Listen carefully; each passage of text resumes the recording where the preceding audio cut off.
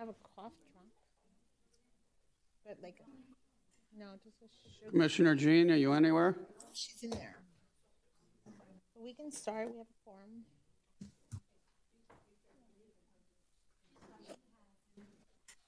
All right, I'd like to call the Tuesday, July 18th, 2023 meeting to order. Would you please take the roll? Commissioner Florimon. Here. Commissioner Jean. Commissioner Joseph. Here. Commissioner Smith. Present. Commissioner Smuckler. Present. Acting Mayor Jay Chernoff. Here. You have quorum. You're ready to proceed. Thank you. The invocation will be given by our city clerk. Okay. Let us pray. Please bow your heads. Dear Almighty Father, we thank you for the opportunity to assemble here tonight. We pray your blessings upon this meeting as we present our situations, as we identify our needs and seek to find workable solutions for the betterment of our city. Tonight we pray for wisdom, knowledge, and understanding. We pray for our elected officials and those whom you have placed in leadership. Guide us through this evening as we purpose to work together to accomplish the goals set before us. Let us always remember to pray for those who protect and serve. We pray for these things with a sincere and grateful heart in your name. Amen. Amen. Thank you. Would you all please stand and join me in the Pledge of Allegiance? I pledge allegiance to the flag of the United States of America and to the republic for which it stands, one nation, under God, indivisible, with liberty and justice for all. Thank you. Let the record reflect that Commissioner John is here. Are there any presentations, the annual, requests for withdrawals, deferments, and additions to the agenda? Yes, per the request of Commissioner Smith, an item entitled July 4th will be added to the discussion as number 15.4. The presentation that the presentation that we had for the 5 o'clock will be added to this meeting. That'll be under presentation 5.2, which is fiscal year 2023 third quarterly financial report. These are the only changes I have to this agenda. Mr. Mayor. Any others? 1 second, Commissioner Smuckler? Yeah, one. No, I don't have an agenda. No, okay, that's it. Okay. Mr. Mayor? Yes? At the request of Commissioner Florimon, he had asked if I would pull under consent agenda item 9.2, which is resolution number R 2023-48, which is a proposed interlocal agreement with the state attorney's office. He had indicated to me earlier today that he had some questions for myself and for the manager regarding that item. Additionally, if the request was to defer to a time certain, which is the next meeting. Correct. Right, to the next meeting. 9.2. Yes.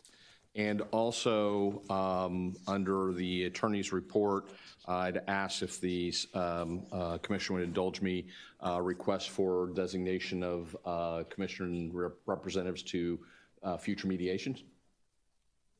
Correct. In addition. Thank you. Any other?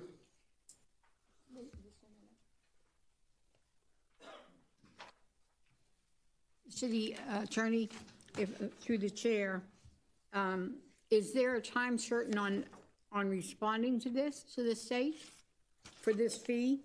Not that I'm aware of, ma'am. So if we defer it, it won't interfere with our.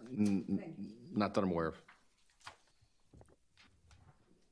Okay, 5.1. Oh, excuse me. I'd like to read a statement before we begin.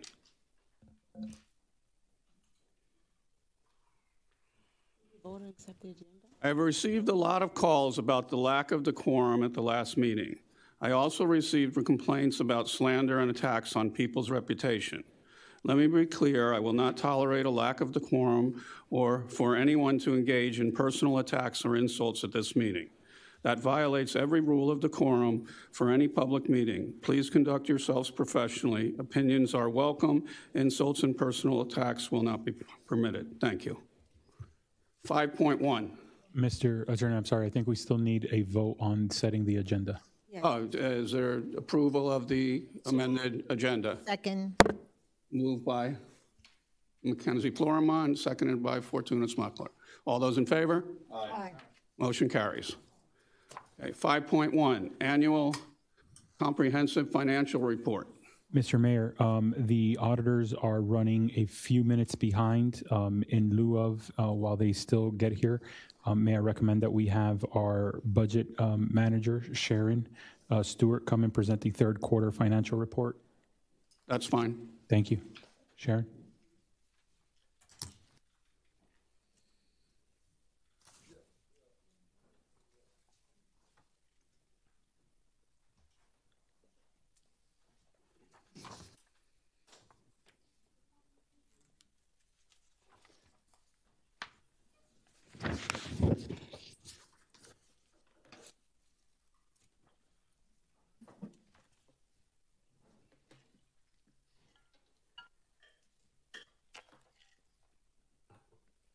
Good evening.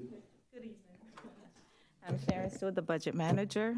Pull the mic near you. Good evening, Mayor and Commissioners, City Manager, City Attorney, and our City Clerk. She disappeared. Okay, again, my name is Sharon Stewart. I'm here to present the third quarter financial report.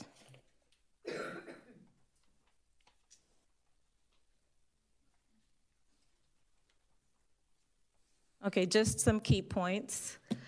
This is a cash basis of accounting, as mentioned before, where revenues are recognized as they are received and expenses becomes actual when they are paid, so in exchange of cash, basically. Unaudited means that it has not gone through our annual financial process in terms of the audit hasn't been completed with this. This is just pulling the reports from the system at a given point in time and just analyzing where we are.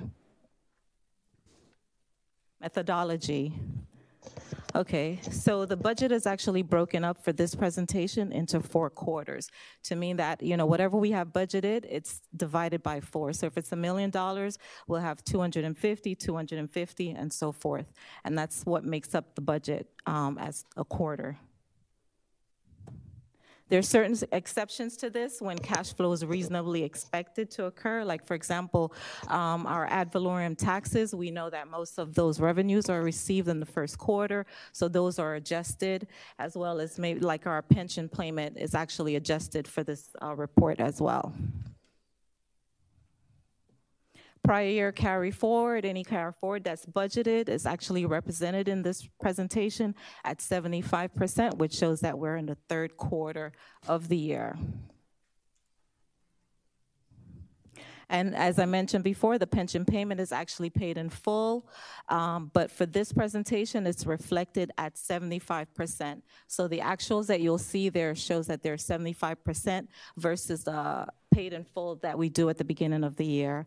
And we pay it in full because there's some interest savings to the city for doing so. Overall, we are at a $35.2 million variance, and that's primarily driven by lower than budgeted expenditures, and also our revenues are driving higher than budgeted.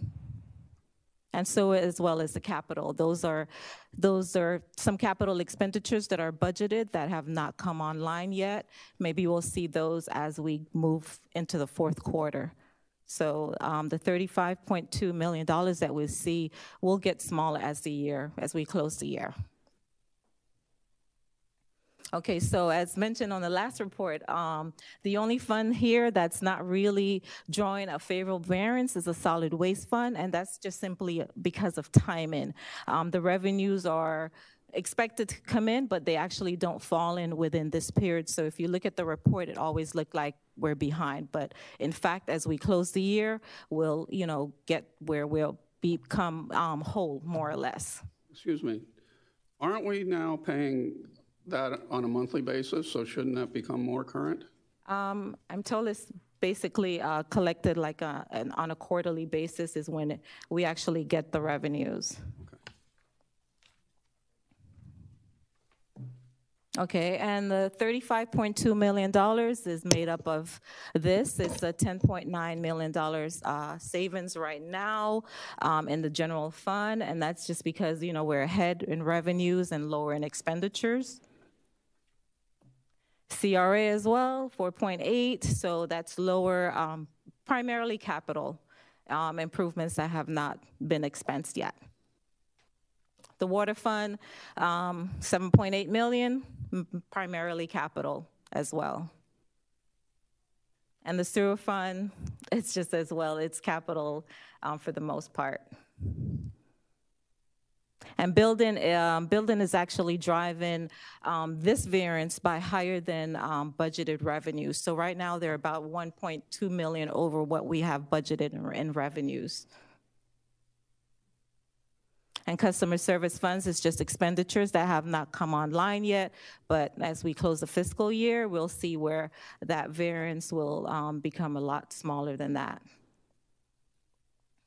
So this chart represents the revenues in the different buckets that the city actually budget for. So we'll see our ad valorem taxes, where if you look on the first column, the adopted budget is 23.8, and at the very middle column almost, where it says actual, we're actually at $26 million. So we're actually doing really good in our revenues as far as ad valorem. And so are the rest of the revenues. I'm not gonna go through all of them, but you'll see that the adopted budget in the general fund is 69.7 mil. Our third quarter budget is 54 million approximately, and we are at 56. It's a little hard to see. So we're doing pretty good, and that's what makes that $2.1 million variance in revenues. Okay, and this is just the same chart, just so you can see it, visualize it a little better than just actually seeing it from the table.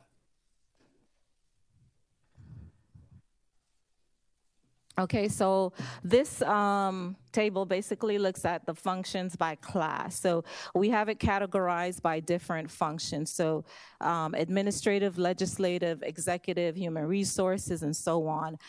What we have broken out here is just the capital expenditures that we've taken out of all of the general fund departments, and we have actually shown those budgeted amounts separately. So at the very bottom, the capital expenditures is 7.7 mil in the general fund, but in the third quarter budget, we actually have 5.7 that's budgeted to be spent, but has not been spent.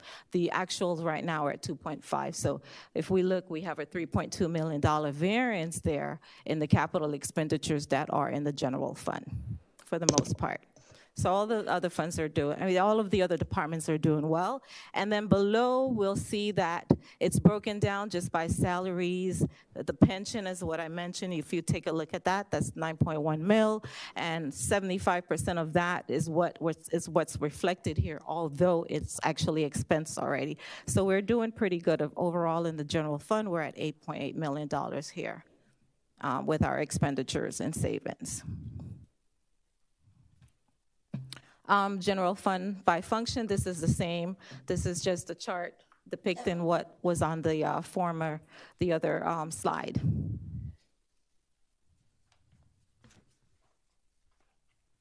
Okay, and then this is just looking at the salaries and the related costs, also the pension, all in a chart in our operating expenditures. And the first column basically look at the adopted budget and what the third quarter budget is and our actual expenditure as far as those categories are concerned. All fund revenues, this is just showing where we are with all of the funds, and it's broken down by the general fund, the CRA, and all the other funds that the city budget for. So again, we're doing relatively well in this third quarter in terms of what we're collecting with our revenues.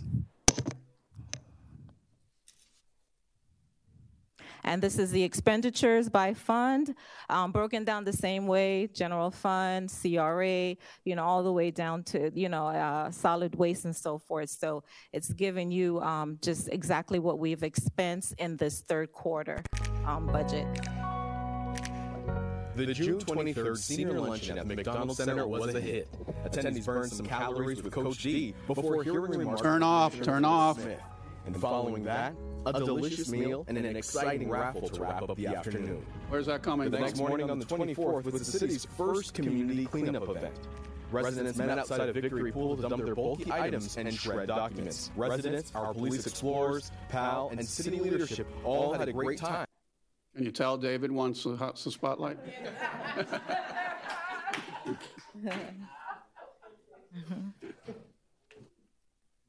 Go ahead, please. Okay. Yes, so once again, this is the expenditures by all funds. And it just shows, again, that we're doing well. The city is overall in a great position right now in the third quarter. The salaries, this looks at all the different funds with the salaries, the general fund all the way down to, everything that we budget for. Customer service, solid waste, everyone is doing good. And there's really no variance here as far as that's concerned.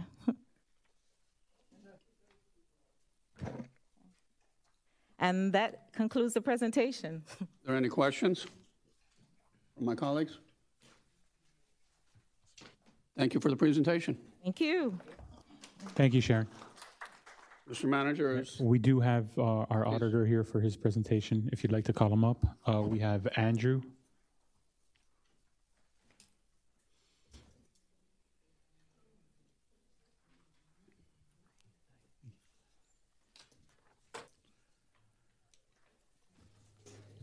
Well, good evening, members of the commission. For the record, my name is Andrew Fierman, and I'm a partner with Caballero, Fierman, Yerena, and Garcia, and I am the partner in charge of the city's audit. I'm here to provide a presentation on your annual comprehensive financial report for the fiscal year ended September 30th, 2022. The document is broken up into 4 sections. You have your introductory section, the financial section, the statistical section, and the compliance section. And what I'm going to do is I'm just going to point out a few things within each section for you. The first thing that I wanted to point out is on page 11, which is in the introductory section, which is a Certificate of Achievement for Excellence in Financial Reporting. The city did receive this for the fiscal year ended September 30th, 2021, which is noted there. This is, as everyone knows, is a prestigious award which is provided by the Government Finance Officers Association. The city has received it many, many years in a row.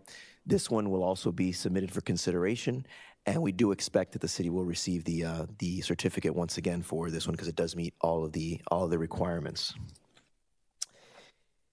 The next section, as I mentioned, was the financial section, and the first thing that I'm going to point out within there is the independent auditor's report. Just going to point out a few of the sections. It is broken up into various sections. I'm going to paraphrase a few things for you there. The first section is the opinion section, and it states that we have audited the accompanying financial statements of the city of North Miami Beach, Florida, as of and for the fiscal year of September 30th, 2022. In our opinion, the financial statements referred to above present fairly, in all material respects, the financial position of the city as of September 30th, 2022. Now, this is an unmodified or a clean opinion, and it's, of course, the only opinion you want on your financial statements, so it is a clean opinion on your financial statements once again this year. The next section gets into under what standards we performed our audit, and that states that we conducted our audit in accordance with auditing standards generally accepted in the United States of America and government auditing standards. The next section gets into management's responsibility for the financial statements. That states that management is responsible for the preparation and fair presentation of the financial statements in accordance with accounting principles generally accepted in the United States of America.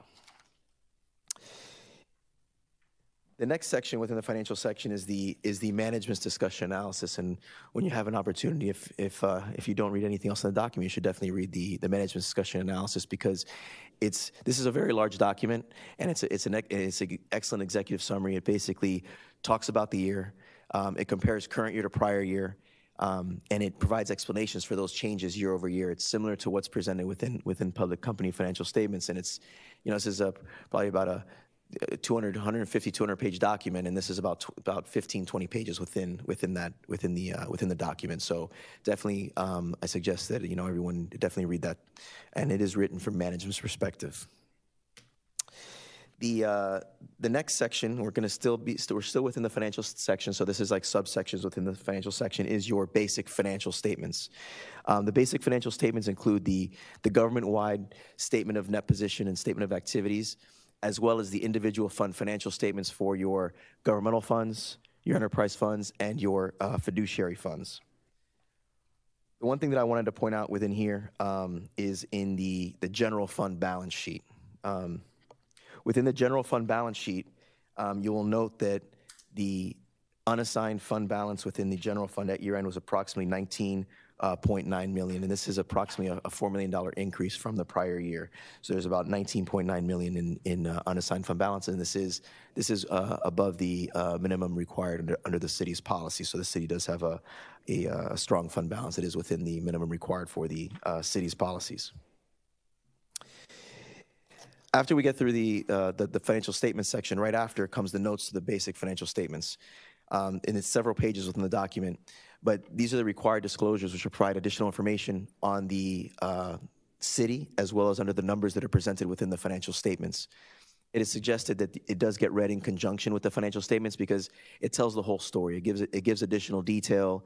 It gives additional narrative detail. So you get when you read the financial statements in conjunction with the notes, you do get the whole story, and gets into significant accounting policies of the city. Anything that is new. It gets into details on the city's debt, the city's capital assets, and all of that. So a lot of good information within the notes to the financial statements. After the notes to the financial statements is the required supplementary information. And within there, that includes budgetary comparison information, specifically on the general fund and some of the other special revenue funds, as well as information on the city's pension funds as well. What I wanted to point out within this section is just the budget to actual for the general fund. It's a great page because it's all in like 2 pages. And it shows the original adopted budget in a column. Then it shows the final amended budget, and then compares the actual results to the final and amended budget.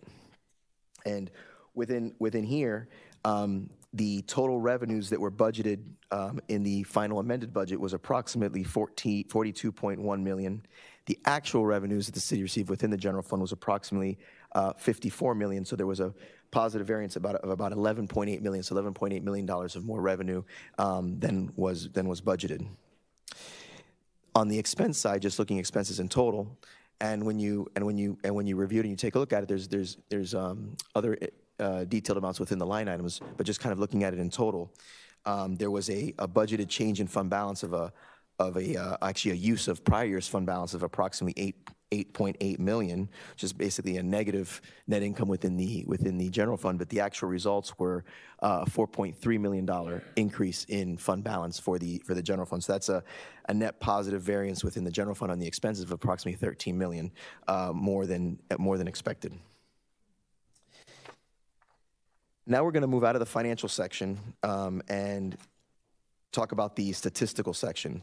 The statistical section includes schedules that on the city's finances, on the numbers themselves, has 10 years of financial data, historical data within there. Also talks about operating information, demographic information, debt information. And what's really good about the statistical section, is put together by the city staff and the city's management in collaboration of different departments, different agencies outside the city to provide this information so that the reader of the financial statements can go in here. Has 10 years of data, so you can kind of compare and kind of see what's happened over the last 10 years. Has things increased? Has they decreased? Has it been up and down? All of that. So you can actually see that, and it's all on one page, so you're able to see it right there as a snapshot. Just kind of like as I kind of mentioned with the management's discussion analysis, you have that condensed financial data, which gives you a good snapshot and a picture of where the city stands, at least as of September 30th, 2022. Finally, in the back is the compliance section. That's the 4th section. The compliance section includes the reports that are required under generally accepted government auditing standards, the rules of the Auditor General of the State of Florida, as well as the Federal Single Audit Act. And within these reports in the compliance section, we did have one matter that was reported to management that management is responding to, and that we do expect will be corrected and addressed in next year's audit. That's within the financial statement section. Now, on the federal single audit side, we didn't identify any matters to report. Didn't identify any significant deficiencies or material weaknesses in internal control or compliance related to the federal grant funds. So nothing to report within the single audit. You'll also be receiving a communications letter that gets included with the annual comprehensive financial report, and it's required communications that we're required to communicate to you as those charged with governance, and they're all standard communications. It points out maybe some specific notes to the financial statements to take a look at. Talks about any kind of changes during the year, if there were any issues in completing and performing your audit, if there were any disagreements with management. We are pleased to report that there were no disagreements with management as part of the process, and we didn't encounter any significant difficulties in dealing with management or performing our audit. Overall, I'd just like to thank the team here, Marcia, Sandria, Sophia, and the rest of the management and team of the city for their cooperation and assistance throughout the process. Also, I'd like to thank you as well for your trust in me and my firm to do this work for the city. It truly is an honor and a privilege. And with that, I'll leave it there, and I'll open it up for any questions that you have at this time. Thank you very much. Acting Mayor and Commission, if I may, I know our auditors were making some various adjustments to the final draft, which is why it's not in front of you at the moment, but we will send that to you today. And should anyone in the commission wish to bring him back for any other future discussions after reading through the audit report, we'll be more than glad to coordinate that for you all. Thank you. Are there any questions from the dais? Okay, thank you. Thank you very much.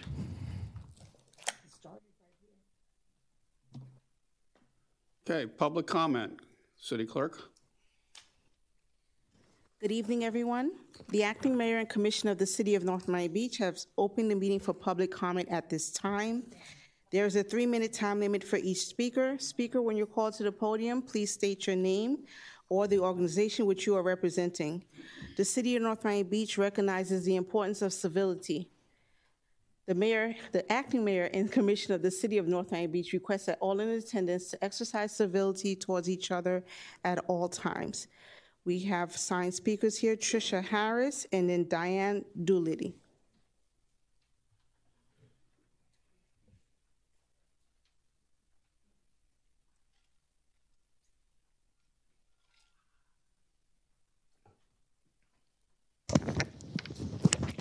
Good evening, everyone. My name is Tricia Harris. I'm here from Highland Village.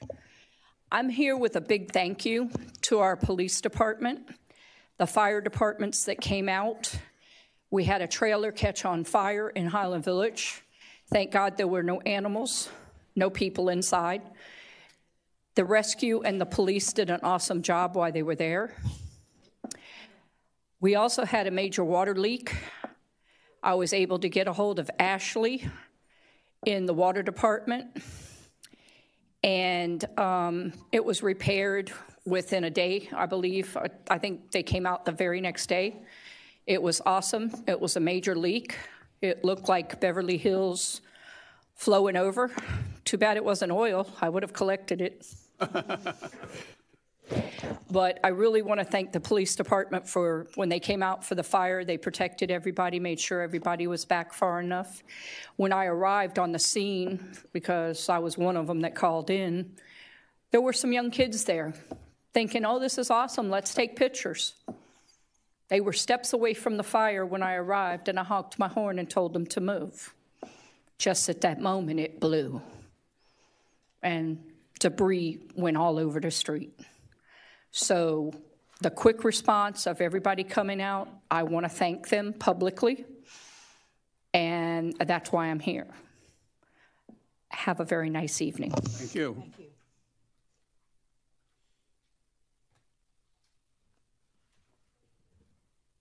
Hi, good evening. My name's Diane Doolittle, and a longtime resident of Sunray West. I had the opportunity recently to perhaps go to Victory Pool, and I don't know why we have this beautiful facility that is not utilized at all. It's only open Sunday through Friday, closed on Saturday, and 1 to 4:30 with no night swims.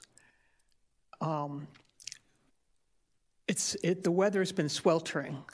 I don't understand why. They used to have the pool open every evening from 7 to 8:30, and people could go there with their families afterwards. Now, if you don't have a pool at your complex or your home, you're out of luck. They talk about, we have Ulita Pool. If someone wants to go up to Ulita, I don't know what their hours are. I've never checked into it.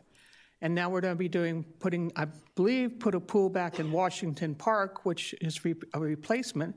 So now we'll have 3 facilities that are probably all underutilized. And I really don't understand the thinking behind this. Like I said, especially with this hot weather, why they don't have a pool open more and why they have a pool closed on the weekend. That's it. Thank you. Thank you. Mr. Manager, would you please look into that? I tend to agree with her that it is summertime and the pool should be open a lot of hours and open to our residents, especially with all the warnings we're getting about the heat. Thank you. Yes. I was checking into this myself, and I think we have to correct the budget to make sure, city manager, that there's funds so that these children, what bothered me the most was 4th of July, when they're all home and they can't even go to our public pool. So if we can make a note of that for the budget. Thank you. Former Commissioner Barbara Kramer, and then David Zapin.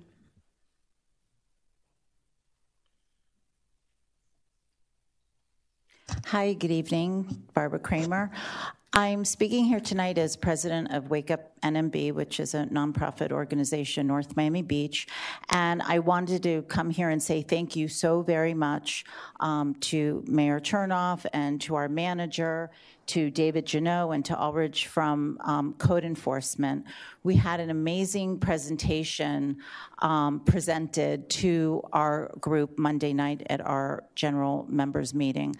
And it was so impactful, and it was so full of information. And what was interesting is, of course, the people at Wake Up NMB were very dedicated residents. We really care. We probably aren't the ones that are violating our code, although you never know. My husband wanted to put out a bulk trash item last week for this week, and it's like, I said, no way. So at least half of us know what we're doing. But we have all this information, and I feel that for the many people that were there to receive it, and also to talk about their issues and concerns that they see on the streets, this information is just not out there. So I really hope that we can get that fantastic presentation on our city website so everybody could take a look at it. We really need to get code enforcement back on track. It's really, really, really lacking in our city. And I have gone out, on the streets when I was a commissioner. I know all the violations out there. I sat on code, and nothing's happening. And I don't know why. And I know that we are down quite a bit of employees and code enforcement officers. So I would encourage and ask you to please, please, please put in the budget for at least a minimum of 2 more code enforcement officers. I don't know how many you need per square mile of a city or population or commercial versus residential areas, but I know that our city is in desperate need. And for those that don't know code, you might not recognize what's going on, but I will tell you there's a tremendous amount of violations, and we need to get our city back on track. So thank you very much. Thank you. Next speaker.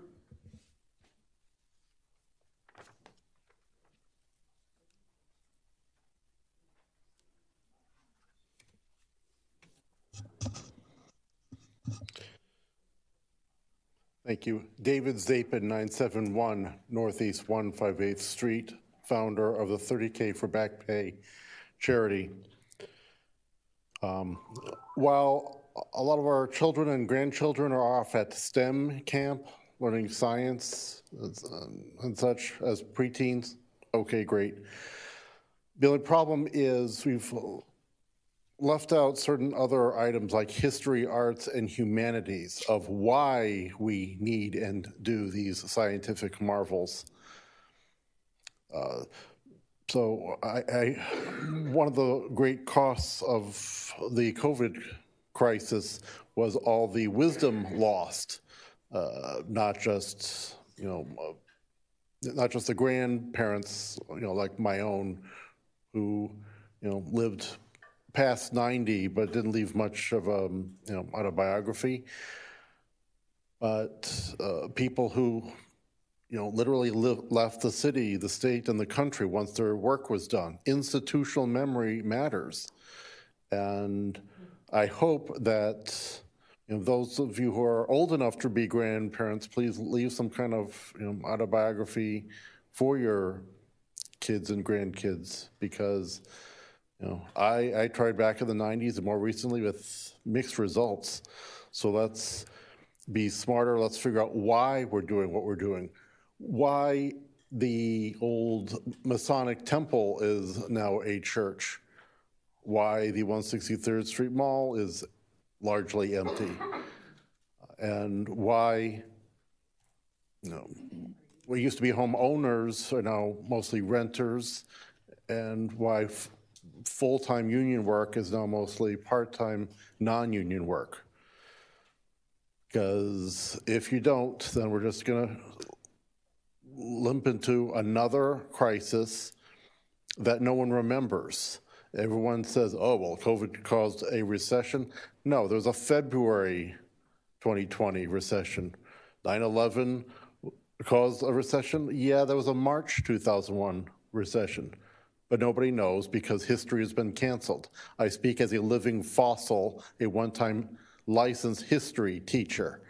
Go apply to be a history teacher. There's no such animal in the Tallahassee website. So please, let's figure out who we are, not just what technology we have and can hope for. Especially, and with the library unlimited hours. 15 seconds. Thank you. Use library apps like Hoopla and Libby, especially with the acting and writers strike shutdown. Thank you. Thank you. Nelson Bell.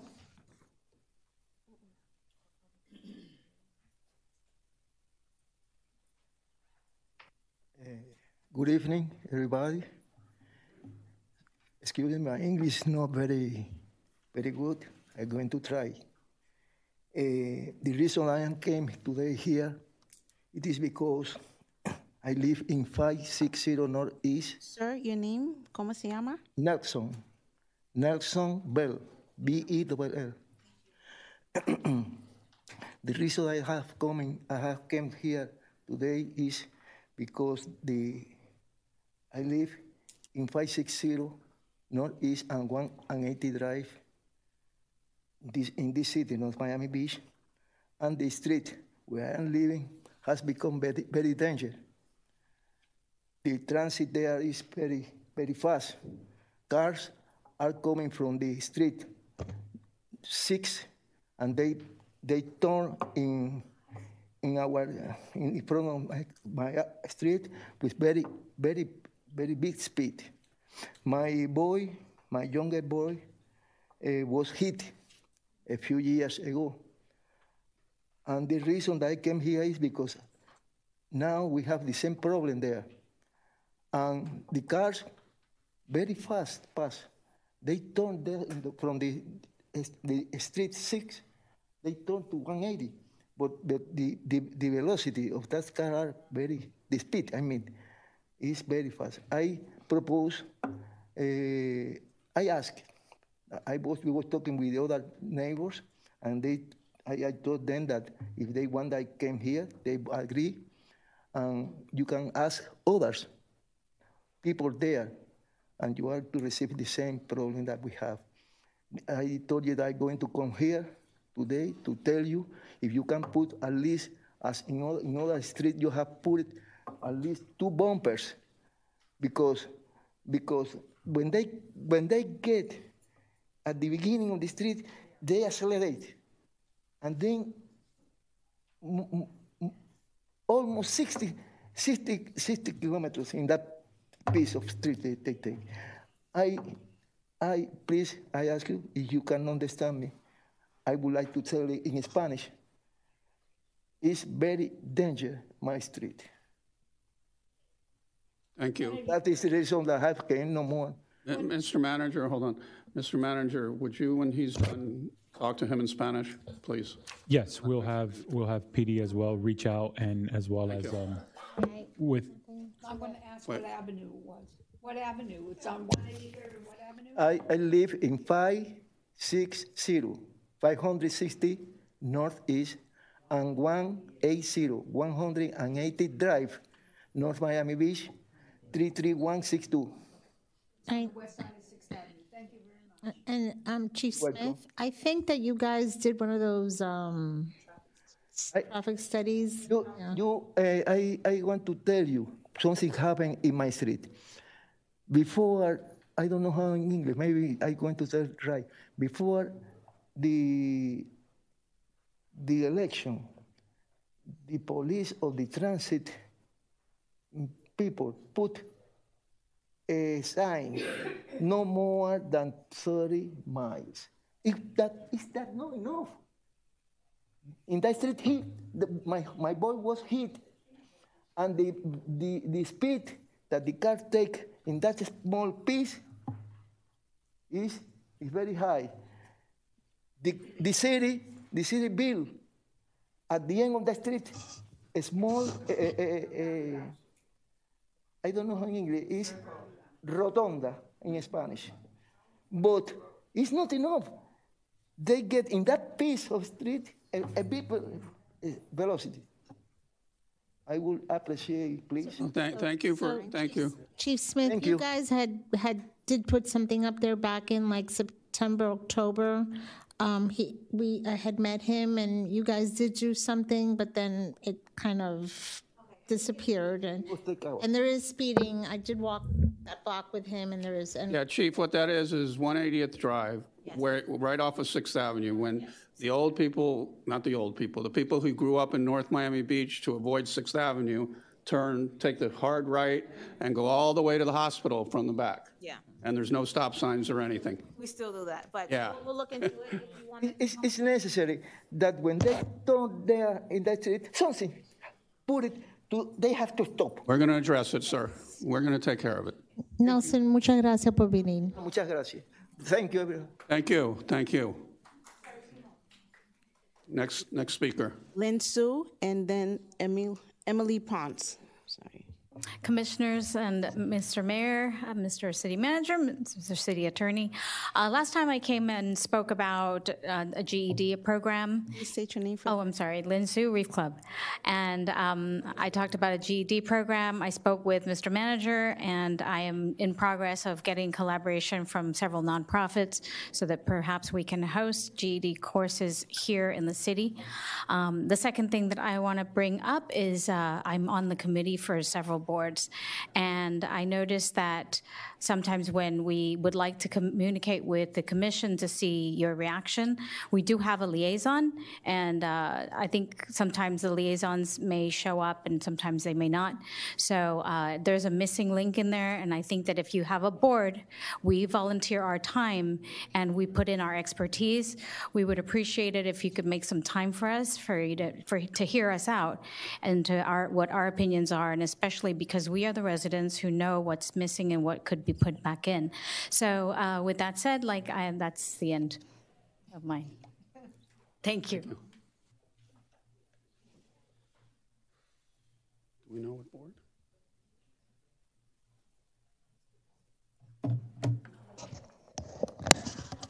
Good afternoon. My name is Emily Ponce. On the last commission meeting, Commissioner McKenzie brought to our attention. Please state your name for the record. Emily Ponce, I did. No, you could. So what I was saying that Commissioner McKenzie brought to our attention that the city attorney issued a payment to cover legal expenses for the former mayor DiFilippo without any authorization. I would like to know what are the actions being taken in regard to this? Is there an investigation taking place? Because I don't think it was like a small amount. It was, if I'm not mistaken, over 100,000. Do you hear me? Okay. So yes, so it was over 100,000. So I think all residents should know what are the actions being taken in regard to this. It's not a question and answer. You tell us what you want, and then somebody will address you after we leave. No, I'm asking what are the actions being taken? Is there an investigation in place in regards to this? Okay, thank you. That's, yes. Secondly, 3 months ago, I mentioned that Miami-Dade County is looking to widen the Northeast 159th Street from Northeast 6th Avenue to Harry Tubman West Dixie Highway. So I communicated this. Nobody has gotten back to me. So I'm sure I'm going to be sending an email with all the information. We have only one meeting on what more or less the project involves, and one of the things is like they want to remove all the trees, and right now with the heat warnings that we're getting, I don't think that would be viable. Additionally, the residents that are living on 159, they're going to be most of their houses, their taxes, they're gonna increase, their insurance, they're gonna increase, and their home values are gonna decrease if this project takes place. So it's very important. I'm not sure if you have reached out to them, but I can provide the information as well. The other thing, I was speaking previously with, with Mr. Public Works Director regarding we were looking to implement the speed bumps to mitigate some cars speeding. So he mentioned that the survey was done, everything was approved, but it will be more or less increased for the next budget. I would like to know, like, which streets are, going to be implemented these speed bumps, when there's going to be, because why we need to wait until the next budget, and that's one of the things. And then I would like to thank the police department, because if you recall, last year I came here with a lot of problems regarding the shootings in my area. Thank you. And I think the police department act immediately and try to mitigate all these issues. So I don't want to thank them, because they're one of the departments that they took the feedback, and they are an example to the other city departments because of their continued communication and their assistance in every issue that may arise. Thank you. Thank you. Mr. Scott, would you get with her and see if you can help her? Thank you. Next speaker, Ketley Joachim. I'm not far from you.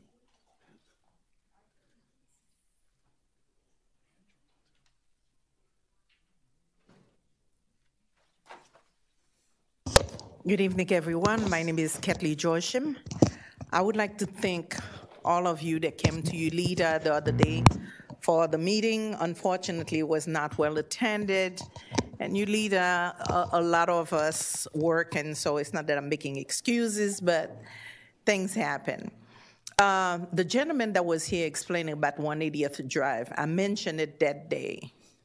In 180th Drive, although we do have a circle there, some of the signs that's there to slow down or tell you to merge to the left, a lot of them are broken. So I did mention it to Kenny for him to get someone to go over there and fix it.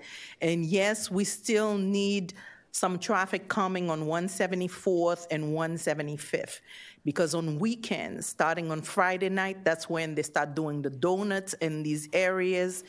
And it is a lot of our neighbors have been on the receiving end of this motorcycle turning around, cars all over the place. So we do need some assistance in North Miami Beach.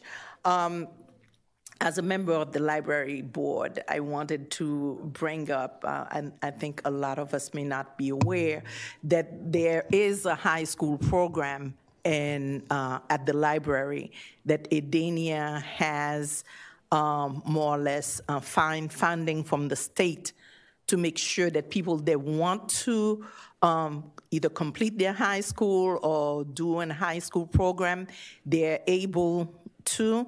And it's still there at the library. So for anyone that wants to either complete their high school or just came to this country, would like to get a high school diploma, are able to do it. So what we are looking at is also people reaching out to me, asking me for what happened to the water department that was supposed to provide some type of assistance, helping people that needed help. And a lot of them had filled out the application requesting help and have not been able to get it. So if someone can look into this. Thank you very much. Thank you.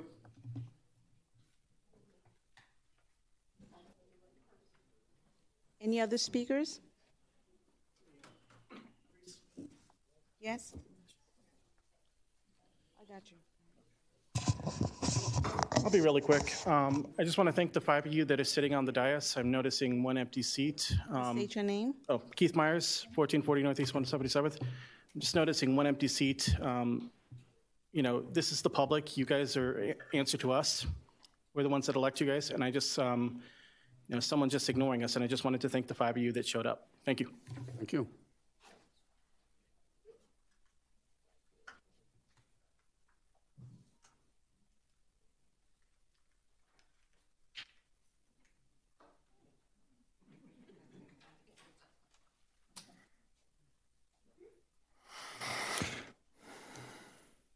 Mubarak, you're going to have the last word?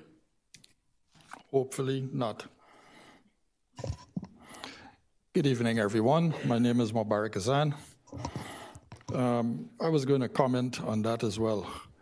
Commissioner Joseph just walked out when the public comment was here. It shows that, you know, come on, man, don't cut me in. I just wanted to tell you where I was. I had a family emergency. Okay, sure. Okay, I'm sorry to hear that. Thank you. Just making that clear. Put back my 1 minute, please, extra. Now, no attacking each other. Okay, so I heard a budget presentation from two people. I've attended every PUC meeting, and there's a $6.5 million outstanding in arrears for the PUC, for the water plant not being collected. I did not hear any of that mentioned, and this was before the Jacobs takeover, all of that money, $6.5 million, and I heard staff want to write it off and all sorts of things. So that budget presentation, pretty weak if it's not going to mention our outstanding fees that needs to be collected. I also want to mention we may be having a presentation tonight on sanitation. I do not know how it will go. But what I have seen in the past few years is that staff literally seems to be like lobbyists for the vendors, literally. I know this city manager is here only for a couple of weeks or a couple months or so he's not a part of that. I would like that to be changed. We've had, you know, everybody bowing and keeling to vendors.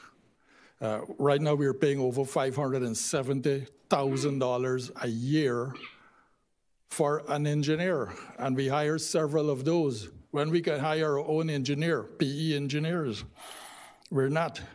We're paying that sanitation $16 million a year for the 10-year contract, if it's a contract at all.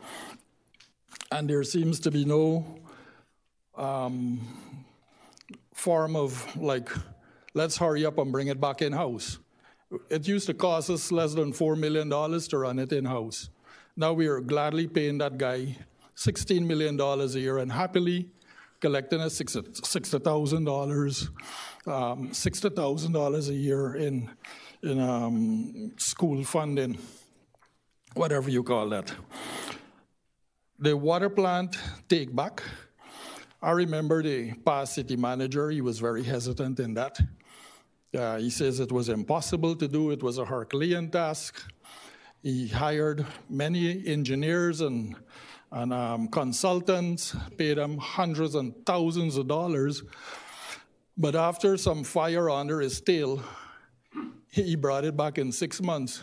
And I think that is what you people have to do, unless you're lobbyists for the vendors and you're doing it in a way that we will see if you're bothering to bring back the sanitation or not. Thank you very much for having me. Thank you. Madam Clerk? We do not have any other speakers. No more? No. Okay, that concludes the public comments, announcements. Chief Communications Officer David Janae.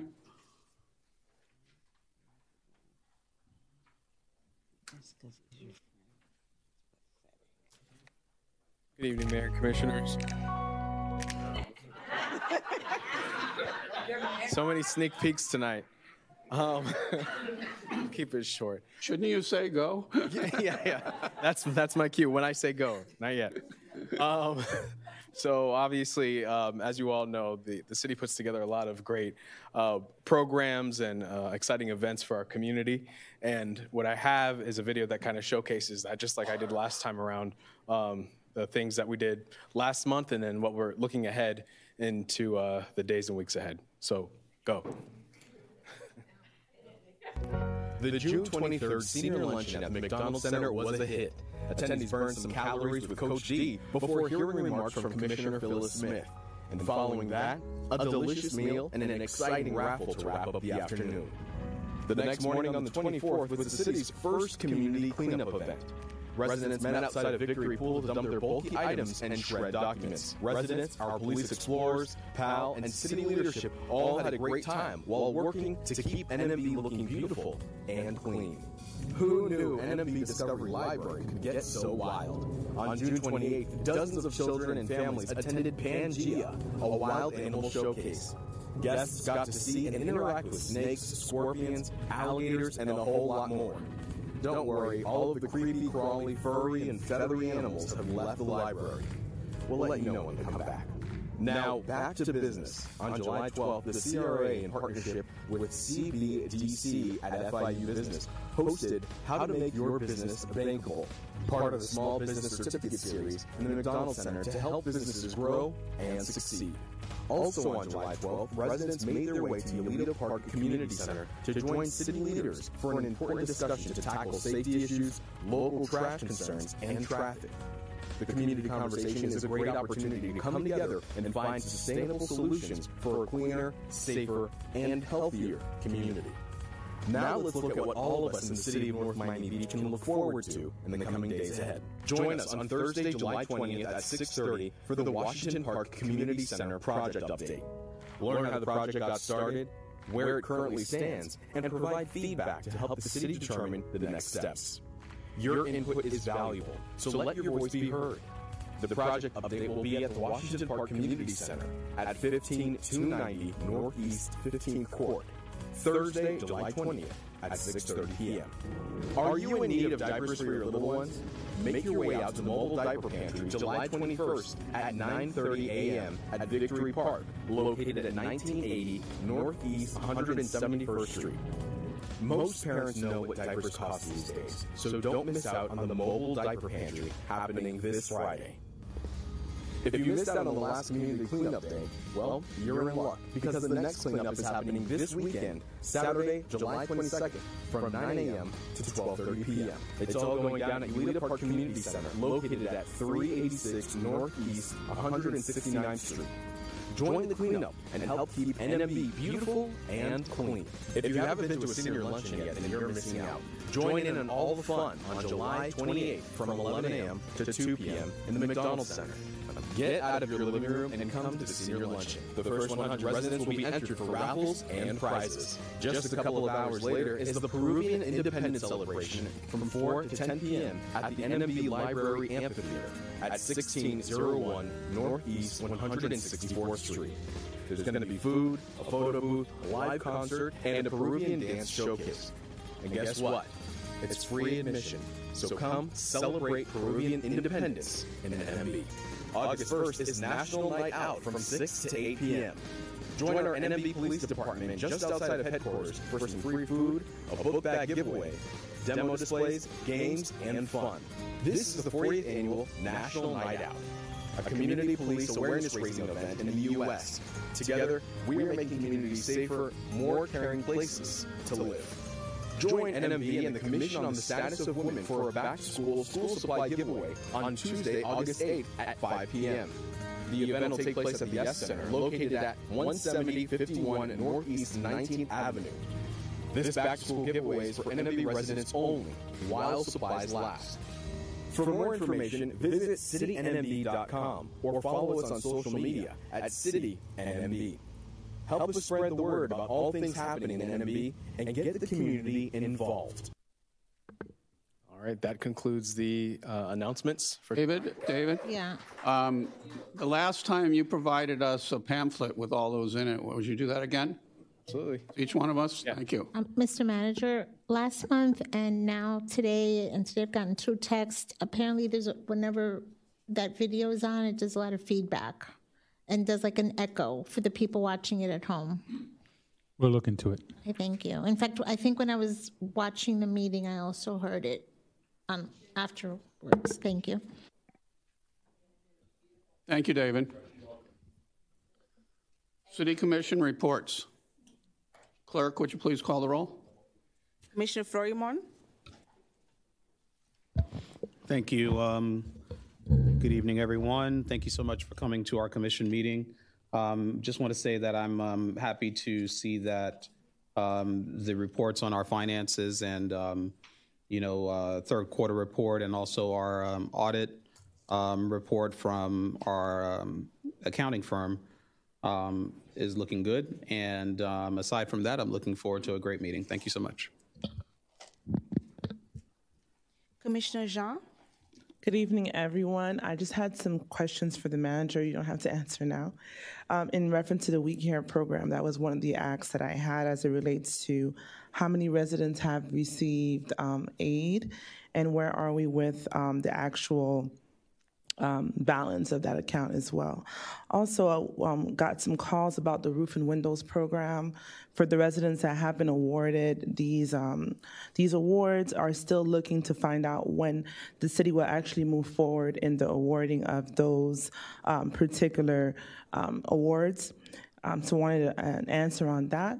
Happy to announce that the CRA directors are also working on a business directory for the businesses within the CRA. And also wanted to share that someone called me today about some donations for some swim caps for all of our campers to enjoy this summer. So thank you again for coming to this meeting. Commissioner Joseph? Thank you, Madam Clerk. I'll just be quick and say, hope everyone is staying hydrated during this heat wave we're going through. And please stay safe, and glad to be here. Thank you. Commissioner Smith? Thank you. I have a few announcements to make. One of the main announcements is that there's a new online tool for Miami-Dade Clerk of Courts and Comptrollers regarding an alert service for your legal name and folio number so that nobody can sell your house from under you without your knowledge. So please go online to the Clerk of Courts and Comptrollers and check that out, because they'll notify you if anybody's trying to sell your house from under you. I want to just ask everybody that we're in the middle of the budget season, if you have ideas that you want money spent, your money, your tax dollars, please notify one of your commissioners Let's get your ideas as well. It's your money, and we wanted to spend it wisely. I also want to send my love to Patricia Miller for her loss, and I know that the whole community feels that loss, so may you be blessed always with the memories. I also want to tell you that the ULEDA meeting was so informative. There were 10 residents, maybe 8, but each one of them gave such input as to the stop signs, as to code enforcement, as to what we can do to give the children a better summer. I mean, the garbage pickup, please, we're having these monthly in your neighborhood. Attend and help us to make a better city for you. We had staff there, and it was a wonderful meeting. Not enough people really and truly came to give us their input. The more we get, the better city you're going to have. I just want to also remind everybody that passports are given out in our library. Not given, but you pay for them, of course, make an appointment. But all over the news is how there's a 6-month wait for your passport. North Miami Beach Library offers this service right here. All these events that are coming up, if you don't attend, I, for one, am not going to put them in the budget.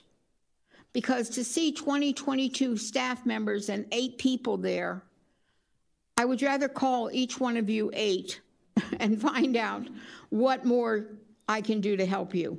So he just listed a bunch of things that are coming up, dates. If you didn't catch them, please call the city. I'm going to ask them to call the clerk's office.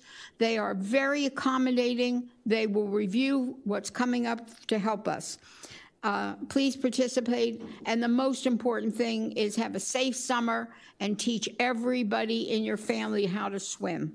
Make sure they know how to swim. Have a safe summer, and thank you very much. Commissioner Smuckler. Good evening.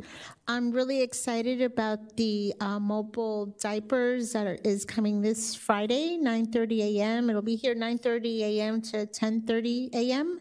And there'll be one in August, September, October, November, and December as well. So if you're in need of diapers or know someone that is in need of diapers, they will be here behind City Hall by the pool area.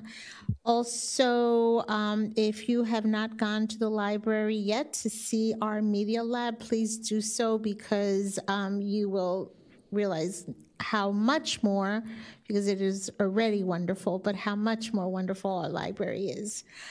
The Commissioner Status for Women is having its book bag giveaway on August 8th. I'm looking forward to having this once again. It's a staple in our community.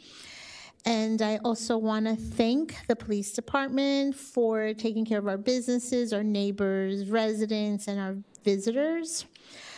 I hope everyone has a good Labor Day. And to Tricia Miller, I'm so sorry about the passing of your husband.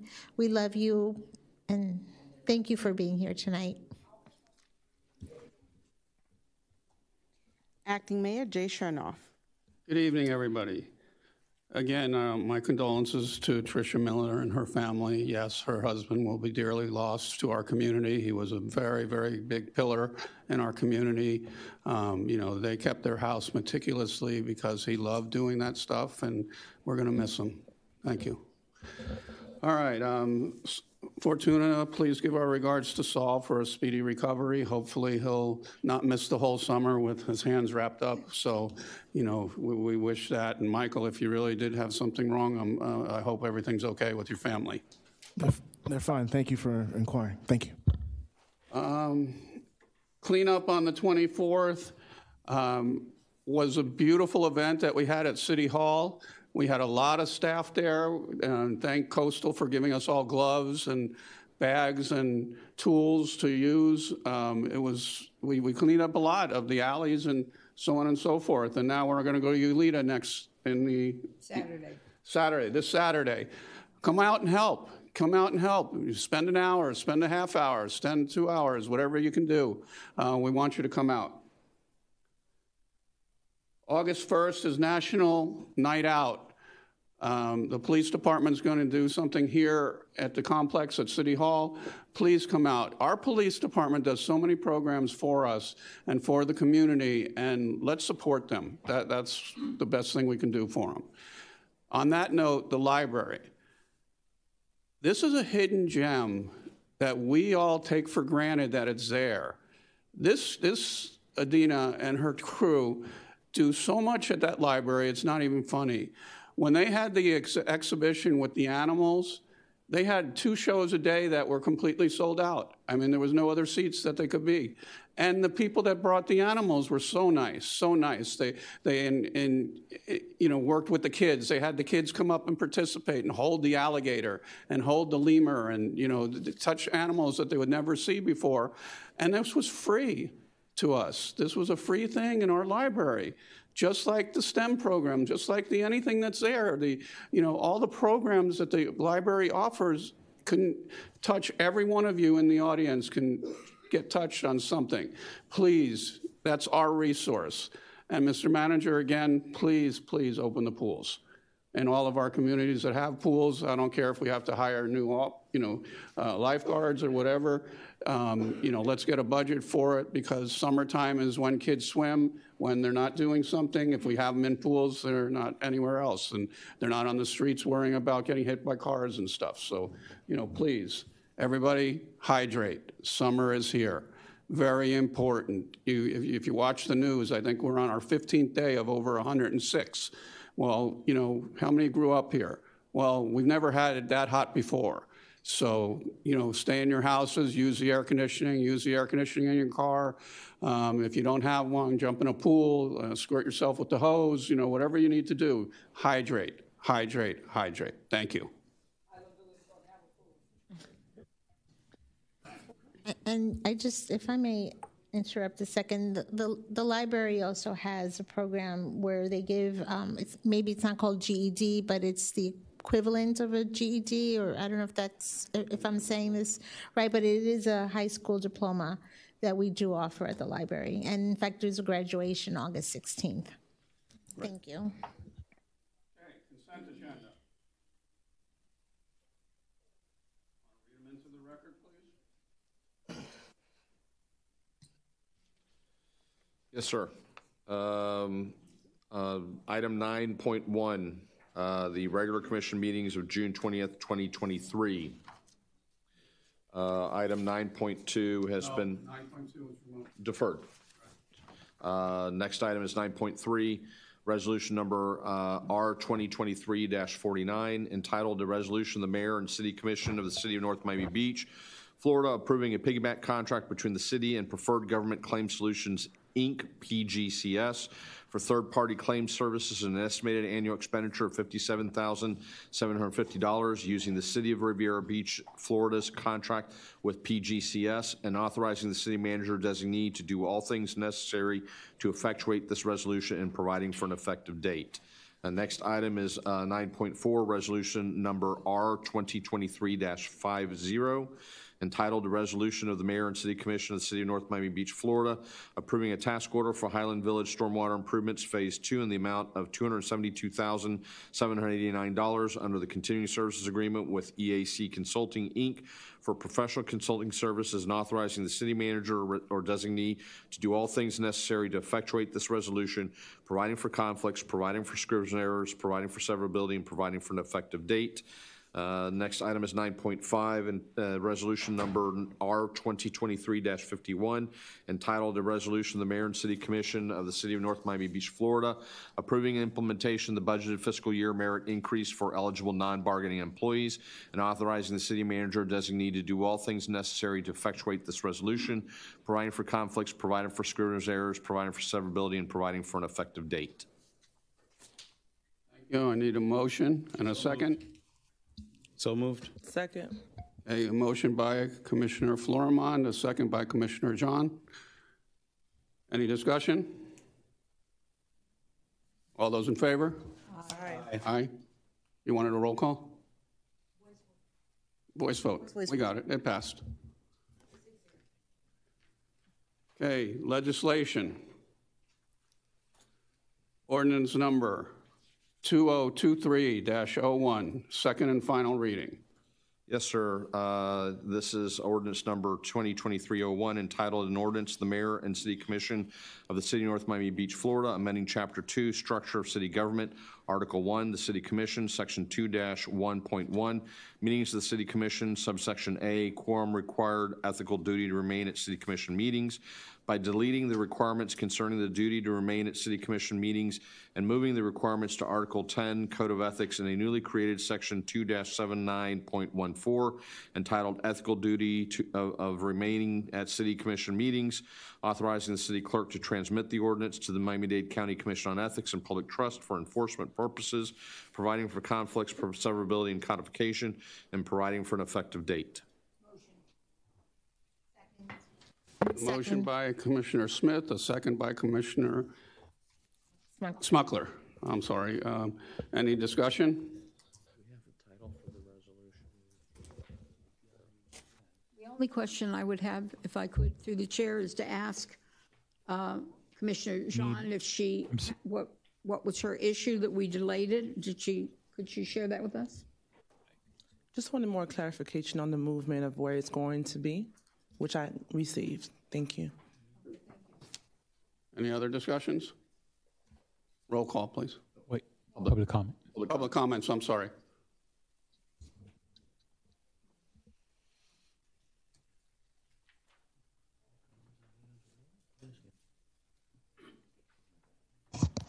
Irene Pillinger, resident. So I had the same question as Commissioner Smith. It's a mystery to me why this important item was moved last month from the consent agenda when we've spoken about it for months. And I think it's imperative. I see that there's been a motion, so these comments come a little late, but I'd like to get them on record. It's imperative that this directive aimed at commissioners remaining in meetings and not breaking quorum is moved to be under the ethics code to give it some teeth.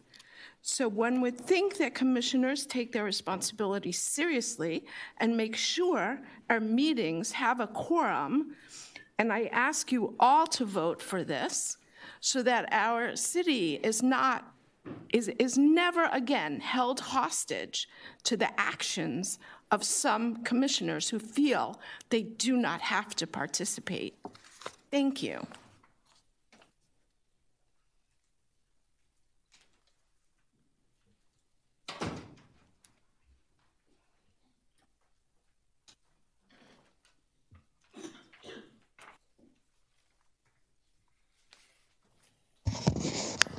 Good evening again, everyone. Mubarak Kazan. The only two people up there that is not guilty of this is the acting mayor, Jay Chernoff, and Commissioner Fortuna Smuckler. Everybody else, one time or the other, walked off the break quorum. So it's nothing new. It's been going on for years. I just wanted to be implemented tonight that there's going to be a penalty if you do that again without proper cause. I heard a lot of excuses. I do not know how true they be. But you know, it's like when the boy cried wolf, nobody came after he said it several times. So sometimes your excuses don't add up after a while. But I just do hope that this year is implemented and it's voted 6-0 tonight. Thank you very much for having me. Anybody else? Close the public comments. Commissioners, anybody? None? Roll call vote, please. Commissioner Florimon? No. Commissioner Jean? No. Commissioner Joseph? No. Commissioner Smith?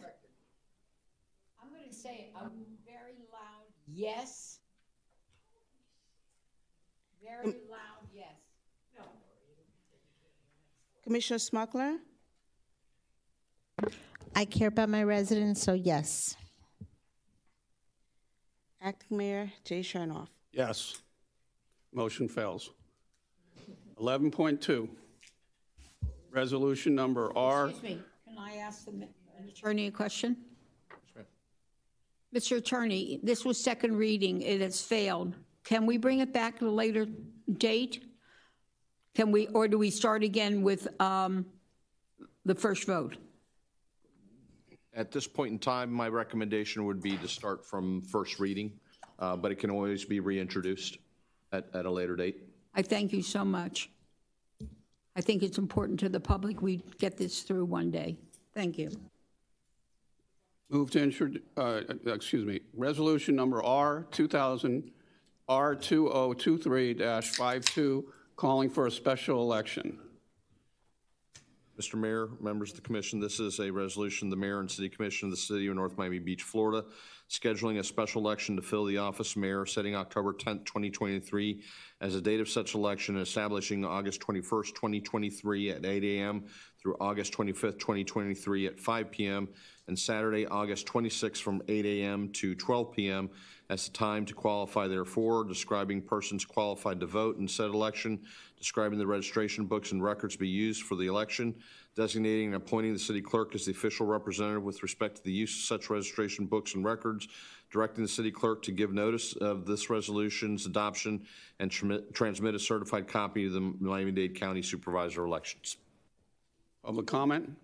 Move to. You can. Public comment on this? Going once, going twice, closed. Now, somebody make a motion. Make motion to introduce. Second. Moved by Commissioner Smith, seconded by Commissioner Jean. Discussion, colleagues? Yes? Thank you. We wanted to get this election as quickly as possible. I just want the public to know that the clerk has been working on this since day one. However, the county would not be ready before the beginning of October. The first date that was selected happened to be a holiday that some of our residents would not be able to participate. So this is the earliest date that we could get. And I do want everybody to know that we know that it says 90 days there has to be an election, but you can't have an election without the county. So this is the earliest date, and I'm going to vote yes. Thank you. Anybody else? Commissioner Jean? Thank you, Mr. Mayor. So I had some questions for the attorney. I'm not sure if you have some clarity on some of the points. Yes, Commissioner Jean asked me earlier today where these dates came from. As explained by Commissioner Smith, the date of the proposed election was provided to us by the supervisor elections as being the earliest date that they could schedule it within their time frame, notwithstanding our request as provided in our charter that it be, I think it's no sooner than 36 days and no later than 90 days of the occurrence of the vacancy. As I said, the communications with the supervisor elections was that they would not be able to do that. We were not the only municipality that had similar requests of the Miami-Dade Commission on Supervisor Elections, and the response was the same to them as well. As far as the other dates, those are working backward from our charter and our code as to what the qualifying dates are, and those were put in pursuant to conversations with the clerk as well as with the supervisor elections. Those are the dates. As I indicated to you earlier, it's theoretical that if you wish that you to set the date later than October 10th, but we would then have to engage in communications with the supervisor elections to see what would be that later date and bring back the resolution to you all with that other date. We don't know what it is because we haven't had an opportunity to communicate with the supervisor elections as an alternate date. What we've brought before you to you is the earliest date, based upon our communications with the supervisor elections, to try and get as close to as possible to the charter language that says within 36 to 90 days. Any other questions? Comments? Yes? So my whole thought process in this, and I read the charter, there's some language in there in regards to how long the term was, how many years were left. And my issue was I requested a legal memorandum breaking it all down and express, because even when I looked at it online, it just said resolution. It had no attachment online. And for our residents, that's an issue for me. And it seems that this is all being done covertly. And I don't know why that was the case, so that's an issue for me, and I can't be supportive of it. But it was not online, so people can. It wasn't online. You're right. It wasn't online. And that to me is a major problem. Okay, when you make a comment and ask for an answer, let them answer. I'm finishing up my comment. I'm not saying. No, but he started talking and you didn't. Right. And that to me is that is a major issue. I think that there should be additional options in regards to the timing of it all, what the full options are to the commission, because I know the charter lists a couple of them. So I'd like to have that in a legal memorandum. That's my thought on the whole process, and I just want to say those comments. Thank you. Thank you. Thank you. What was it online? The title to we have an obligation under our charter and under the Citizens Bill of Rights to post the agenda within a certain period of time or no later than a certain period of time. And so we put in the initially posted it as the resolution number and with information saying calling for a special election. As soon as I believe it was within 24 hours, if not earlier, the resolution was in fact put together, provided to the clerk's office, and I believe it was in fact posted online with the rest of the agenda thereafter. Correction. So the agenda, I agree with everything with the attorney stated. What I did is I forwarded the resolution over to each of you commissioners per your request. I will have it added to the agenda online. It was not added, but I did send it all to all of you. Thank you. Any other? As far as the request for legal opinion, I certainly can provide that. All it's going to do is be a cut and paste of the language from the charter, which I believe you all are already aware of. I can read it into the record right now. I have it in front of me, and it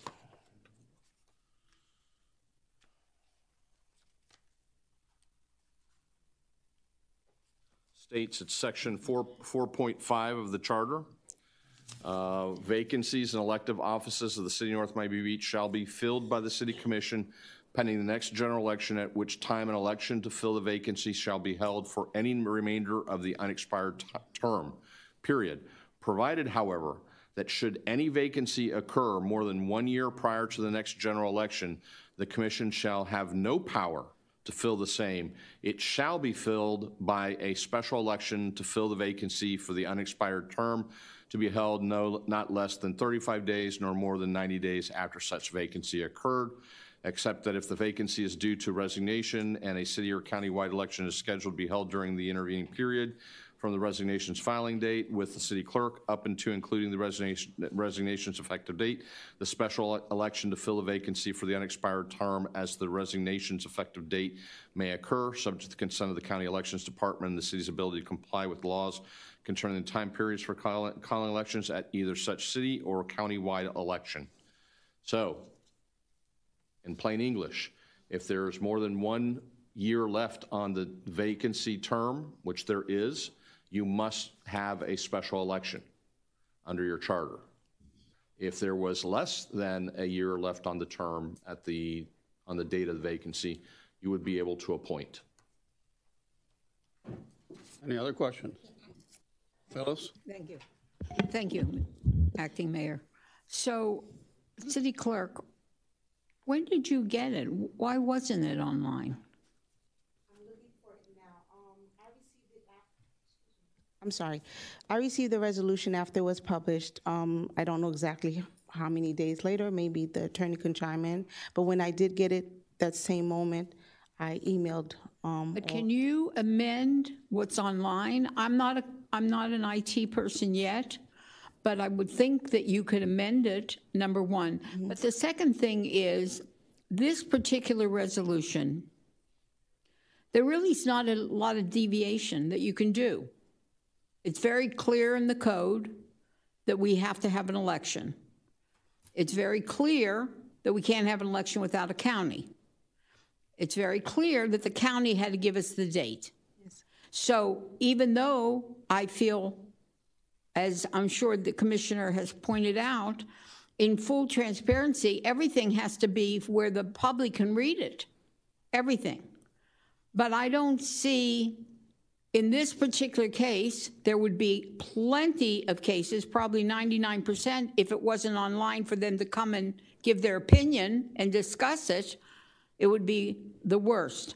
But in this case, I think what this resolution states is everything that we don't have a choice. What would you change if it was out to the public? What would the public try to change? Even though this is not good, that it wasn't immediately amended online, even if it was 2 hours before our meeting started.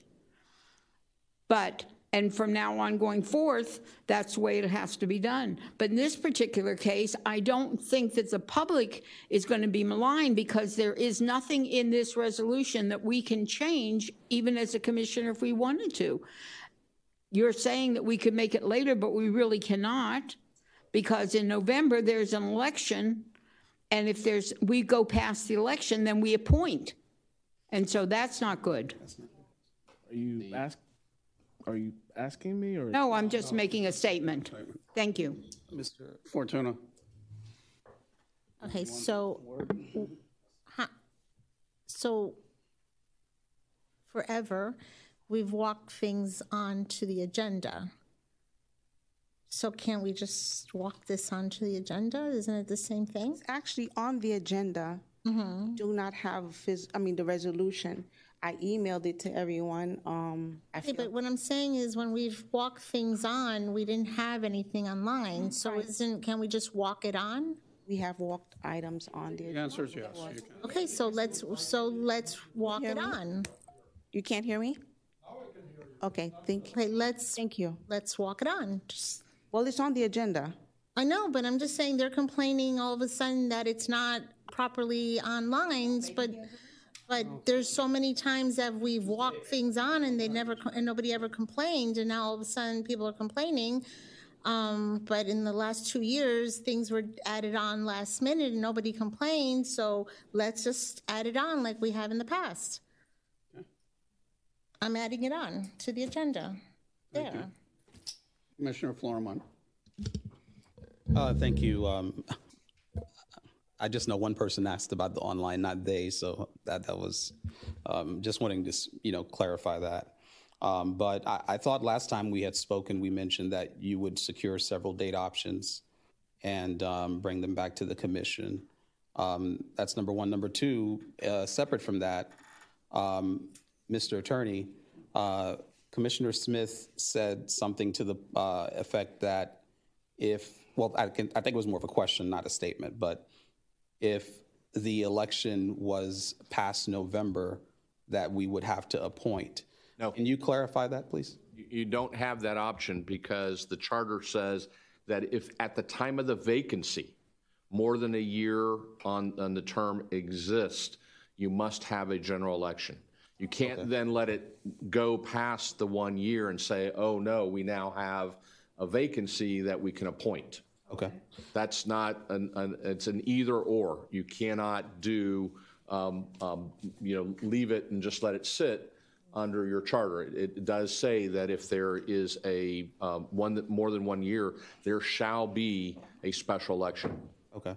And I know we had some conversations about the difference between a removal being a vacancy and a suspension being a vacancy. I know we discussed that, but Either way, I think that I'd like to see more options. And if it doesn't make a difference, we still will have to go, based on what you're saying, if it doesn't make a difference, that we'd still have to go into an election, then, that wouldn't make a difference. So that's my statement on the matter. Okay. But I know we did talk about whether or not whether or not there was a removal or whether or not a suspension is codified or classified as a vacancy. And it is. It is under state law, and we confirmed that in communications with the Governor's General Counsel's office. As far as what the alternate date is, we would then have to obtain multiple dates from the supervisor elections, which will put back further, for all practical purposes, the election date, because once the election date is set, then we then calculate based upon our charter when the qualifying dates are. And we would not, I don't believe that we would be able to have that resolution with alternate dates, with the qualifying dates calculated and provided to you all, and approved prior to the deadline to get the information to the supervisor elections. There's a number of things that have to take place. Unfortunately, we have no control over.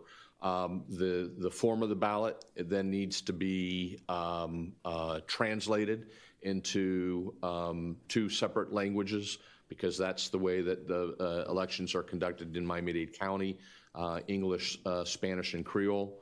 And so that's why we're trying to get the dates specified so we can send that document, that resolution, to the supervisor elections and have enough time to take care of all those things that need to be done. But it's at the discretion of the commission. Just all it means is that it just puts back the date.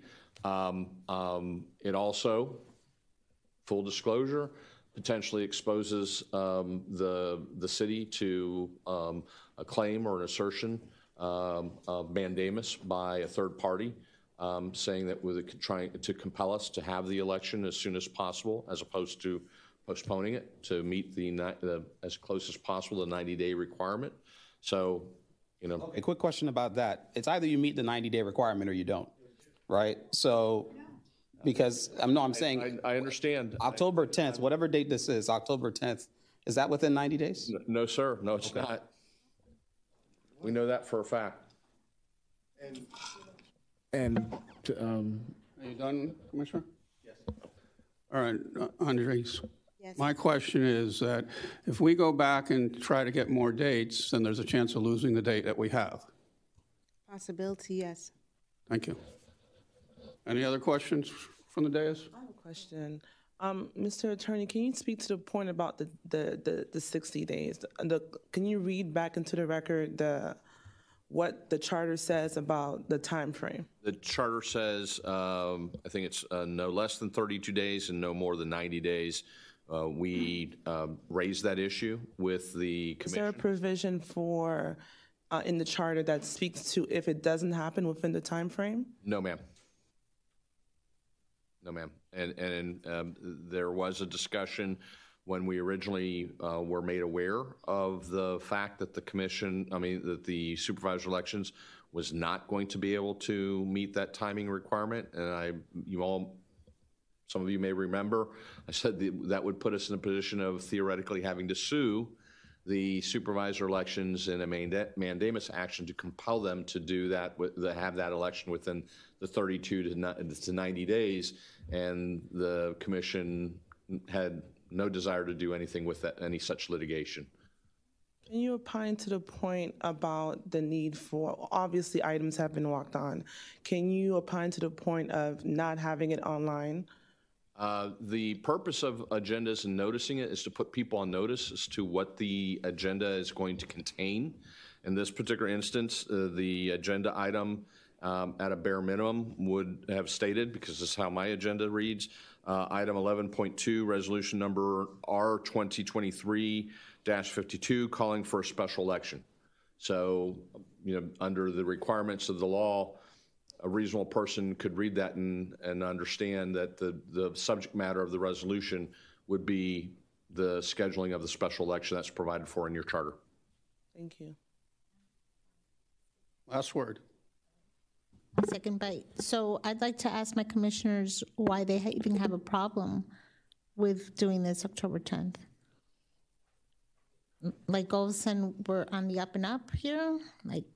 Why are you looking at Michael? Why are you looking at? I'm looking now at. Yeah, there's more on this side. And, Commissioner Flournoy and Commissioner Jean, why all of a sudden, why can't we have it October 10th?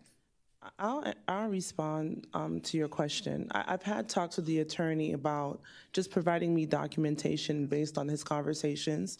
This was a couple of days ago. I didn't receive that. So I have questions that are still not answered. To answer your question, to my reasoning, but more so than anything, all of the documentations that I've asked of the city attorney, I have yet to receive. So that's my response to your question. Yes, you may. If I may, my understanding of the request by Commissioner Jean was for alternate dates. Oh, there were multiple requests. Correct. That regarding this particular item. Not only to the date, but there was also other things that we discussed. The only additional information that I would be able to provide through the clerk's office and through communications with the supervisor of elections would be alternate dates. I think you asked, where do these dates come from? And my response to you was then and still is, we got this October 10th date from the supervisor of elections. Your other question regarding the dates was, then how did we dictate or how did we specify the qualifying dates? And as I've explained, that's a function of looking through our code and our charter to plug in those dates and provide that information to the supervisor elections at their request. I'm unaware of any additional requests that you have made of me, but I can get with you after the meeting to see if I've not answered your questions or there's still anything that's outstanding that I can provide you without first talking to the supervisor of elections. Well, in addition to those two asks, I also asked about information as it relates to appointments and all those other timelines based on the fact that the charter is not clear on if we're not within the time frame. And I did also ask if you can send those correspondence to all of my colleagues, which I would have hoped at least that, and also asked for the minutes. We talked about the minutes as well, providing that. So all those documentations, and there were other things that I also asked you, but I didn't receive. And I also asked if you can provide all that to the commission. I did have a conversation with the clerk about, because you had asked, when was this first discussed? And I responded to you that there have been at least 2 commission meetings where the issue of scheduling the special election has been previously discussed, and I'd asked staff to provide me with that information, and I certainly would defer to the clerk, but we can again provide that information to you. I can provide the minutes and also when the discussion occurred regarding the election. I recall right now it was May 16th. About the 4th hour, I can provide the minutes for that. I did not find anything, well, excuse me, I'll look into June to see if it happened then. But as far as the minutes and any discussion regarding the election, I'd be more than happy to assist. I've been talking with this, emailing also the supervisor of election downtown. This is a date that they did provide because they said they were doing re-presenting the whole summer. They sent it out to all the other municipalities, so this is what they provided to us. I didn't choose it, and I forwarded that those documentations over to the attorney, but it was me.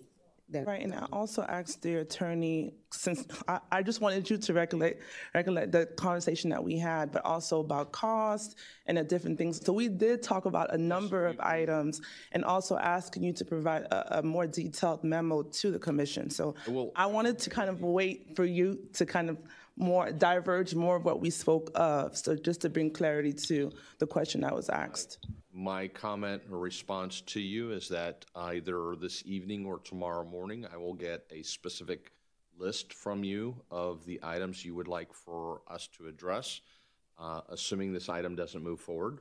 And we will get that information to all of you. Michael, no, Michael was about to speak before. And it goes to exactly to Commissioner John's point. And I think the election issue that was brought up on the 16th, the day that you guys, that situation that happened, right? Oh, sorry. I think the issue in regards to the vacancy and having election was because of that prior issue. I won't go into detail about it, and I respect your words earlier. Thank you. But that being said, for me, a lot of us speak about transparency and us trying to be transparent, and I think collectively, I think we all want to have that mantra and to pretty much adhere to that. And I just wanted to be in a legal memorandum. This is something that's normal in any other city. When something as nuanced like this comes up, I like to have some type of documentation that anybody can look at it, and if they do bring a claim or a cause or whatever, we did do our research as opposed to saying, I think it's okay, or we can do this. So I just want us to be on the same page, but I also want us to be accurate. And I know, look, that legal opinion, I'm expecting it to be detailed, to be nuanced to our charter, because there's certain aspects of our charter I don't think, and there's certain aspects that I think should be included to what considered a 50%, because I know we had a charter amendment not too long ago, and it might affect all this. So I just want us to be on the same page. That's why a legal memorandum for me would be important. That's all. And if you could provide that, I don't need the back and forth. I'm just saying. That's all I'm saying. Provide that, and so we all understand as well. We operate under the current charter, not past charters, not past codes. So no, I understand that. What I've read to you is the current language in the charter, which is augmented by section 7-7 of the code, which states that should any vacancy occur more than 1 year prior to the next general election, the council shall have no power to fill the same. It shall be filled by a special election to fill the vacancy for the unexpired term. And then it goes on to parrot the similar language in our charters to what the timeframes are. So both the charter and the code state that if there's more than 1 year left on the term that is vacant, the city commission shall hold a special election. I will put that in memo form to all of you, together with any other supporting documentation after my conversation with Commissioner Jean tomorrow, and as well as then any backup information from the clerk to augment that. It may come in two parts. In order to get the answer to you first. I get that. And then the background and backup information. But, that is what your code, that's what your charter says, and that is what your code says. If there's any uncertainty, then we certainly can have that conversation at the next meeting. Thank you. Thank you, Michael. I want to hear Commissioner Foreman. This is the last. Well, Commissioner Foreman didn't answer. I asked Commissioner Jean, Commissioner Joseph, and Commissioner Foreman to talk. I spoke on the record as to what my concerns were. I think I've articulated that. Okay, so then can we just, since we're all together, can we pick a few dates and? No, the county. Call the question. Somebody call the question, please. Oh, I call it. Either dates. Clerk, please call the roll. Commissioner Jean? No. Commissioner Joseph? No. Commissioner Smith? Absolutely, yes. Commissioner Smuckler? Of course, yes, I have nothing to hide. Commissioner Florimon? No. Acting Mayor Chernoff?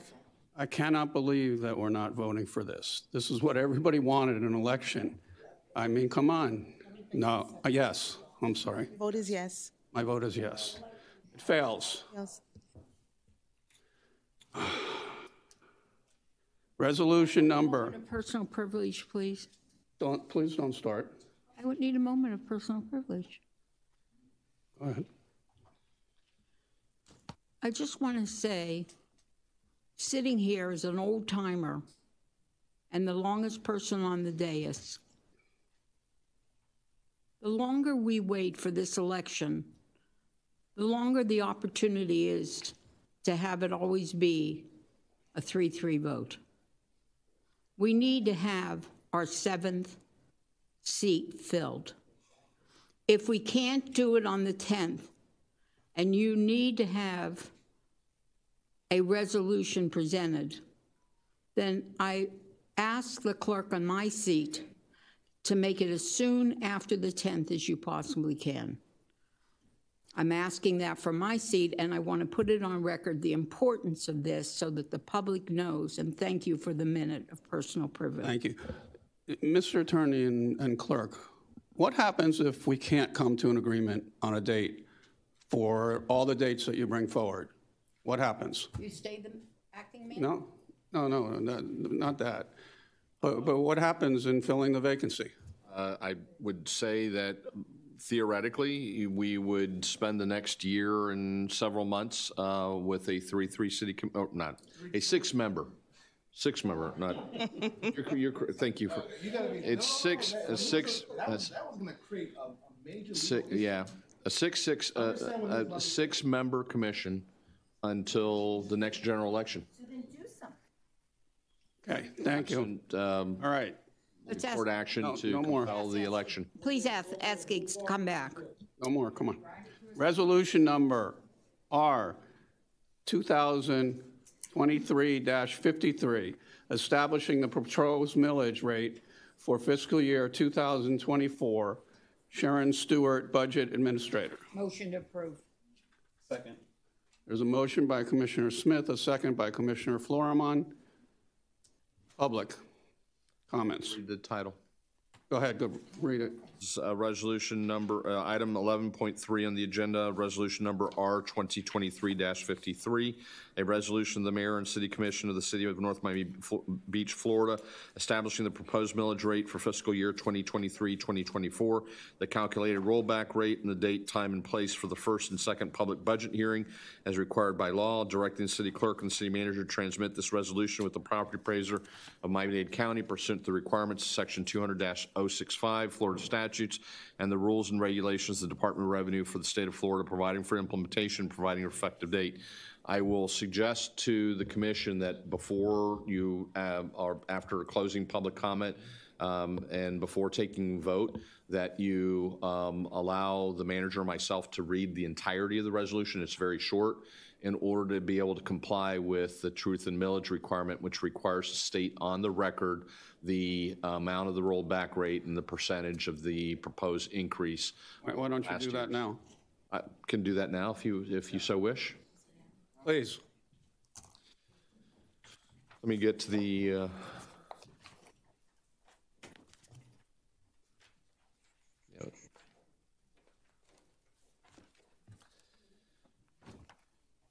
whereas pursuant to Chapter 166 Florida Statutes and Section 1.4 of the Charter of the City of North Miami Beach, the city shall have all available governmental, corporate, and proprietary powers and may exercise them except when prohibited by law. Whereas on July 1st, 2023, the property appraiser of Miami-Dade County, Florida, served upon the city a certification of taxable value, certifying the city its taxable value for fiscal year 2023-2024. Whereas Section 200-065 Florida Statutes requires the city within 35 days of service of certification of taxable value, furnish the property appraiser and tax collector the proposed millage rate and the date, time, and place at which public hearings will be held to consider the tentative and final millage rate and tentative and final budget. Whereas the city administration is proposing the adoption of a millage rate of 6.1000 mils and desires to set the dates for the first and second public hearings at which to consider and set the tentative and final millage rate and tentative and final budget for fiscal year 2023-2024. Whereas the first public hearing shall be held on September 13th, 2023 at 6 p.m. and the second public hearing shall be held on September 27th, 2023 at 6 p.m. and both hearings shall be held at the City of North Miami Beach City Hall, 17011 Northeast 19th Avenue, second floor, City Commission Chambers, North Miami Beach, Florida, 33162. And whereas the Mayor and City Commission reviewed the certification of taxable value supplied by the property appraiser and desire to establish the date, time, and place for this first and second public hearings. The foregoing whereas Section 1 recitals, the foregoing whereas clauses are true and correct and adopted as legislative and administrative findings of the City Commission made a specific part of this resolution. All exhibits attached here to are made a specific part of this resolution. Section 2, proposed millage rate. The proposed millage rate for the first public hearing is hereby declared to be 6.1000 mils, which is $6.1000 per $1,000 of assessed property within the city for the fiscal year 2023-2024. Section 3, rollback rate. The proposed millage rate is 0.679 mils, or 12.54% higher than the fiscal year 2022-2023 rolled back millage rate of 5.4204 mils, computed pursuant to Section 200.065 Florida statutes. Section 4, debt service millage rate. The proposed debt service millage rate for the first public hearing is hereby declared to be 0.4110 mils, which is 0.4110 per $1,000 of established in accordance with the provisions of law pursuant to Chapter 200 Florida statutes. Proposed combined millage rate. The aggregate tentative millage rate is 6.5100. A combined total millage rate of 6.100 mils for operating and 0.0411 mils for debt service. Section 6, the budget hearing dates. The date, time, and place for the first and second public hearing dates are hereby set by the City Commission as follows. September 13th, 2023, 6 p.m. Here at City Hall in these chambers. September 27th, 2023 at 6 p.m. Again here at City Hall at this address and in these chambers. Section 7, transmittal. The city clerk and city manager direct to attach the original certification of taxable value to a certified copy of this resolution and serve the same upon the Honorable Pedro J. Garcia, property appraiser, Miami-Dade County, and the tax collector, Miami-Dade County, on or before August 4th, 2023. And last but not least, this resolution shall become effective immediately upon approval. Section 8. Okay, public comment. Before we have the public come, while they're coming up, my question is to either the attorney or the manager. This is a time certain. We have to adopt this tonight, correct? Yes, sir. We need to report back to Miami-Dade County property appraiser as they are going to be sending out the truth or trim notice. And so we need to provide this to them to meet their deadlines as well. If I may, just to maybe introduce the item more of a plain language instead of the resolution. Mayor, may I? Please. So essentially what this is doing is creating a ceiling in which the city or the commission cannot go above for millage rate during the budget session. And so our current millage is 6.1. And so all we're doing is saying we won't go above what we currently have. Now, during this budget process, we can always go below that without any problems, but this is just capping of how high we could go. And I felt that that would be fair with going through this process. The dates that are recommended for the public hearings, we don't have a lot of options. And I say that simply because we need to work around the county and the school board's public hearing dates. And so after that, there are certain dates that we have to have in between for notification between the first one and the second one, and when the trim notice goes out, and things like that, that we work with the property appraiser. Adding on top of that, there are 2 or 3 holidays that municipalities tend to avoid so that they can all have full participation within the process. One is Rosh Hashanah, which starts on September 15th. So the first hearing would be September 13th, earlier that week. Then you have Yom Kippur, which begins on the 24th through the 25th. And then you have another one, and I cannot pronounce this, so I apologize, Sukkot, which starts on the 29th. So we're really down in this process to make sure that we have it open for as many people as we possibly can, and working around the county requirements, the property appraisers requirements, and the school board's requirements. So that's why those dates were proposed. Public, does any public want to speak on this? Mubarak, come forward, please. Does the manager have dates? September 13th and September 27th. Commissioner Jean? You wait? Thank you. Good evening again, everyone. My name is Mubarak Azan. What if we get a 3-3 vote again tonight and nothing happens? Is it that 3 people just planning to bury this city? Your actions or inactions thereof tells me you're performing very irresponsible. That is not what the people of North Miami Beach voted for.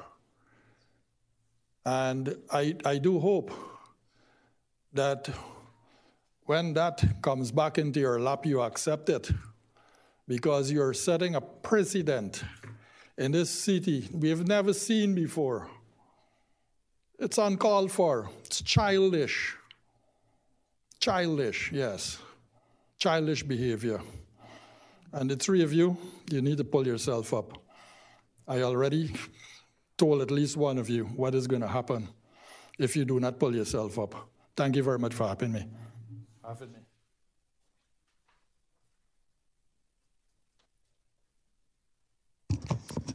Oh, Jesus. Barbara Kramer. I also have to say that it is astonishing that this type of, it's amazing how you can't look at me, the commissioners, when I'm talking. When public comment, when I sat up there and people came to this podium, I looked at them, because that's the level of respect you give to the residents, whether you like me or you don't. I'm a resident here. And stop making a face. Do I not look like a resident to you? Is that questionable to you? Stop. Don't tell me anymore to stop. This city is stopped, okay? It's a 3-3. And this is all a game you all are playing, and you know very well you conspire together and you do all this business to stop this city. Whatever it is, we don't know. It's like a magic trick. Hopefully you could agree, which you didn't do last year, is to make this millage rate lower than 5.9, because we were supposed to be at 5.9 last year. Let's go to 5.8. You have developments coming here that are going to bring in a lot of property revenue tax dollars here, and people need relief. Everybody in the city, because their property values have skyrocketed, which is wonderful, except they're not moving and selling and making a bankload of money. But their taxes have gone up. So think of those people and think that we have enough here. We are sustainable. But let's hopefully bring more people here, but get these property taxes, the millage rate down, so that everybody, okay, doesn't have to suffer through what we're going through with these high prices of homes right now. And as far as my fellow resident here and friend, you guys really need to knock this off. It's insane what you're doing. This whole election business is so ridiculous, because you either want to keep this a 3-3. Why? I guess we can't have this back and forth, but I don't know why you're questioning me. Nobody up here, well, 3 people are not transparent. Okay, you need a date for an election. If you don't think it's important enough to have a normal commission up here of 7, I don't know what is. And I don't know what, I kind of have a feeling, but I'm not going to make accusations from over here. But this is not the way to run this city. We need to get over the past, over it, finish it. It's done. And let's move on.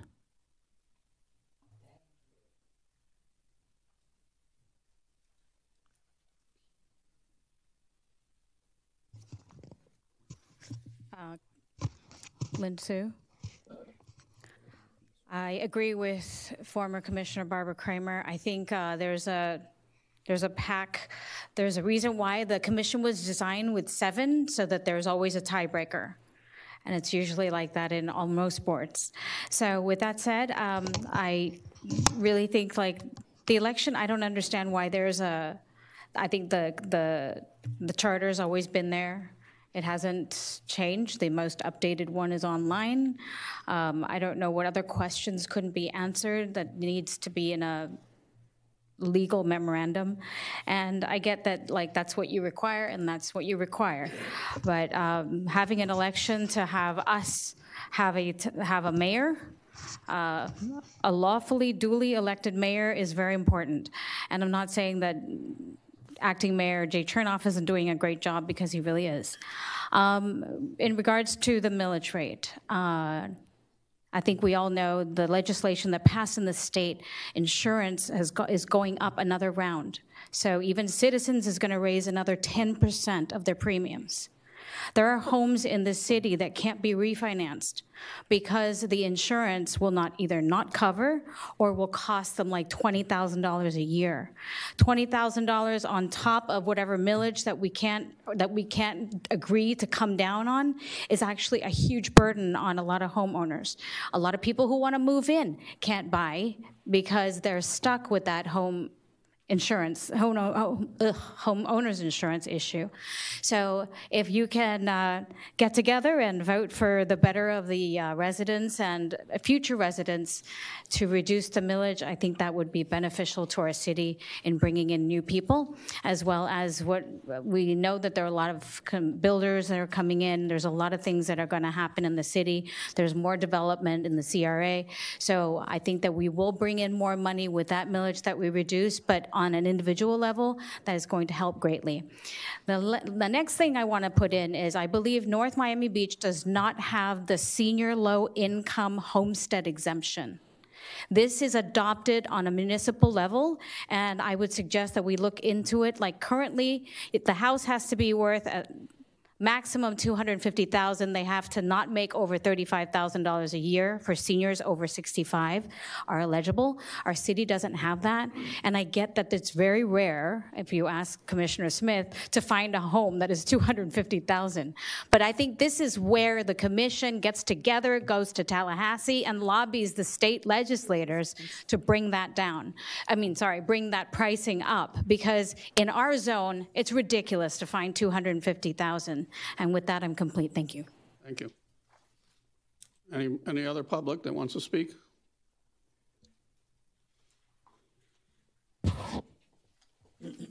Jeb Hamburger, Monticello. One of the last time, one of the big issues in incorporating different areas of unincorporated Dade is that they're looking at the finances, whether if they come to North Miami Beach and incorporate, they're going to see a huge increase in their taxes. And this would send important message, especially for people that are on the fence of incorporating. I think that's one of the big issues that we have in North Miami Beach is we have areas where one block is unincorporated, one side of the street is unincorporated, the other side is North Miami Beach. And they see this increase of taxes. We need to show them that we're fiscally responsible, and we need to lower the millage rate now more than ever. You know, our area is seeing the highest inflation in the entire nation right now, possibly in the entire world. Right now, Miami-Dade County people are suffering with the highest rising costs, the highest inflation. Windstorm insurance premiums have skyrocketed. Interest rates, this is the fastest rate hike in history. So we are on the verge, and that's why we have to be careful when we're approving these development projects. You know, these people are looking to get rich quick. We need to think about our residents that are here the entire year, not just coming and develop a project and then get out. So we have to look at ways maybe we could incentivize or millage rates for people that live here all year round versus these Airbnb rentals, because a lot of people are suffering in this community with all these rentals and Airbnbs, and it's destroyed our neighborhood and our community. So maybe there's a way of lowering the millage rate for those homestead, including an NMB, like they have for the county. You have homestead, so you fix the insurance for our residents that are here the entire year, the 6 months in a day. And the people that are developing and doing the short-term rentals, maybe we can see if they can get the higher rates, and so they can pay for those residents that are suffering here with the worst inflation in in 50 years and the highest interest rates. So we have to really be prepared. There's a rising amount of bankruptcies. The best way for an economy to see a boost and for businesses and for homeowners is if our public officials can keep that low millage rate and lower that millage rate. And you see how much our revenues have grown. We have a lot of money, and this would be a great time to give some of that back.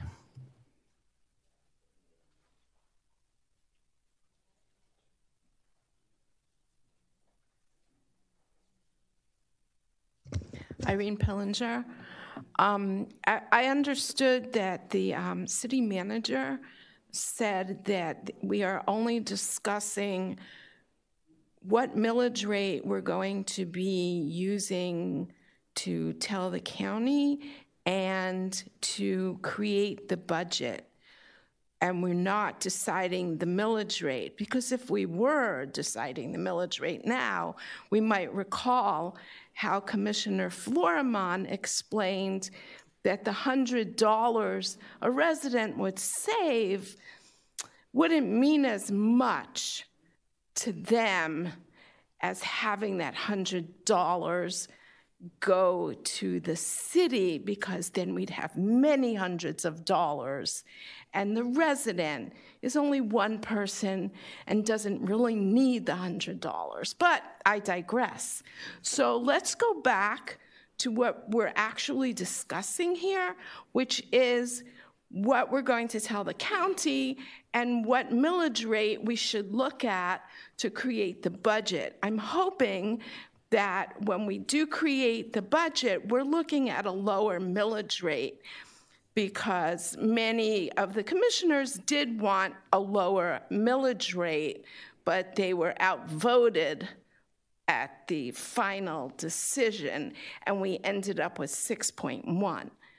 So maybe we can all put on our big children pants here and discuss what we're supposed to be doing, and maybe actually come to a consensus, because I don't see an election happening the way I thought it would be happening, because we all knew that we needed to have an election within 90 days, but we couldn't because the county has to dictate when we can have an election. So all of a sudden tonight, we can't have an election. I don't know where that came from, because I knew we were going to have an election in October. I personally spoke to the supervisor of elections. So I don't know why you all didn't do your homework and come prepared. And now we're stuck with 3-3 going forward and no election in sight. Thank you so much, commissioners, for doing your jobs.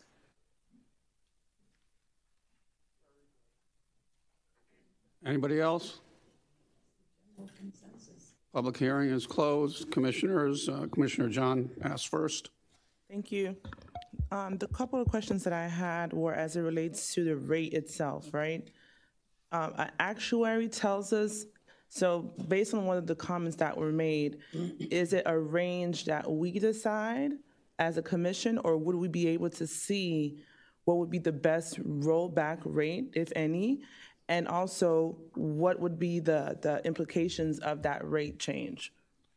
Right, so the rollback rate is different, and that is set based on our current millage, right? And so what the rollback rate does is, and let me have our finance team come up here, so in case I misspeak, they can help fill the gaps. But every year, the property appraiser appraises the various properties within a community. And for the most part, we've been lucky for the past several years that house property values have gone up. So even though you would be billed at a 6.1 millage, it may be a higher amount the following year because the property value is higher than the year before, right? So the rollback rate in the budgeting process essentially is telling you what millage rate would you need to keep the exact same revenue that you had the year prior without the increase in property evaluation. And so that is set, and that wouldn't change. What you could do in the resolution is change the cap of how high we can go to set the millage rate. So in essence, the commission could say, you know what, disregard that. We are going to set the millage, and I don't recommend this, but we're going to set the millage at the 5.4204, which is the rollback rate. And then at that point, the budget that's presented would be, you know, we would have to cut various things and present that as it is, because there's no room or flexibility to go above that rollback to wherever your ceiling is. So the recommendation from staff is let's start as high as we're willing to go, and then we can work our way back based on, we don't need this much for that expenditure, we don't need there, or I'd rather move this money, and stuff like that. So the question was, is there a suggested, or will you guys provide suggested numbers? I will present a budget to you with a suggested millage, and part of the backup will have various scenarios of what the differences would be, whether it's 6, 6.1, 6.0, 5.9, 5, you know, and work our way backwards that way so that you have that and you see what the differences are. Sharon might be able to step in, but I think it's to go between 6.1 to 6 is a few $100,000. Yeah, it's and I'm sorry that it's just the number's not coming to me, but it's a few $100,000 in the budget that we would have to cut to continue to move down. Two more questions to that point. Can you provide those analysis way prior to the meeting itself? Yes, absolutely. And then the second thing would be to some things that we've discussed in the past, which is the notice of letting the community know. Because oftentimes we're promoting on social media in different ways, but the residents don't necessarily have a fair shake at knowing when it's actually going to happen. So we have these 2 dates. Is it possible that we do a more aggressive outreach to the community so that we can have a better turnout to the individuals that come? And also to that point, will we then discuss the budget? Then I think one of the residents mentioned to that. Or will the budget be set at another point as it relates to what we want to dialogue through? Thank you so much for the question, Commissioner Jean, because I think that helps clarify something. So the September meetings are your required public hearings by state statute, and those have to sometime in September, and with all the other provisions that we talked about earlier, those have to occur, and essentially it's an ordinance that you're approving on first and second reading.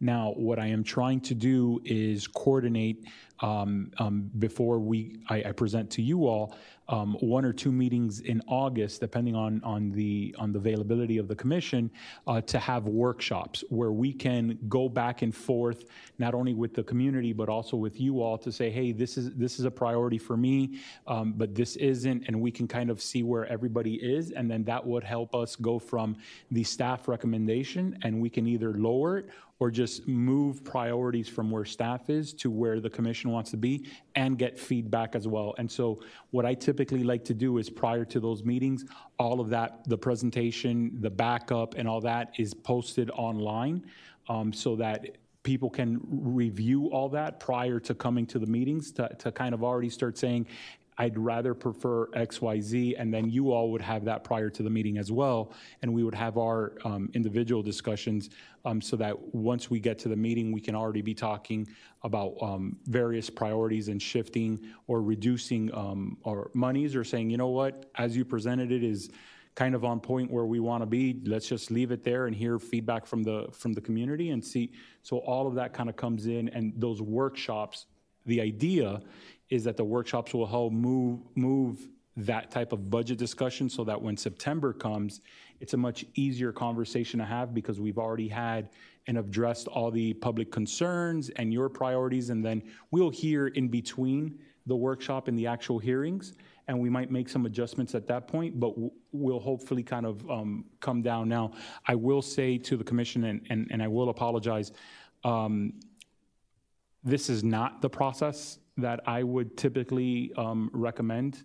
although we're meeting all the state statutes and we're pushing everything, we're really cramming a lot from the staff side because we're really behind on the budget. So right now, we have various members throughout the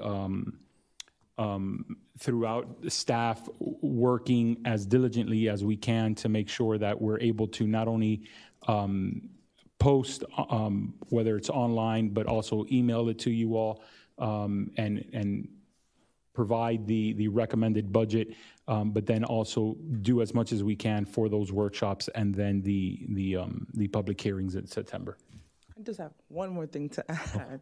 So would you be able to provide us the rollback options as it relates to what the potential fiscal responsibility would be when we roll back, or to agree on? Because if we say we want specific items in the budget, and then the rollback rate doesn't allow for that, I guess you'll make the allowances as you see fit.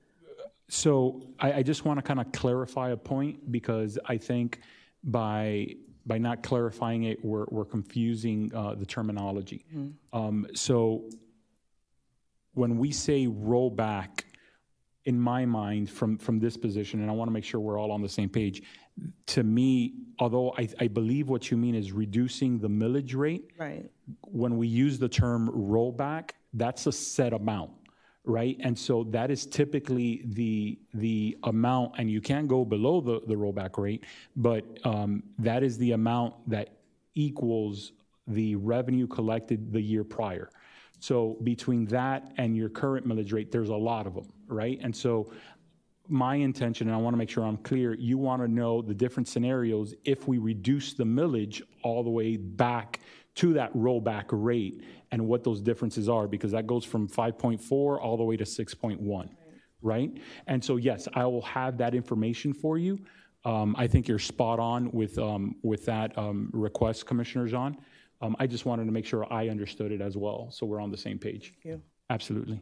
Commissioner Joseph. I'm sorry, Commissioner Florimon. He's going to say he looks better, that's why. No problem.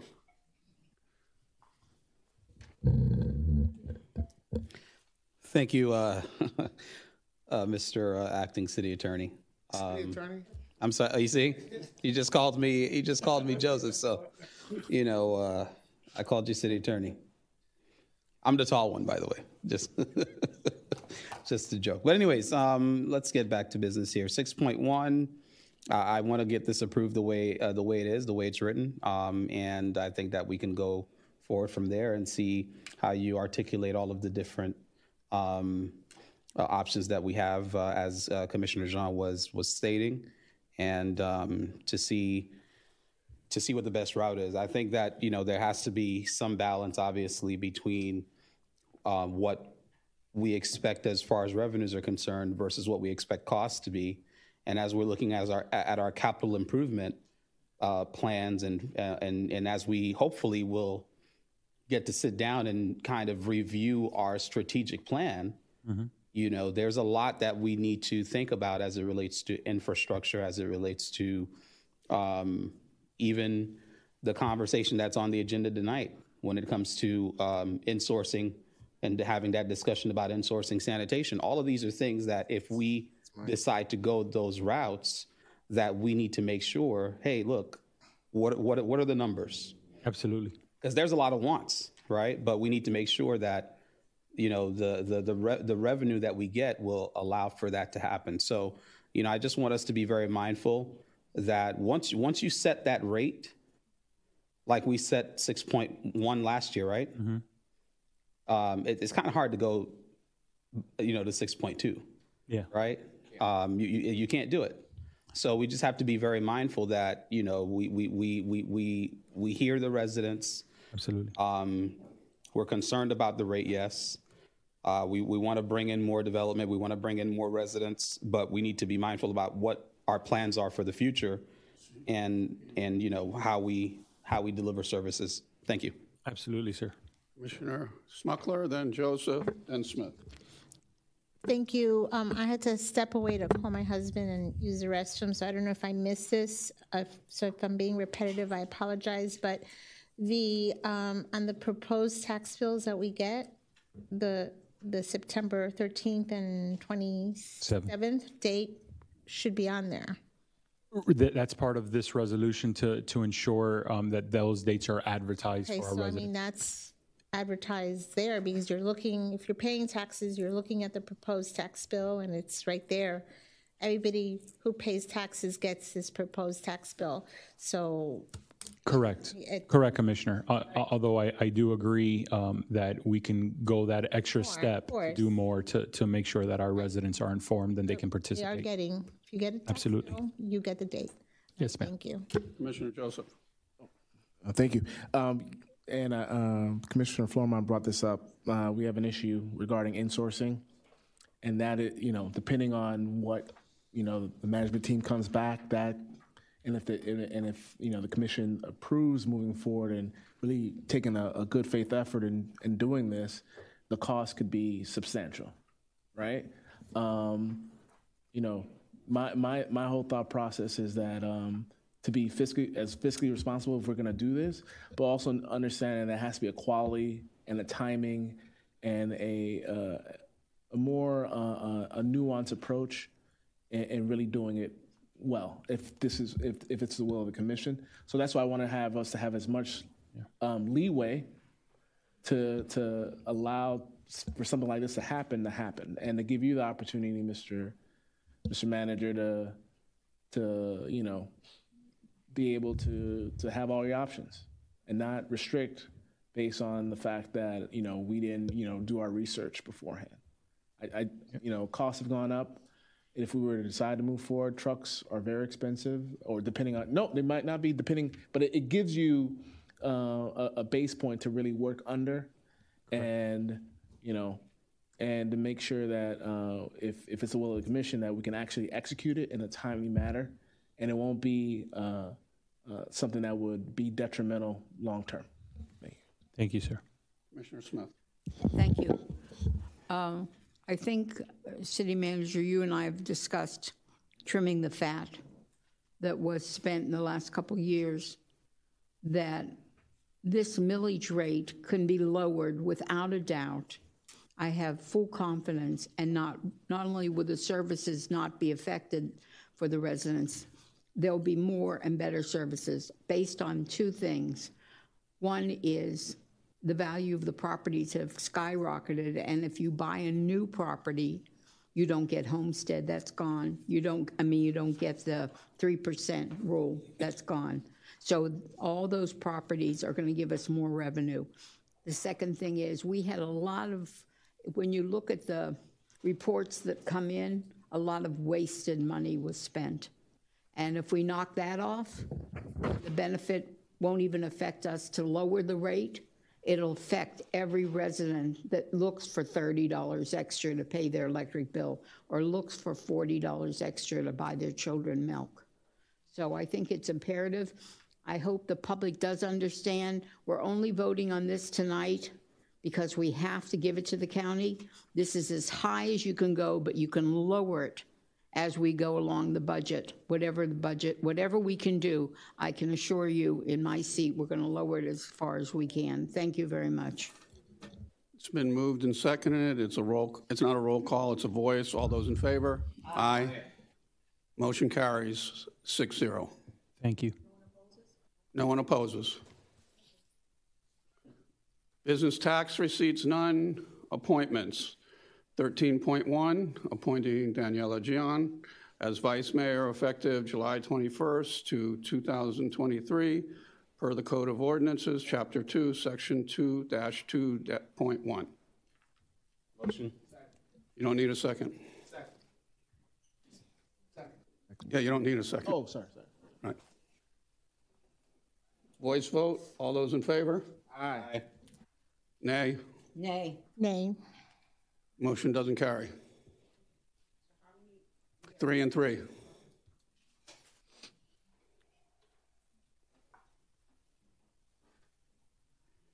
$13.2.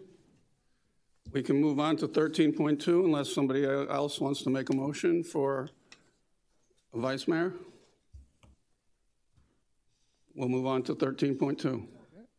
13.2, appointing Ron Ben David as an alternate to the Eastern Shore Security Guard Taxing District. Motion. Second. Don't need a second for that either. All those in favor? Aye. Motion carries 6-0. Discussion, Michael Joseph, sanitation and sourcing. Thank you. Excuse me, just a minute. Was there not an appointment for my education board? Never came. She said she dropped it off. Not to me. And we need to sometime tonight make announcements for people to bring in applications for boards. So whenever you're ready for that, please. Get another bite of the apple. Okay, Michael. Before I won't go too into detail, but I just want to give a little bit of history. I'm sorry, Mr. Manager, but I just want to give a little bit of history. I was just going to ask for 5 minutes. Yeah, but no, you're gonna have to find. No. What I will say is that look, you need a 5-minute break. Yes. Oh, no, that's fair. That's fair. What do we have? All right, We'll take a recess. well, I'll take a 5-minute break for those that need to use the restroom. Oh, yes. Please do. I thought you were. Thank you. Sorry.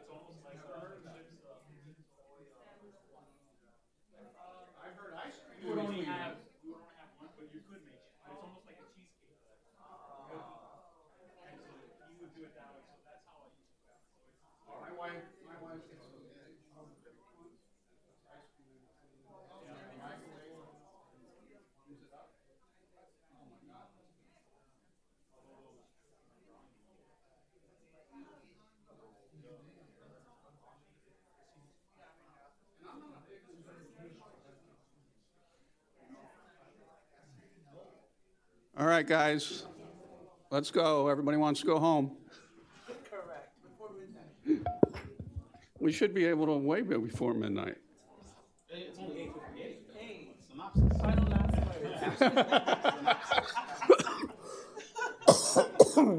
Oh, I'm choking on it.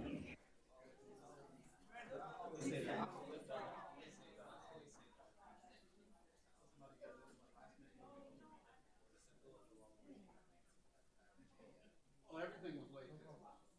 We're a half hour late.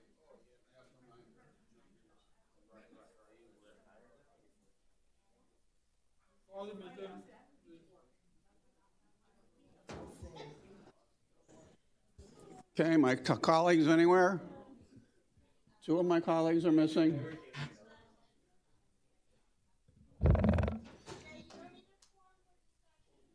We have one, two, no, we're one short. You don't need a quorum for discussion.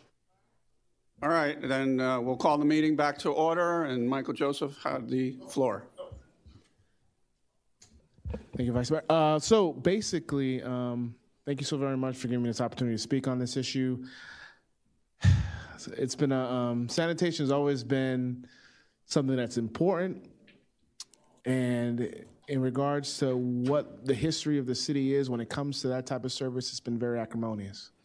It's been a very, it's an issue that people deal with on a constant basis. And when it comes to pointing fingers or when it comes to the quality, the residents look to us, and we, for the last 10 plus years of pointing to a contractor, they want more accountability. And so I reached out to the city manager. This is something that I feel that we should do a good faith effort in exploring, making sure that we can get all the costs that's involved and actually pull the trigger and bring it, bring this utility back in house like we did Jacobs. I mean, not Jacobs, but our water utility. And, I think a lot of residents want it. When this was in-house, there was a lot more accountability because, the people that work for our city had a little bit more pride in making sure that it was cleaner and the residents knew who their, sanitation worker was. They would have conversations. They would even tip them because they had that type of, familiarity. And, and that's what a city is all about, having that type of sense of community. And I think when it comes to this service, I think, at least from my seat, residents would want this back in-house. So, I know the manager has an assessment or a plan to try to execute this. I know one resident does not want to hear this is a Herculean task, as he likes to always mention from the prior manager. But I feel that this is something that that should be done. And we'll be better for it long term. I understand there might be some exorbitant costs, but I think the residents really want this to be in-house and a closer feel to them and really increasing the quality of service. And that's why I wanted to bring it before the commission to see if there's an appetite in really bringing it in-house, and that's what I'd like to do. Thank you. Thank you, Commissioner Joseph. As the staff knows, this has been brought and talked about before, that it was a campaign promise by three of us up here that we would look at it. And Mr. Scott, you had a plan on when we were going to look at it, right? Yeah. Mr. Mayor, if I may. Yes, Mr. Diaz. Absolutely. Over the last few months and over the last couple of weeks, speaking to you and speaking to you, Commissioner Joseph, I completely understand where the commission wants to go. What I wanted to kind of provide you in the memo that was provided as part of the backup is a path forward on what data we need to better understand what kind of cost this is going to be. And so the proposal that staff would have is to conduct a study which will allow us to understand what is the cost of and the attainability of the equipment. These trucks, this entire industry not just the equipment, but the entire industry has had, especially since COVID, has really gone skyrocketing. And I've had to deal with it in 2 different municipalities already. And so the way that the market is, the way that the inflation has gone, and the way the availability of these, even just these trucks, now, for example, a new truck for the sidearm will cost almost, be anywhere between $4 to $5 or more $100,000. In the city currently, there's, on the residential side, I believe there's 4. If we just take that same number for all the different types of municipality, we're talking just to get all the trucks that are currently servicing the city, we're talking over $6 million. Now, so just to be able to get a better idea of what that's going to cost, be able to understand what it's going to take for the city to attain and train employees, be able to provide you all and the residents customer rate projections, not only of what it's currently costing, but what it could be costing over the next several years, because as in-house equipment and expenditures are, you have cost of fuel that continues to go up, you have inflation, you have labor costs, you have liability costs, workman's comp cost, you have overtime, there's the disposal fees, all of those that are, although they're initially baked into the overall rate that we're currently paying now, those individual costs aren't really hitting the budget in that kind of way. And so,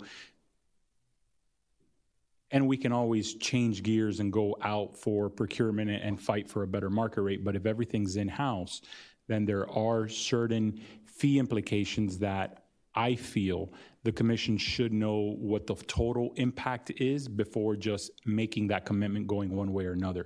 It's not to deter the step, but to provide you all with all the data that you need to make that kind of decision. What I would also recommend is looking through, we also need to take a look at what space we're going to have and where the trucks are going to live when they're not in use. And so there's quite a lot of work that we need to do to kind of move in that direction. And so the recommendation is to go to an RFP process that we can have someone take a look at all of these things and be able to provide that complete survey or study and give you all the information to make that determination. Now, the city tried that a year or 2 ago, David. And earlier this year, what the RFP had was to do that entire study for about $50,000. That's not the cost, and that's one of the reasons why we only received 1 bid, and then that 1 bidder, from my understanding, and David, correct me if I'm wrong, was really concerned about the scope and didn't really move forward. And so overall, typically, when we're looking at studies to go from in-house to outsourced, sometimes in today's market is going to cost anywhere between like $150,000 to $200,000. So we're ranging that type of budget. We're just doing almost the exact same study, but in reverse, right? And some of the options might not be to completely bring everything in-house. An option might be a hybrid approach, where commercial and multifamilies might be something that we leave outsourced, but we bring the residential in-house, right? Similar to what the city of Miami has. Well, to your point, right? We need to see those options. Exactly. In the meantime, look, I don't know how long the RFP process might be, but there is something in regards to our, getting recycling back to, for every week. That's something I want to advocate for.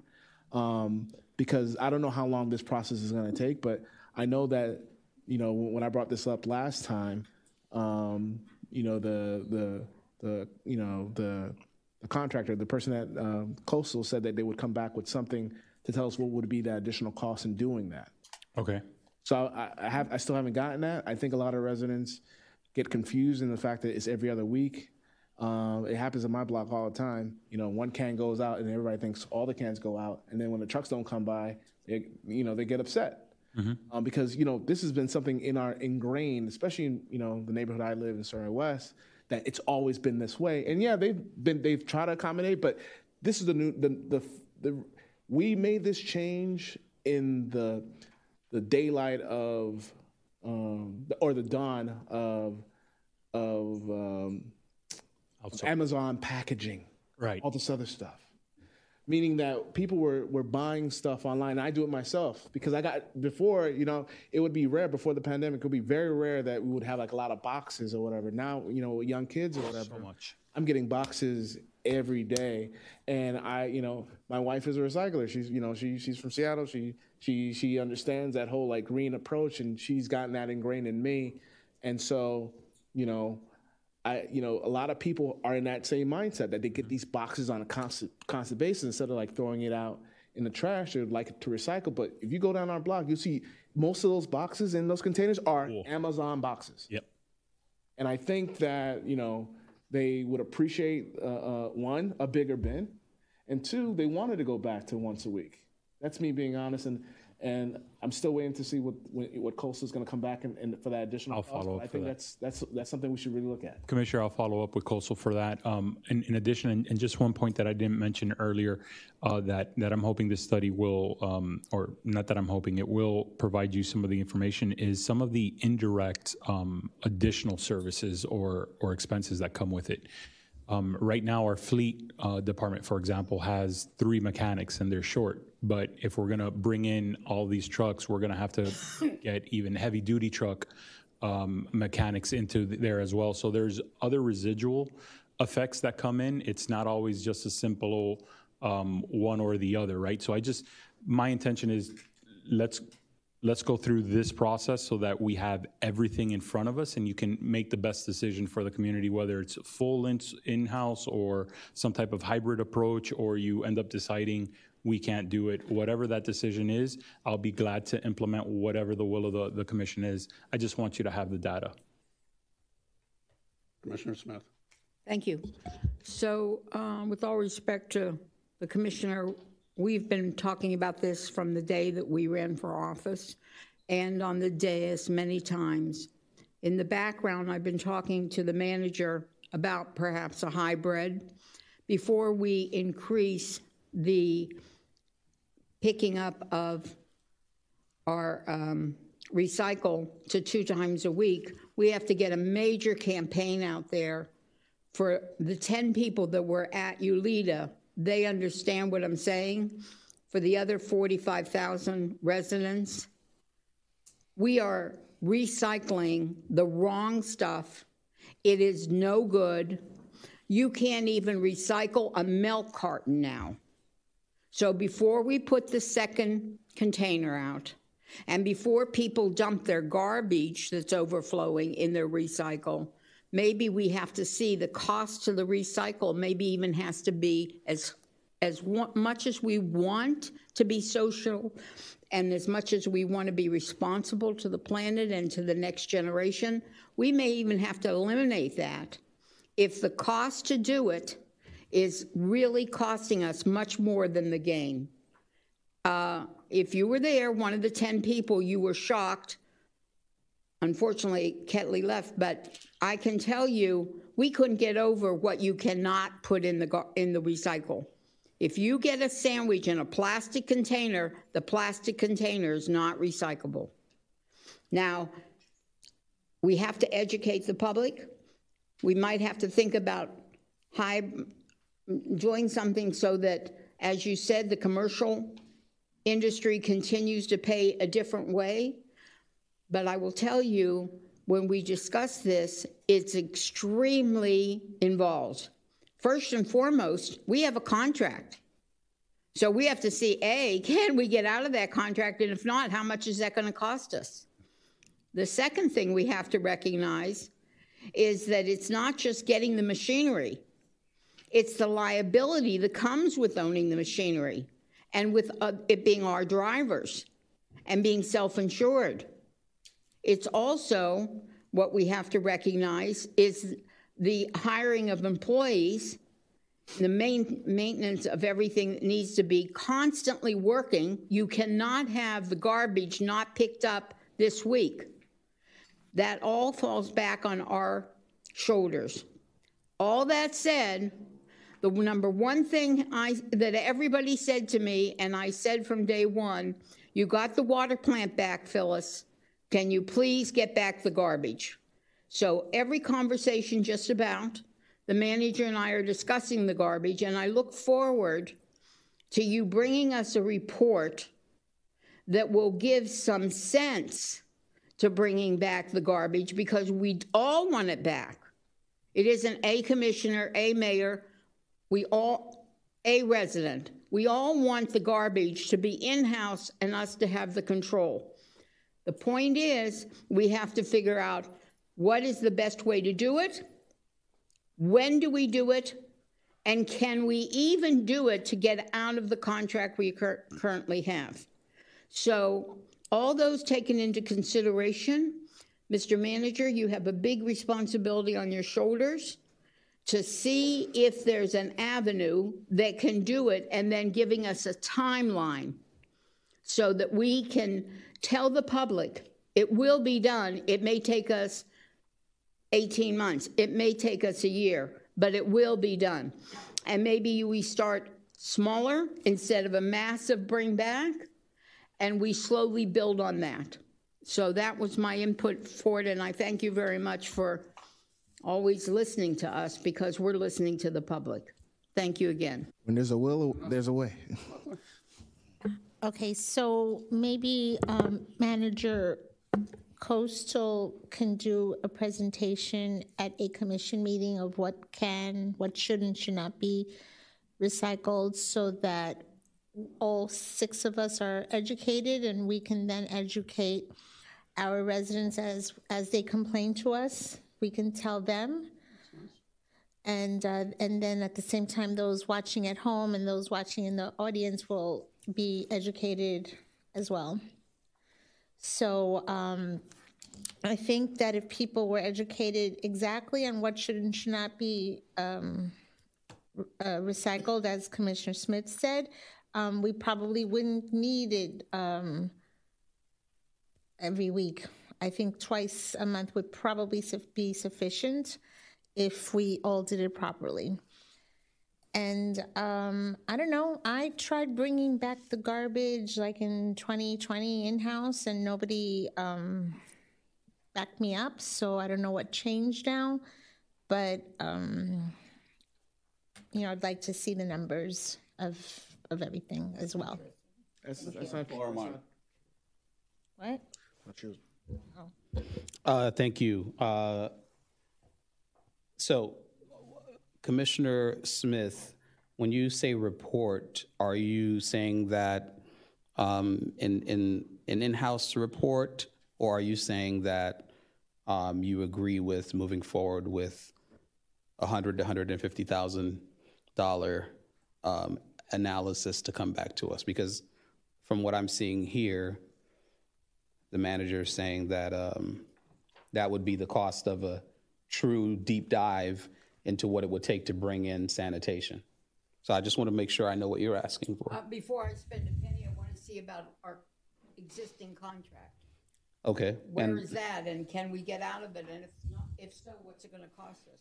So that's what I would be on board with, is an internal, deep dive internally, by staff prior to us making any commitment to spending $150,000 for an analysis. I think that we have enough information to be able to come up with some sort of a comprehensive look at what the options are. So that's where I stand on the issue. Thank you. And because you addressed me, if I could just say to the manager, I think that would be the first step anyway. Because even if we had where we could afford it, we don't need 2 garbage companies, ourselves and an outside company, so that would be the first step. Thank you. I just want to piggyback on what Commissioner Smuckler mentioned. If we can also have some running through Channel 77 on ongoing education, so that would help.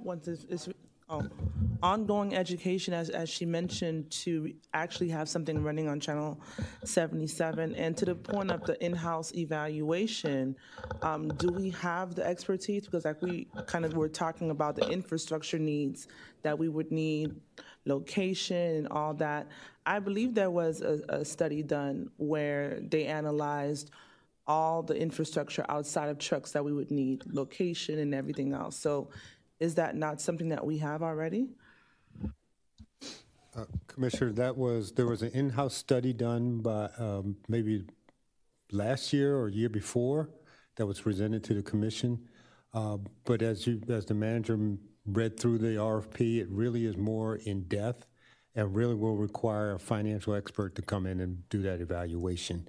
I totally agree with the approach of, step one was the impact to the current contract. What would that require? And I know the city attorney has already considered that or had that conversation. But as you look at as we talk about this RFP, we're really talking about benchmarking ourselves against similar cities. What would it require? What type of operation would be required? What is the equipment cost? How the manager mentioned a couple of good points. Where is the equipment? How long would that equipment order be? We just don't have the capacity in-house to do that. We could do a very light one if you just said, take on bulk, and we can give you a bulk, we have a bulk piece of bulk equipment. We can say it takes 2 people to pick up the bulk around the city. But when you're really talking about the operation of the city and then converting that into what is the cost to our ratepayers, that will include also the current deficit that's in the account. We really have to do a full financial analysis on what that means to our ratepayers. As we know, the commercial side of the operation supports the residential, sort of offsets that cost. So is that one of those options we take a look at? Do we take on the entire operation? Do we just take on residential? And what is the ultimate cost to our ratepayers at the end of the day? And we want to make sure that we do a full cost accounting, present that to you as transparent as we can be, so that you can understand what the impact is to the residents of the city. And to Director Scott's point, and thank you for bringing it up because I had forgotten it. Prior to this contract, the city was in debt within the sanitation fund, several $1 million. And so that is still being paid off through this contract that we have. So we would have to do that accounting to see how we continue to move that. And that's actually one of the findings in the audit report for the sanitation fund. We are working, it is being reduced, but that is something that we would have to take into consideration when we're taking a look at everything as well. Mr. Joseph. Thank you. I think it was mentioned that we had a prior report. I think we can update it. I think that's something that you guys could do relatively quickly. I know we're working on a budget now, so to see if we can incorporate a good chunk of that plan in this budget moving forward, because like I said, as my other colleagues point out, they ran on it, and I think that we all are of the same mind to make this happen as quickly as possible and to do it as fiscally responsible as we can.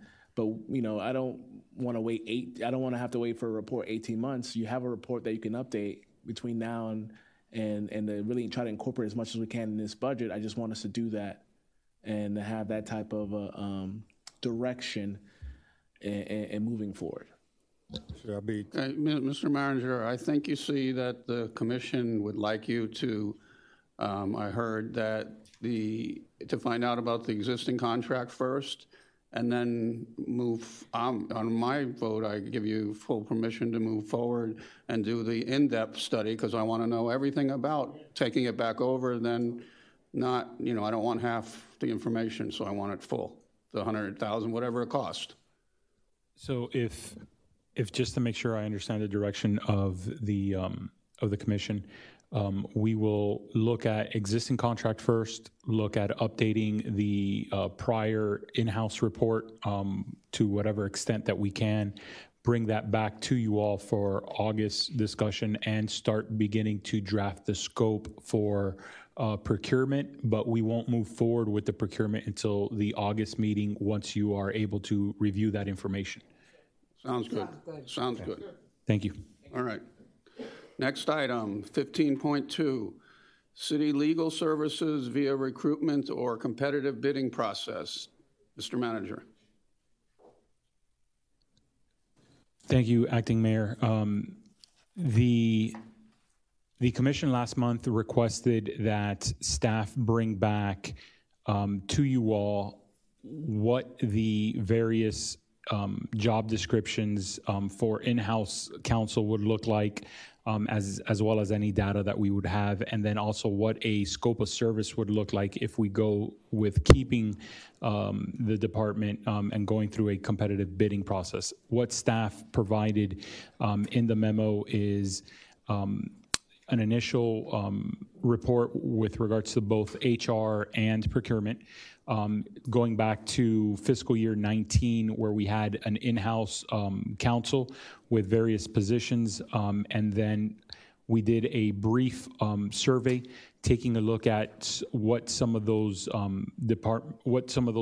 positions may look like in today's market, based on a survey from 2022.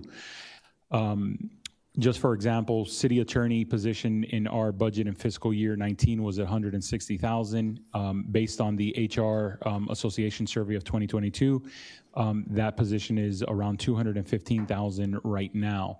The assistant attorney in our budget was $90,000 in 19. Under this survey, they're looking at about $128,000. A paralegal in fiscal year 19 was $50,000.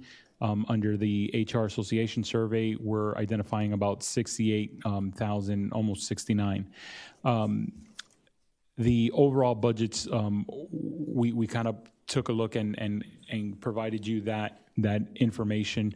Of course, those were just accounting for salaries. It didn't account for overtime, taxes, benefits, or anything like that. In fiscal year 19, the total, I believe, for the department was $678,000. I don't recall if that took a look at outside counsel, because even if you have inside counsel, for various different reasons, you may still need to go out and hire outside counsel, so that budget would be impacted.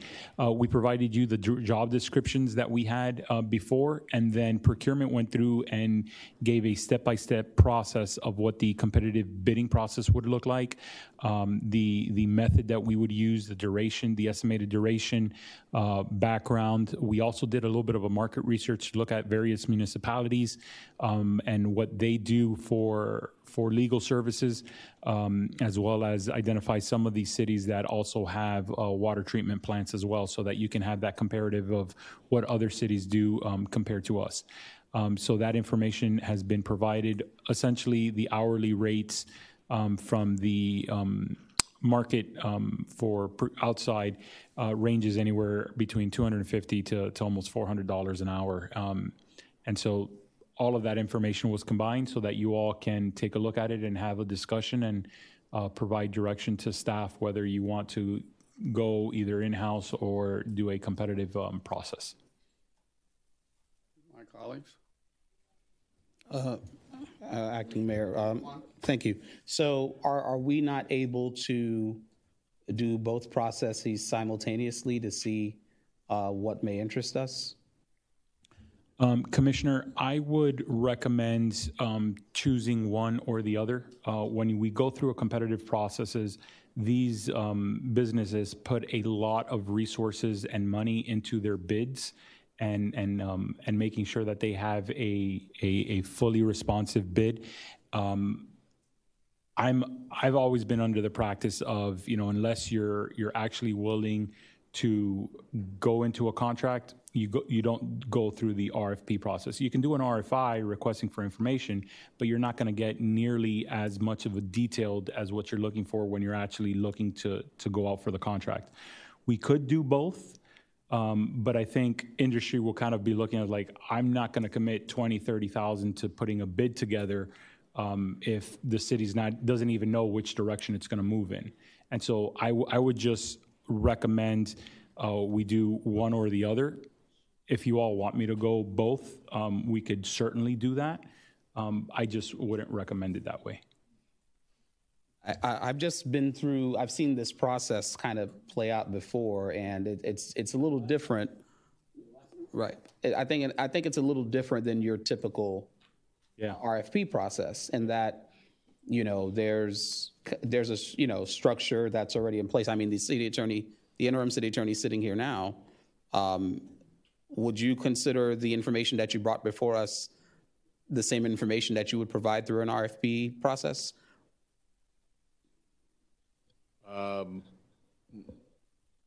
We would certainly augment that. It's much more work would be put into responding to the RFP than what the information that was provided to you all as part of the presentation and my hiring as the interim city attorney. Okay. I was here and I answered questions and provided information as part of the, I'm sorry, the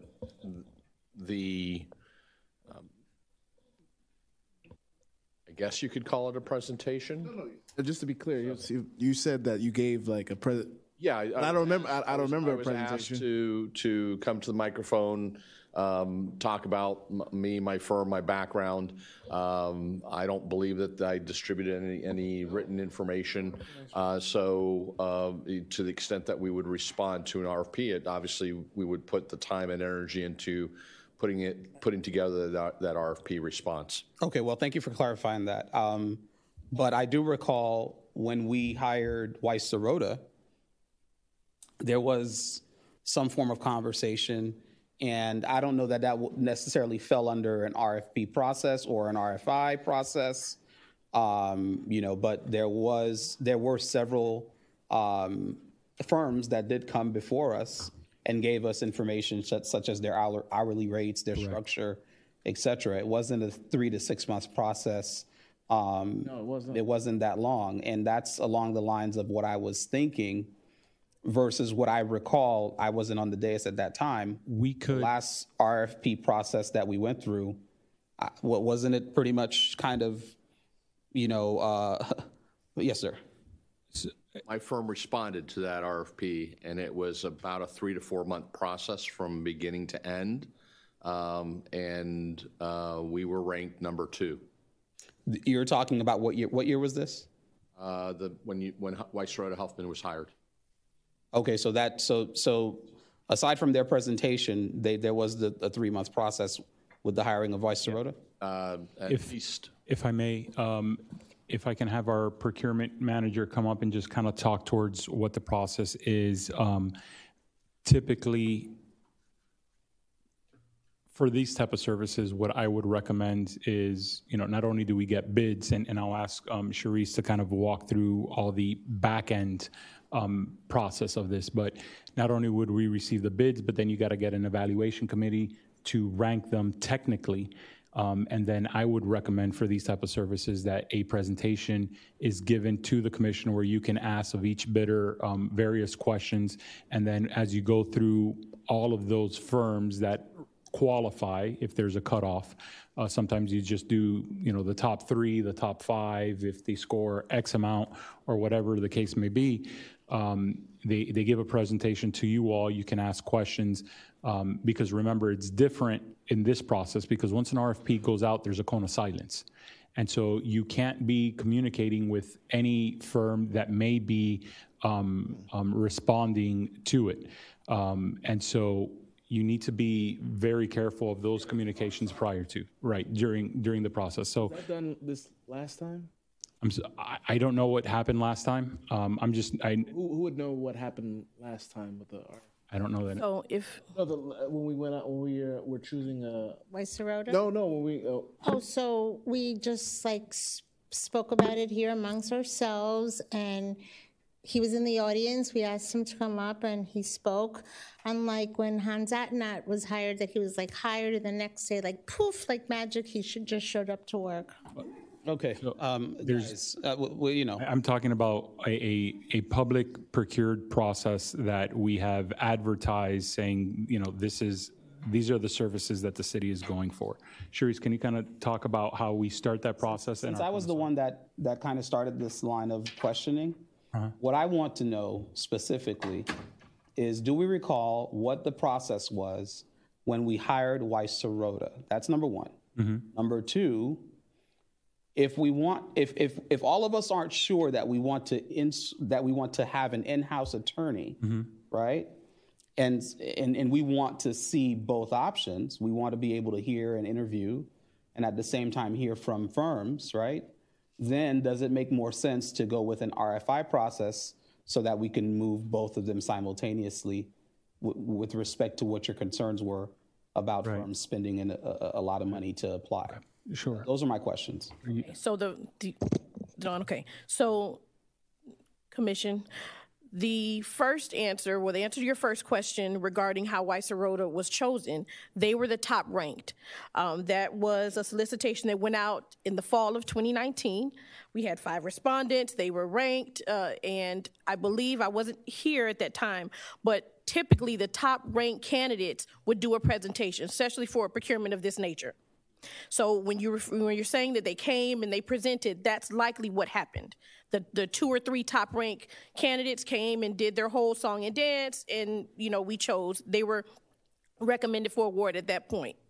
Now, not only do the candidates spend money, take time to respond, but we also, the selection committee is comprised of attorneys, local attorneys, and that is important because they would have the best expertise to choose. So sometimes coordinating those schedules and getting them on board is an issue with any RFP process.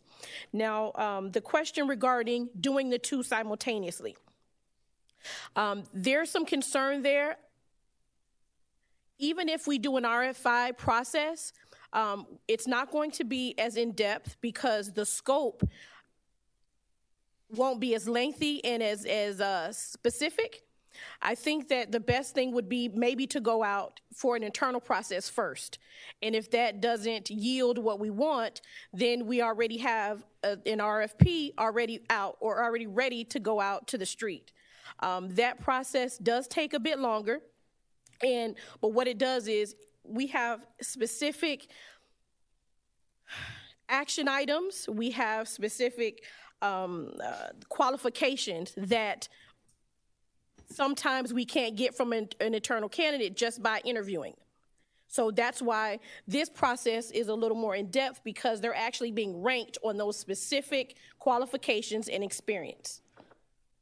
Okay, my question is, in doing the process and going out there, can't we not specify whether it's in-house or a firm, but specify we want you here 5 days a week, we want so on and so forth, the requirements that we want, and then decide when we hear them whether we want that or that?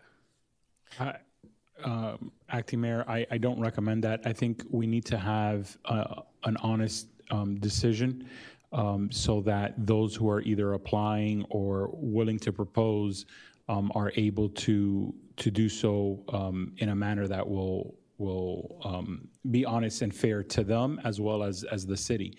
When you're looking to hire someone, it's a different. There's a lot of differences that you look at as opposed to what a lawyer will be making when they are at a firm compared to when they're going to be in-house here at the city, right? And so when the firm is putting their proposals together, they're giving you a package of labor expert attorneys, various other type of practices that will be in there. And then you're essentially saying, okay, this one attorney, you're up against 50 attorneys that are in one firm. And so that becomes very difficult to kind of judge whether this person's going to be better than Weiss-Serota or our city attorney's firm, Rocks. Right. I think you need to kind of have those separate. If you want to move forward parallel, we can definitely try that. No, I don't think you need parallel. I think, okay, maybe I'm simple-minded. We say we have a $600,000 budget for the office for the year. We put it out there where we in the RFP. That was $600,000. We want to hear, would you like to come and be our attorney? We want you here 5 days a week. So put all those things in there and see who responds, whether it be a firm, whether it be, and then listen to both of them before us. Why can't we do that? Mr. Vice Mayor, I think if they go back into the history, that when we did put it out last time when Weisserl did apply, it was 2 options. It was. It was. It was. So And I just so- want to make that clear. People are forgetting. I was going to mention that. So the thing about that is we have to kind of be clear as to what we want as a whole. So if we were to do a recruitment, we're getting one person, right? Essentially an attorney that's coming in, not necessarily connected to a firm because we want him here 5 days a week. He's a regular employee. That would be us then hiring that support staff, paralegals, assistants, what have you. When we look at hiring a firm, we're asking him to have that construction experience, all of those different entities that we actually need that sometimes we lack when it comes to having one single attorney that's not connected to a firm. Those are some of the things that we're asking for. Those come from an RFP from a firm. Typically, we have only firms responding to that because they can meet those requirements. It's very seldom that we get one person, one attorney that can meet those needs. We end up hiring outside counsel for those things and spending money in the back end anyway. So I think we need to be really clear about what we want in terms of somebody here, the different disciplines that we need them to be well-versed in, all of that. So when we do put this, if we put this out again, we can make certain that when we get the person and we rank them, they're meeting our needs, not just, half the time or what have you. And if we do it a recruitment, we know exactly what we're getting and what we're going to have to spend in the back end. So, truthfully, I think the reason, if I recall correctly, that we're even having this conversation is because typically when you outsource, you have an issue of time dedication to the actual municipality, right? Mm-hmm. And say what you want about the Ottenot firm, but one of the things that I heard a lot of is that they were always present at City Hall, had a presence at City Hall, right? But other than that, there's been issues, and I watch other meetings of other cities that have this kind of model of the outsourced legal department, that it's always, you get 2 days or you get 3 days, but they have other clients that they have to be at meetings and be at workshops or things like that. So, if we go back to the beginning of this conversation, it was really because we were looking to see bringing it back in, right? And so, while I still want to see some options, I think if the Weiss-Serota, when we did that process, included both, right, in-house and outsourced, then why can't we do that now? What's stopping us from doing that same process now? I'm not certain to say that something is stopping us. I don't believe, I wasn't here for that procurement, but I can look back at the responses, and they weren't for the other to have just that single person. They were for a firm. Mm-hmm. All the firms that responded were large firms, firms that met those different disciplines and so have you. So, we can put that out just as it was written, maybe, touch it up a bit, honing in on what we really want in terms of time here and whatever else that we're lacking now or before.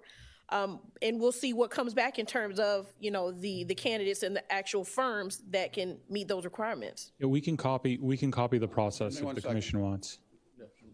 No individuals submitted.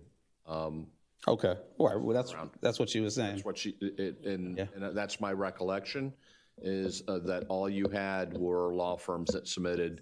There was no one who submitted to be your in-house attorney. Well, at that time. Mr. Joseph.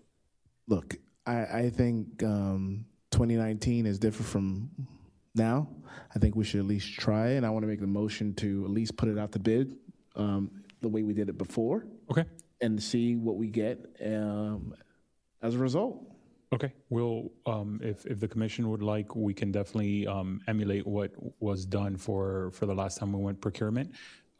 Same scope, same job descriptions or whatnot, and kind of put that out. And I want to second that motion for purpose of discussion.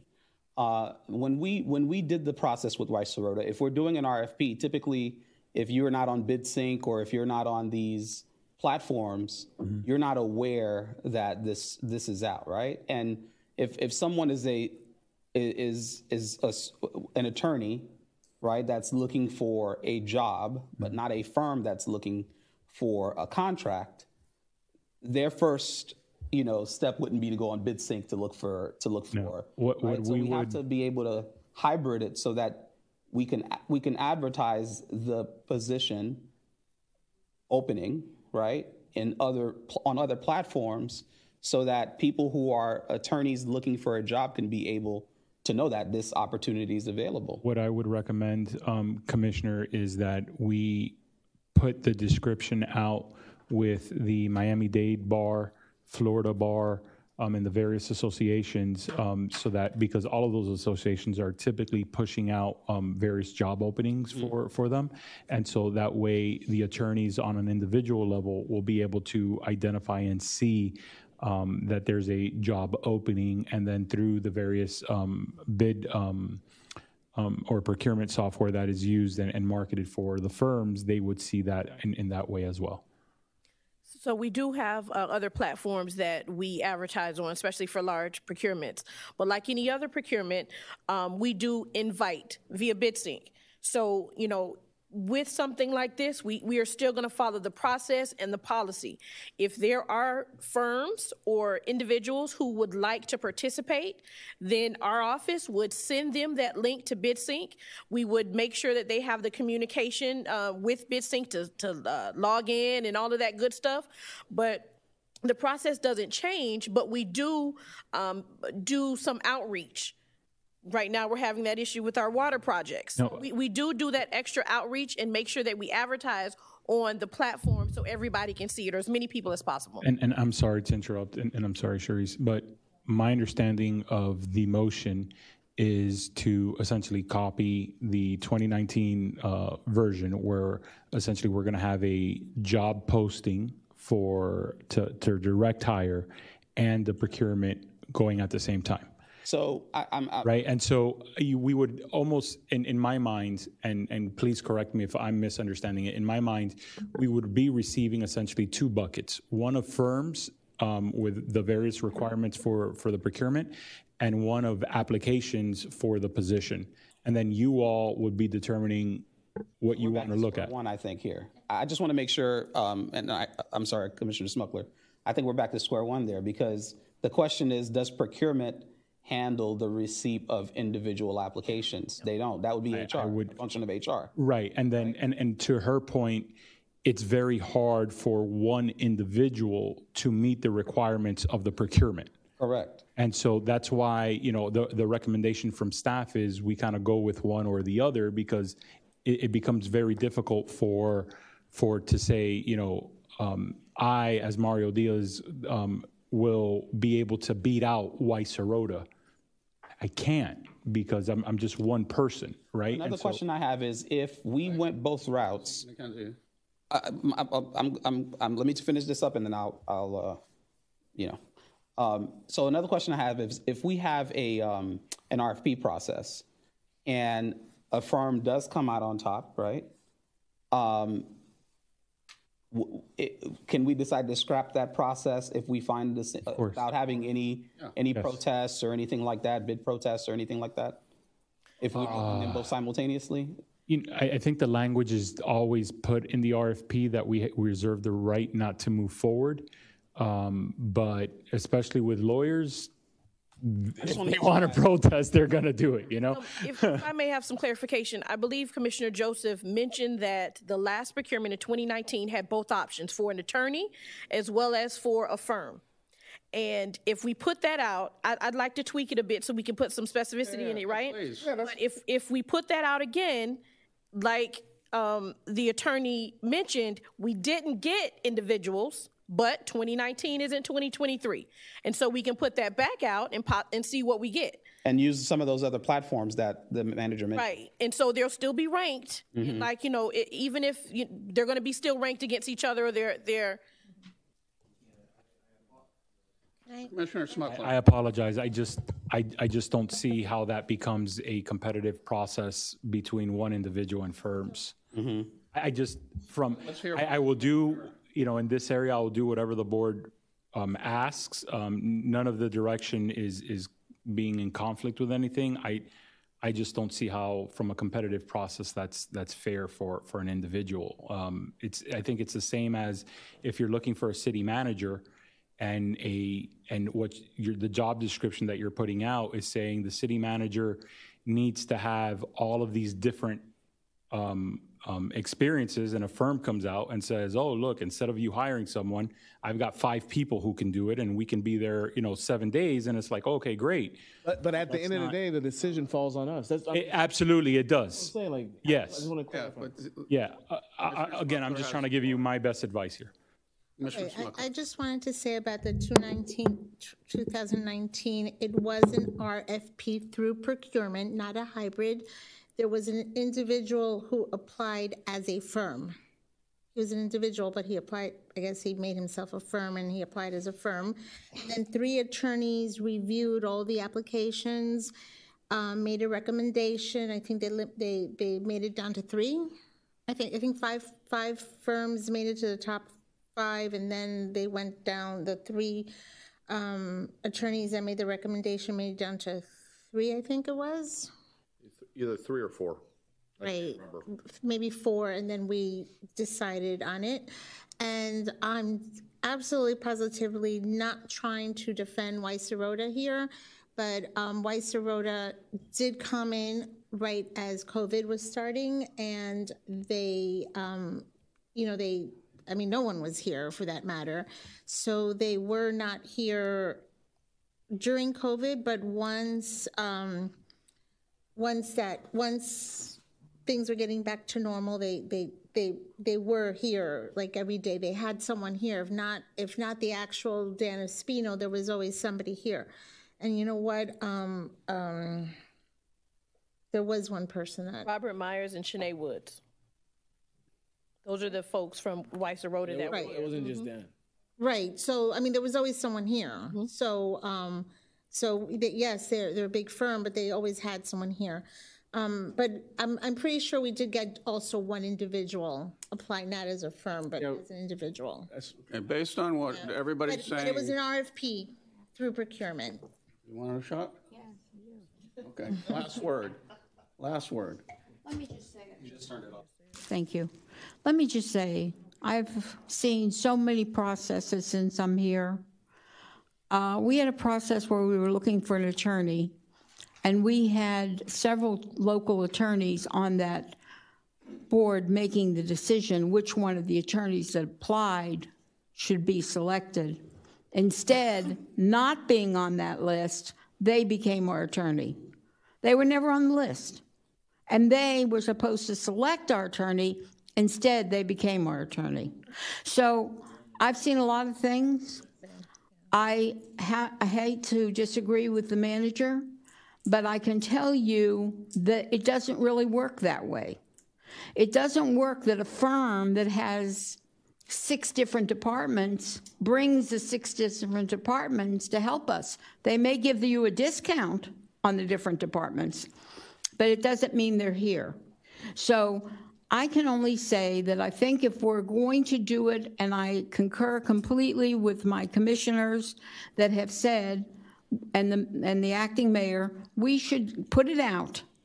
And then let's see who comes in, because this is a different time where people today in this economy are looking to have a profession and a job, and it could be a whole different ballgame. The main thing North Miami Beach needs is an attorney that will take care of them with the knowledge that government needs, and they'll take care of them, not anybody in specific, but the entire city. And if they don't have the knowledge, they have the contacts that have the knowledge. Because there's nobody that has 100%. It's the contacts they have. So it could be an individual that has amazing contacts. That's one of the reasons that I've voted for you. You had amazing contacts. And I just think that to do it the right way for all of us and for the residents, put it out. However it comes in, we can reevaluate. If we're not satisfied, we can put it out again, a different way. But let's get it started so that everybody. Clerk, would you please reiterate the motion? Can you? Confused. I'm going to try. You're going to put it out for in-house as well as a firm. Is that correct? Yeah. Tweak. Tweak the language, but copy 2019's process. RFP. Thank you. Clarification, so it's going to be one, it's not going to be two, because it's really not fair. I agree with the manager, it's not fair, and you may not get individuals apply, because why would you compete against a firm? If you're strong, I think if the desire is that you want an in-house, it's going to happen. And if you're strong, you think you're good, you're going to compete. But they don't know, they're not watching, they don't know that we're interested in doing. I think, well, to your point, right? I think anybody that sees this posting is going to look and review this meeting and understand that we're looking for someone sincere, as Commissioner Smith pointed out, that cares about the city, and they might have the great context to do it where they're the ones that can do it, that they could surpass a firm's package. So What's wrong with doing it both ways? But that's what we're. No, putting it out for both ways. What's wrong with putting it out for both ways? Why do we have to just do one? Why can't we say we're looking at in-house and we're looking at That's what we're doing. That's what we're doing. No, I'm saying That's just I said it wrong. I'm sorry. I said it wrong. Why don't we let them know that we're interested in having firms apply and then also having individuals apply? We'll make that clear in the scope that we put out there, that the city is looking to hire either a firm or an in-house attorney. But the process in order to apply for the job or respond to the bid will be through the procurement process. We will advertise that not only in the typical procurement platforms, but we'll also make sure that that is pushed out to the various bar associations and ask that they distribute that to their members so that individuals are also aware of the process that they can participate in. Does HR also have to advertise it or just? No, it all falls under the same bucket. Okay. Even though if we hired an individual, it would technically be HR. And we do, in that process, we do specify that we want them to be here 5 days and the scope will dictate we X want amount of dollars that we're offering and so on. 5 days a week, 40 hours a week minimum. Let's call the question. Roll call, please. I don't know that we need a vote. I think we have direction. In regards to okay, you got the direction? You're clear? Yes. I think so. All right, Commissioner. I just want to clarify, last time we were able to get responses within a certain period. Sorry, last time we were able to get responses within a certain period of time. I don't want this to be like a 6 month type process that we can put this out as quickly as possible and get bids on a rolling basis if possible. You understand what I'm saying or no? So the procurement process doesn't happen in terms of a rolling process. No, but what I'm saying, okay. What we can do is, because of the depth of this procurement, I will put it out for anywhere from 30 to 45, maybe even 60 days. So that gives firms and individuals enough time to be responsive as possible, as well as we will conduct a pre-bid meeting so they can ask and we can answer the questions in a timely fashion. I think 45 days is more than enough time for people to. Okay. Whatever your normal. Whatever the normal times, go for it. Okay. All right. And then we'll set the timeline, and then I'll provide the commission with a memo to let you know that we're commencing and it's going out, and this is where all the dates are so that you're aware of that timeline as well. Great. Okay? Thank you. I just want to ask one more question. When we did it last time, we didn't do anything through HR at all? How did? I don't know. No, because we did it through procurement last time. To my knowledge, that procurement was a regular procurement, and it was evaluated and awarded. That applied, it didn't have to go through HR. I think you have to look. I think you guys have to look back in 20. And I'm going to take a verify. We will. Because I think it did go to HR.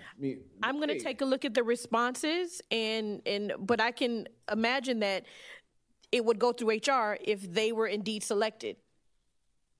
If they weren't selected, then, or they were the top ranked, I can't imagine why it would go to HR at that point. So we're gonna take a look at those responses and who the firm or individual / firm was, and see how I'm just that went. saying, I don't think procurement should be looking at individuals when it should be HR. That's just my. So I gather that the direction. if the individual that responds is top ranked, then I suppose that and awarded, then that will go to HR at that point. So they would still have to be ranked if they're responding to the RFP. Right. Okay, you have your direction. Thank you. Next item, 15.3, forensic audit of the city's fiscal activities via financial consulting firm.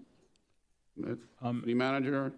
Acting Mayor and Commissioners, last month again, the Commission requested that staff take a look and do some initial review of what it would cost or take to hire a forensic audit services. Our procurement department went through, took a look at what a forensic audit, some of the key elements of that, did some market research on that as well.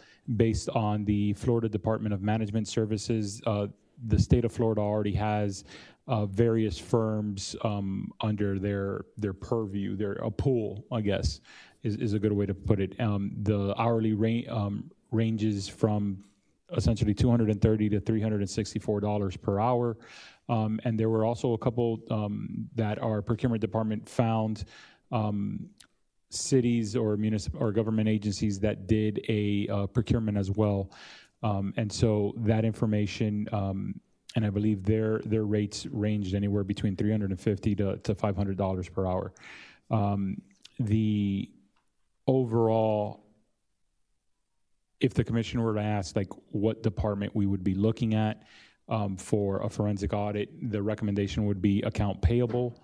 And we can either piggyback on any of the municipal or the state contracts that are available, or we could do an RFP process. It's whatever the will of the commission is. Commissioners? Phyllis? You know, Mr. Manager, I'm going to have to rely on you. I have not reviewed the report that we got from Mr. Pizzi, but once I review that report, then I'd like to sit down with you and see what departments should really have a forensic. And I don't want to overlook it, because if there was something here that was really to the detriment illegally, we need to make sure it's taken care of. We can't ignore it. It may cost some money, but you know what? To keep us righteous, that's what we'll have to do. That's what we'll have to do. So I'm going to rely on you to help me decide what departments and what's needed. So to piggyback off of that, are you saying you're going to come back and make more recommendations, or are you asking us to vote on something now? What are you saying? No, I'm just bringing back the information that the commission asked. I will be glad to work with any commissioner that wants to further explore the topic, but I'm just bringing back the information that was requested. But at some point, you would have to come back and request a vote. Correct. Okay. And I also wanted to bring back also in that same conversation how that would differentiate from what Tallahassee would do. Okay, and whether or not there is a difference. Because number one, is there a difference in the scope of work? And is there a difference in cost? If Tallahassee does it, are they asking to get reimbursed for the work that they do? So I want to see those comparisons. Absolutely. We can dig a little further. Just from my recollection, we would still pay the state audit general if they were to do an audit of the city. Right. So we would pay for that. Typically, no municipality wants the state to come in and start digging around and looking forward. Some municipalities or government agencies will go through this process independently of themselves. Instead of having an oversight board essentially come in, because that really could potentially really restrict what the commission is allowed to do or not do in its governance. So, but I mean, we that conversation was being had in the state anyways. Okay. This is not a new conversation. Okay. And even though they didn't move forward with it this past legislative session, there's the potential that they'll move forward with it the next legislative session. So I'd like to see I can what all of those options entail. And at the end of the day, you know, do you do a forensic audit only at that point to say we get to choose how we deal with it?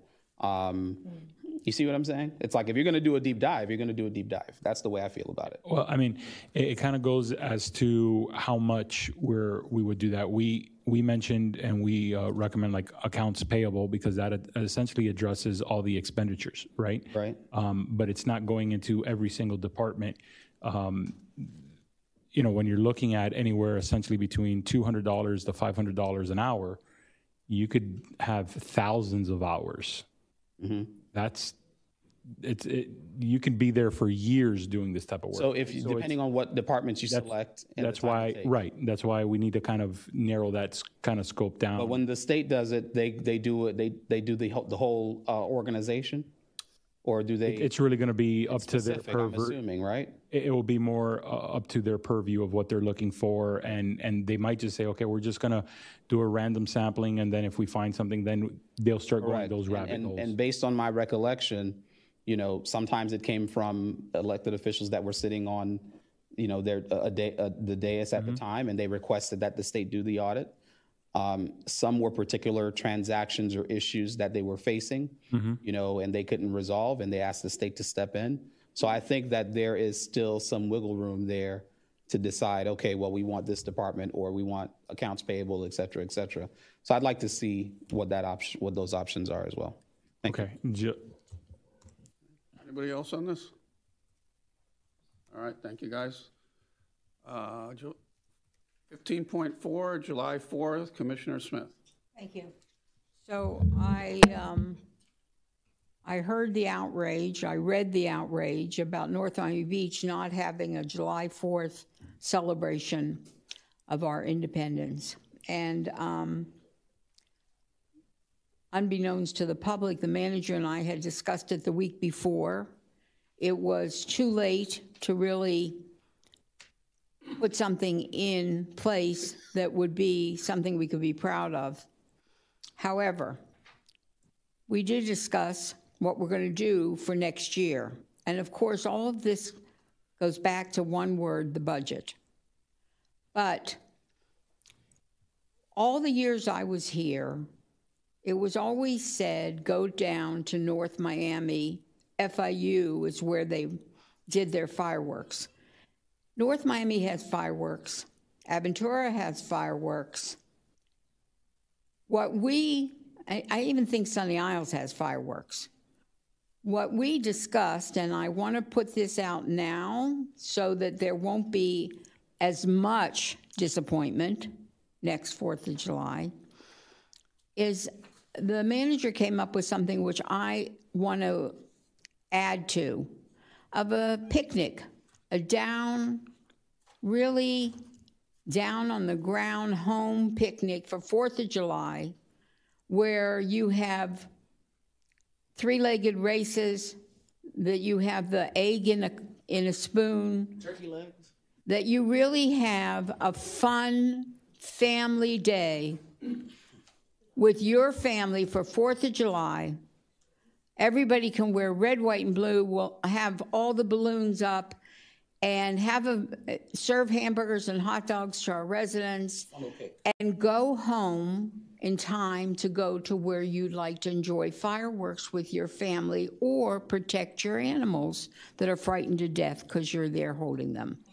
So I thought that was a great idea. I'm bringing it up in July of this year so that all the people that start to complain next July, I can say you had a whole year to tell me. So I thought it was a good idea. I want you to know there will be a 4th of July celebration in North Miami Beach if I get the majority vote tonight to go forward, and for us to make sure that we put the money in the budget and put our heads together to have the best 4th of July that everybody around us is sorry they don't live in North Miami Beach too. Is that a motion? Second. It's a motion. Second. Discussion. I'm going to take a bite. Yes, I agree that it's pretty bad that a city doesn't have something for July 4th. And Mr. Manager, here I go again, the pool. It should all be focused around the pool. All kinds of activities around the pool. Have a barbecue around the pool, what are you She's talking? describing shutdown 19th, possibly, or do at the library. Amphitheater. Amphitheater, yeah. The pool's not big enough. We're not going to have 30 families. We're going to have North Miami Beach. So the pool is not big enough to, yes, 30 years ago, they had a pool party. And 30 years ago, they had the tables around the pool. But it's not going to be big enough now to accommodate that kind of a thing where you have a 3-legged race, where you make a down-home barbecue like they did and make it be 4th of July. I can bring you a couple movies to watch from years ago. That's what they did in the movies. You have my support. Move forward. You know what I'm really hoping, Acting Mayor and Commissioner Smith, is that that we're up and running at Mishkan next year this time. Oh, that's a perfect place to have it. Because that would be the perfect place to have it. Or if the park next to the amphitheater is up and running, that we can open that up and use the amphitheater and that surrounding area to have that kind of an event. That would be really nice. Any other comments? I hope that's not wishful thinking. So, I'm sorry, I was testing with my husband. Are we doing fireworks? Did you say? No fireworks. No, okay, so, because we could always do, I think they did this in New York with the drones. That's at night. That's at night. She's saying, do party in the day, go watch your fireworks wherever you want at night. Have your picnic, have a down-home picnic. We'll have checkered tablecloths. It'll be a lot of fun. Apple pie eating and so on and so forth. Hot dog contest. How many hot I dogs did try to can put you this, Guys on stilts. I did try to put this in the budget in 2019. So this is the planning committee right here. You got the planning So it's committee. moved and it's seconded. All those in favor? Aye. All right, next. Thank you all. City Manager's Report. 16.1, City Charitable Donation Policy. Commissioners, this was a policy where we looked at what the city had done in the past. There's already a resolution that dictates how charitable donations from the city to organizations should be carried out. So this policy, all it did was memorialize that process. And so there are 3 that we're trying to work through right now that my staff is aware of. One is the Humane Society. The other is the North Miami Beach Band. And there's another, it had to do with helping to teach kids within North Miami Beach for reading, I believe, or something like that. Their name escapes me right now, but those are the 3 that we're trying to work through, and we'll be bringing that back to the commission in order to apply. So at any time, hopefully, if there are organizations that are requesting some type of charitable donation, it can be part of the budget process, and we can budget accordingly. But should something else come up, then those applications, I think the resolution read that if it's over $100, essentially that comes back to the commission for approval. So it's just advising you, we're putting the policy in place to read by what the resolution, and I think that resolution was in 2014 that it was passed. And so we're just doing that so that you all are aware.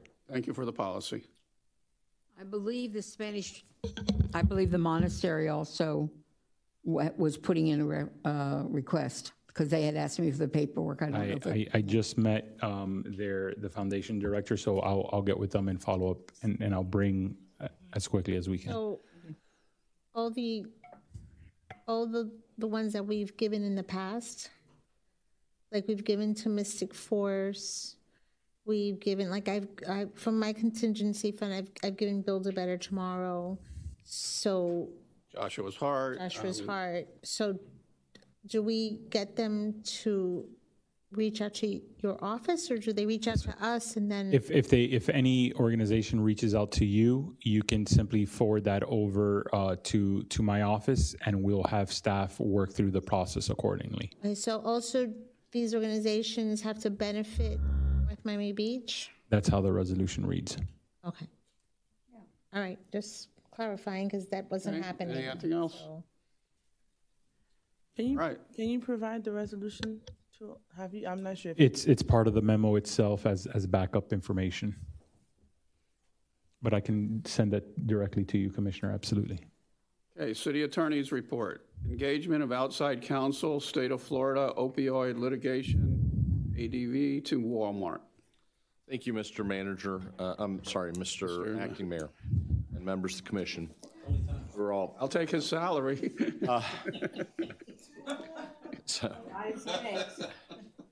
as you may or may not know, the state of Florida and a number of different states across the country have been in litigation with various entities associated with the opioid crisis, and currently there is in the process of being negotiated and finalized a settlement agreement between those entities, which includes the state of Florida and Walmart as one of the entities that engage in the distribution of the, opioids improperly. We have been approached by the law firm of Kopowitz Ostros, which is a law firm that's part of a consortium of law firms, as well as the state of Florida itself, the Attorney General's office, that has inquired as to why the city of North Miami Beach is not a party to or participating in the settlement and the distribution of monies that are resulting from that settlement that then can be used by the city for specified purposes as set forth in the settlement agreement. So I wanted to bring that matter to your attention, get your authorization to participate in that settlement agreement, that process, receive the benefits of it, and indirectly engage outside counsel to represent the city's interests in that litigation. It's primarily headed up by the Attorney General's office, but as I said, there are a number of different law firms that are part of that, and so I wanted to make sure that you were aware of that was consistent with the language in the charter about informing you of engaging outside counsel, getting your authorization to do so, and participating in the settlement agreement and getting monies for the city. Does it cost us anything? No, the law firms are taking their money off the top. I give my consent. So, their consent to the council? Some contingency, right? Yes. So the way you spoke, are you saying that the settlement, there's not an agreement as of yet? They're in the process of settling it, and so that's why the law firm has reached out to us and said, time to get on. Yeah, definitely. What he's saying is basically those commercials, like, if you've been damaged by this. Right, of course. And okay.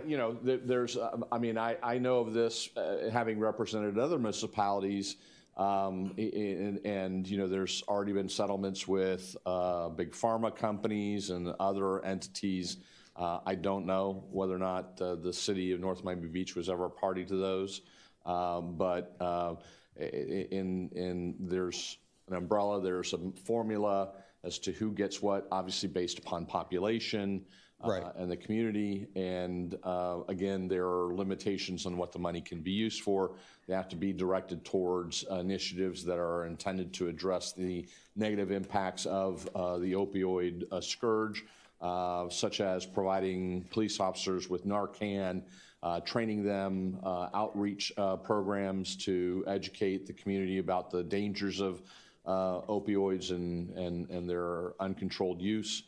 Things of that nature that we would obviously make sure that we were in compliance with if you all direct me to go ahead and participate in the settlement and to engage in this process without the council. So just one question, just for information.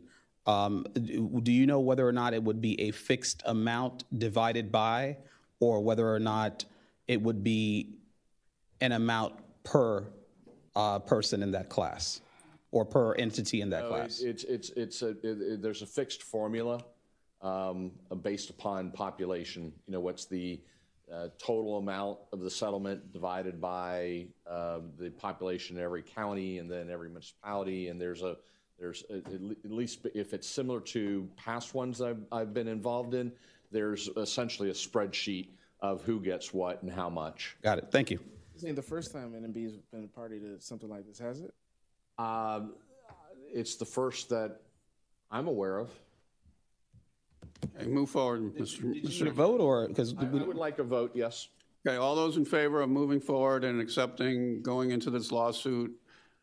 So the lawsuit, it's really the settlement, and it's almost all those in favor say aye. Aye. Aye. Thank you. Motion passes. Was there a motion to? Yes, there was a motion. Who made the motion? It was Commissioner Smith who made the original motion. I don't know if I heard a second. Didn't you second it? Second. Sorry, Andres. The clerk reminded me.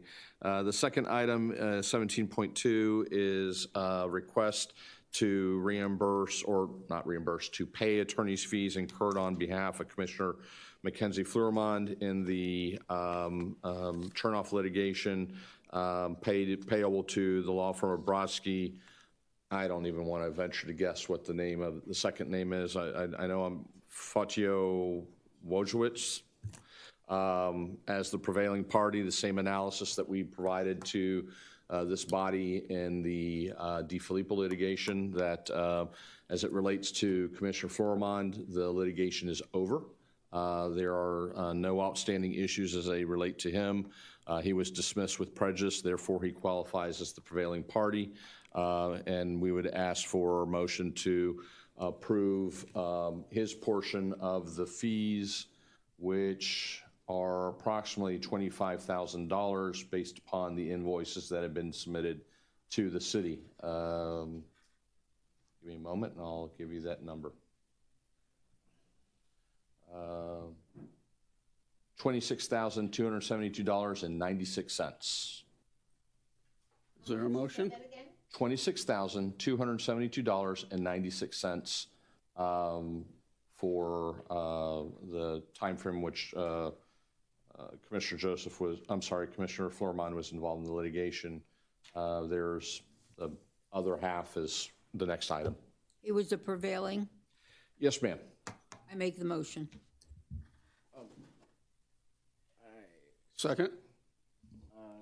Yeah, and to the issue of the conflict, there's yeah, I know. Hang on. Yeah. Hang on. Sir? I remove my motion. All right. I mean, well, you have a motion and a second, then you have discussion. I removed my motion. Okay, does anybody want to make a motion? Mr. Joseph, do you wish to ask a question? I'm here to answer and explain as best as I can. Is there a motion from the council to approve it? Okay, so can Commissioner Smith make the motion? Yes, you may. Is there anything wrong with her motion? You moved it. I removed my motion. You removed it because? I wanted to. Okay, perfect. All right. So can anyone make the motion? Anyone can make the motion. Anyone up here can make that motion? Yes, there is no, to what I believe might have been a concern by Commissioner Joseph or anyone else, is that as the case relates to Commissioner Flourmond, it's over. No one receives a benefit to the vote on this matter except the attorneys who's going to get paid. But to be clear, right? To be clear, and I just want to be very transparent, right? Yes, sir. Speak into the mic if you want to be transparent. Yes, sir. All right. Anyways, in regards to being transparent, because I just want us to understand that we're not creating a self-inflicted thing that could be an issue, and the fact of what has been told to us from the judiciary, because for me, at least from, and the thing is, look, as an attorney, I got to be very careful. Like there's a different aspect I got to be very protective of that, my colleague doesn't necessarily have to deal with. So there is a situation where, for example, the municipality and a person that is of it is a party to something, and there's a contract. There's an actual contract, not something where it was done outside or whatever, but it was executed with the fact of that, hey, I'm entering in this contract with this individual to provide X service.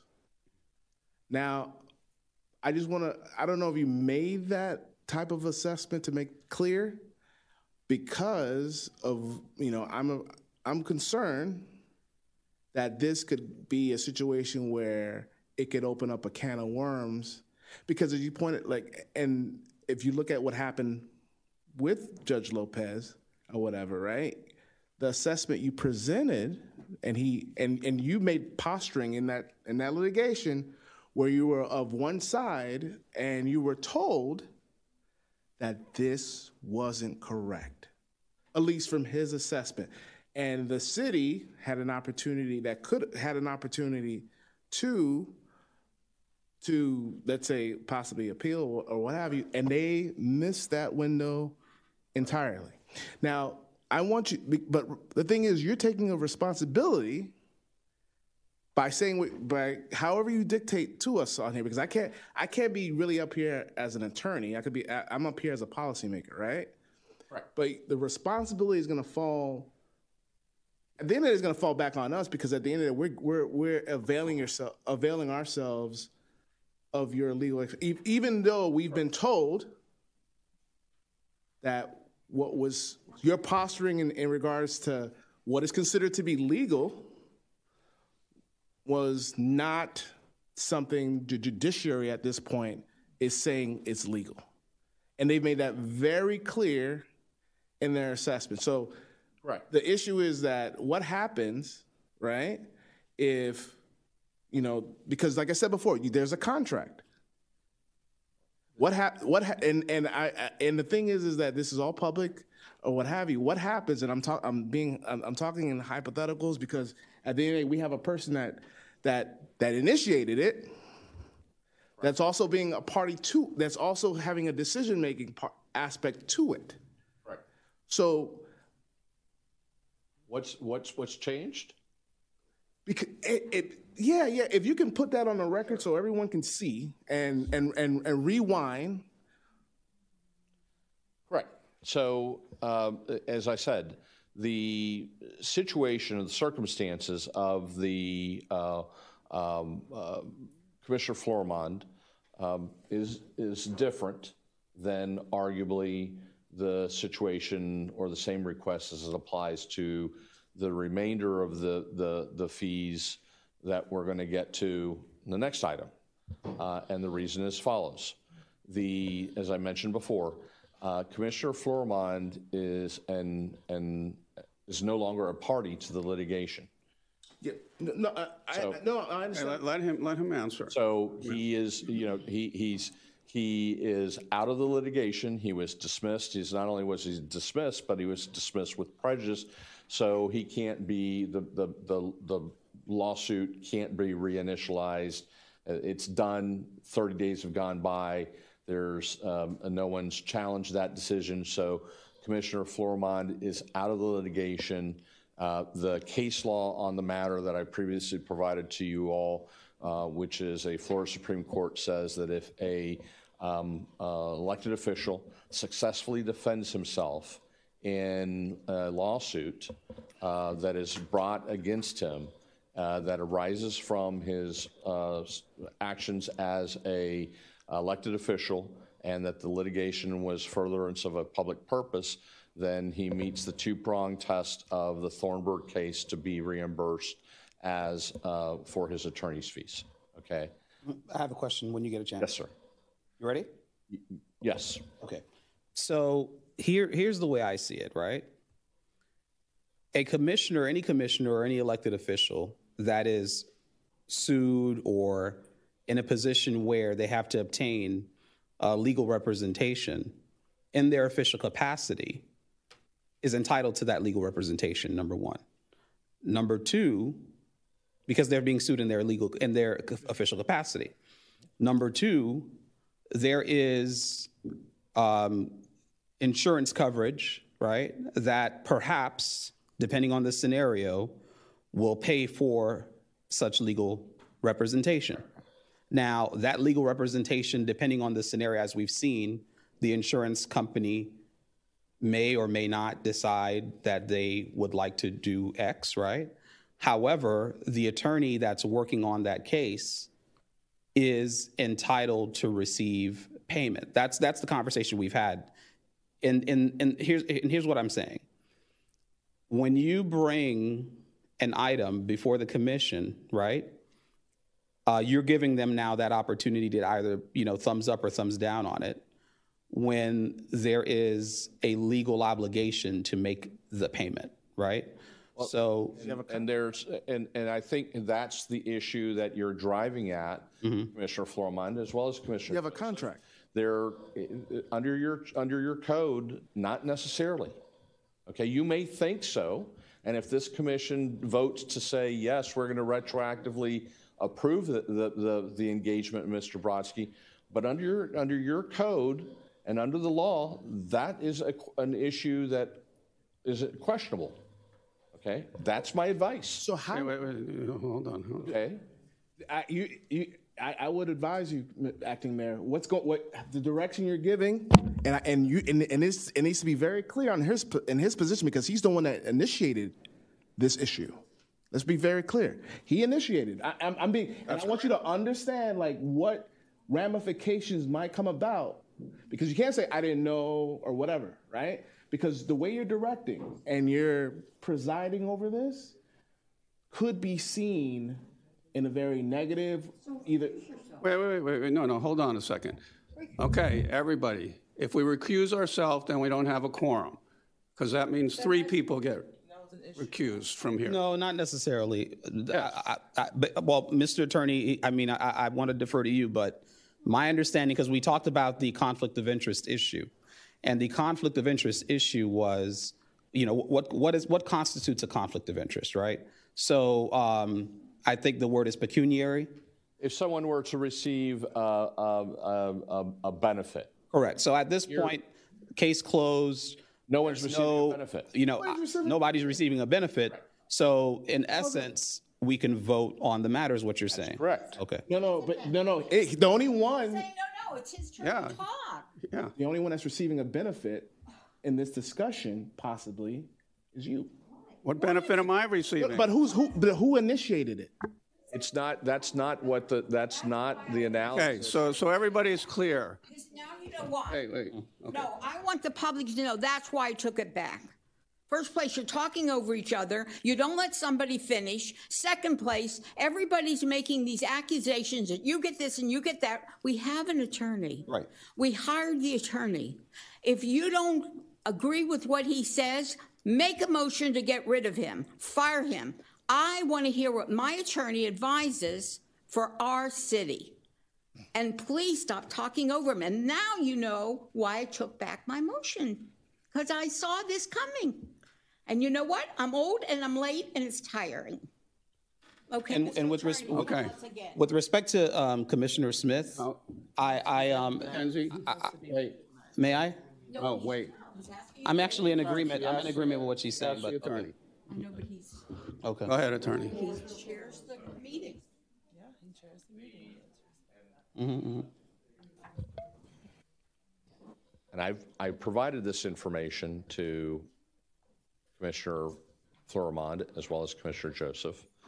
I've provided the information to the commission that there's 2 ways for this issue of payment of the attorney's fees to be resolved.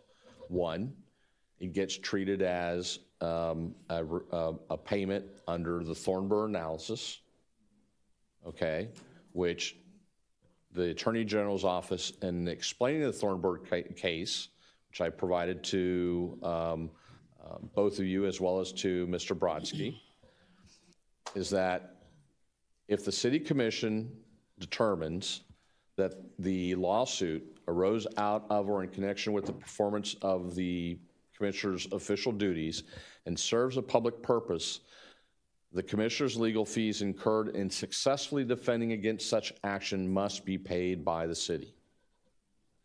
So you fall within that criteria. Correct. And that's my advice.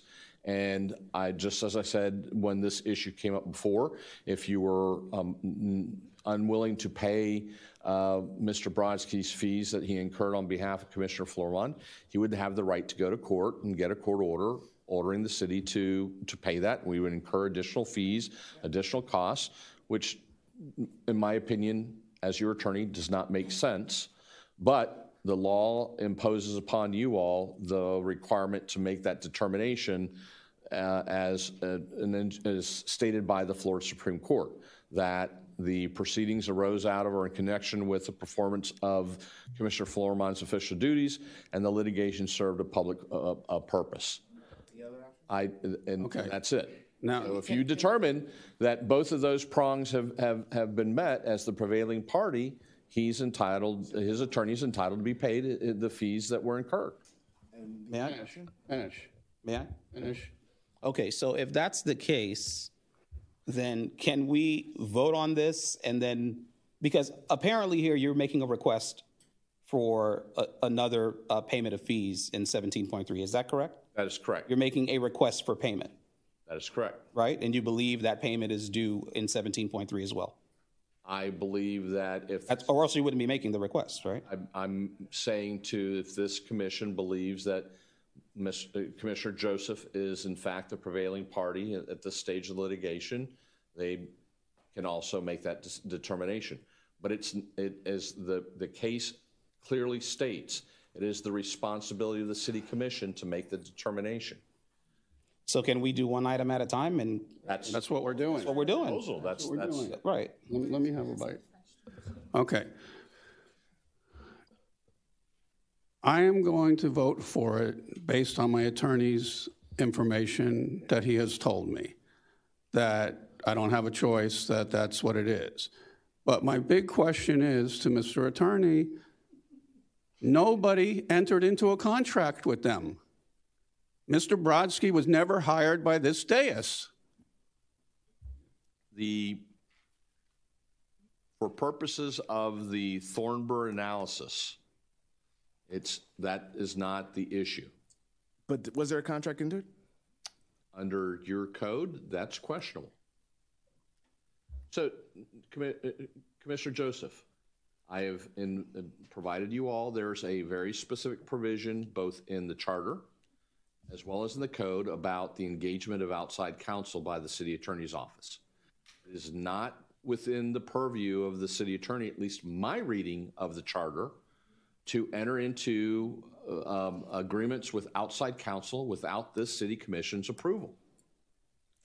Period. No. Let him. Okay, that's what I can. But he's saying that that's never happened, and Stephen Hunter Johnson was hired like We're that. not asking if it ever happened. No, but he's saying that that's not. But he's saying my predecessors. What I do know in my conversations with the clerk, my conversations with Ms. Johnson, who was the city attorney prior to Weiss Rhoda and Mr. Ottenott, is that in past practice, the city attorney's office has provided and did in fact provides the city commission, I think it was in either 2019 or 2020, a list of outside law firms that the city commission at the time voted on as the approved list of outside counsel. And Stephen Hunter. Okay, no, wait. I had the floor. Okay. All right. So again, you're telling me that we need to vote for it. And again, Phyllis, you have the next word. Thank you. First place, if the commissioner will just wait till he recognizes you, I would appreciate it, because we can't hear what you're saying, and because you speak over what somebody's trying to finish. We have a presiding head of this commission, and he's the one that's going to determine it. That's very important, because the public has a right to hear it all. I have had discussions with the attorney. I was here when we voted on that list. I can tell you that my biggest question was his name on the list? And the answer is no. So therefore, there had to be a vote from the commission to actually go and pick somebody else and spend the city's money, tax dollars, on an attorney. And there was, to my understanding, I wasn't here, there was no vote. So is he entitled to the money when he was not really voted to be hired? In my mind, that's questionable. But when I spoke to the attorney and he said that the result could be litigation, more expense to the city, I thought it was a simple, easy, let's take a vote. He's a prevailing cause. We're done with it. Let's give him the money. Now it's turning out, Commissioner, I'll wait for you to finish. If we all did that, we'd have no dais up here.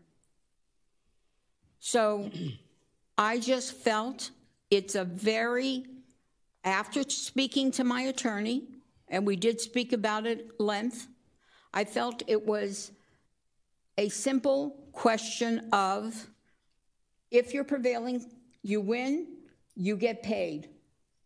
He won, according to the attorney, by the fact that it didn't go further. His attorney gets paid. And therefore, it was a pleasure to bring it forth. Seeing how it was going to jump into a conversation that has to turn everything in this city negative, I don't want to be a part of the negative. I don't want that. I didn't run for that. I'm not sitting up here for that. So I pulled my request. If this is going to be a simple thing and we're going to vote on it, which I would like to call the question, let's vote on it and go from there.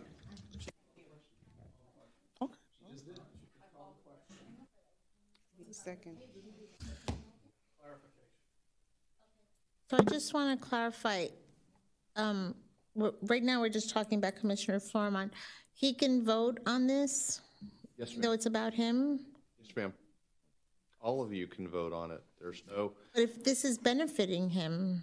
It's not benefiting him. The litigation is over. You're making the determination as a whole that the two-pronged test of Thornburg has been met, that the litigation in which you're paying these attorneys' fees arose from a lawsuit or involved a lawsuit arising from Commissioner Florimon's official actions.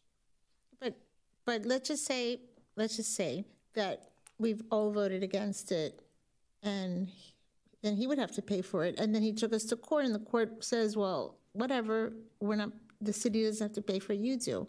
So at the end of the night, it could be that he has to pay for it. That's not.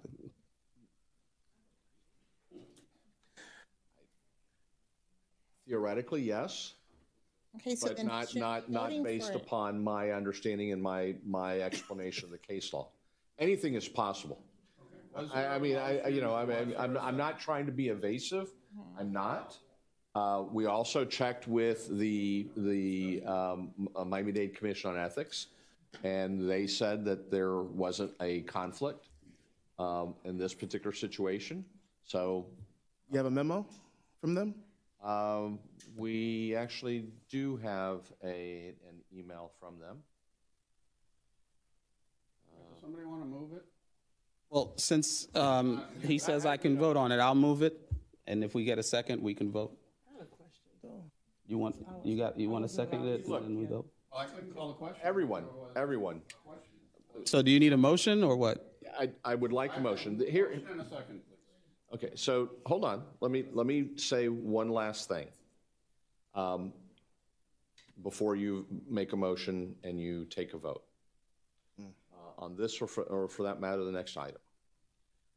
I have tried to, and I've given all of you my best advice on this subject.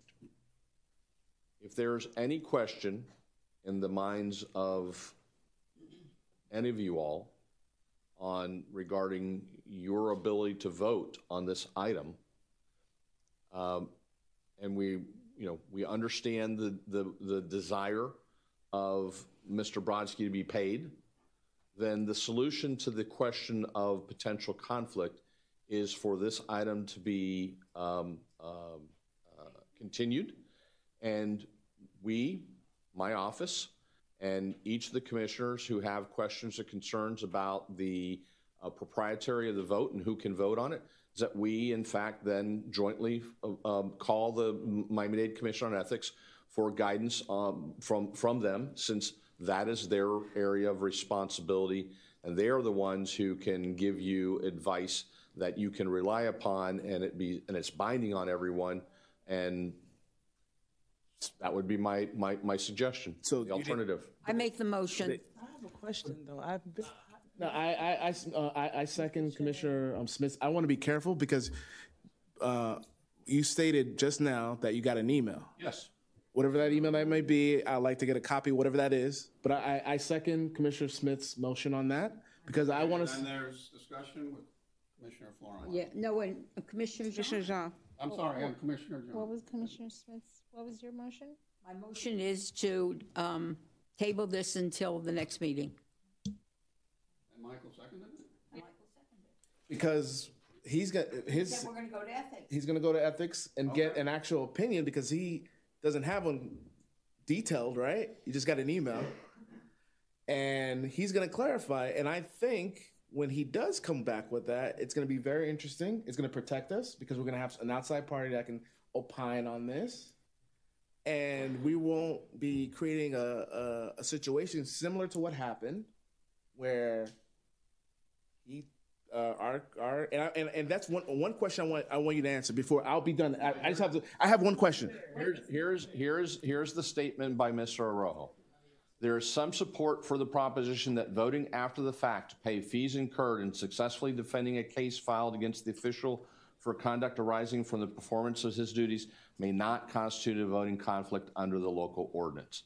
He does suggest that we communicate with his office further, and that's my suggestion. And I made the motion we do exactly that. You made a motion to table. To table it. Michael seconded. For whatever purpose. Items. We can table both. We didn't get to the second one yet.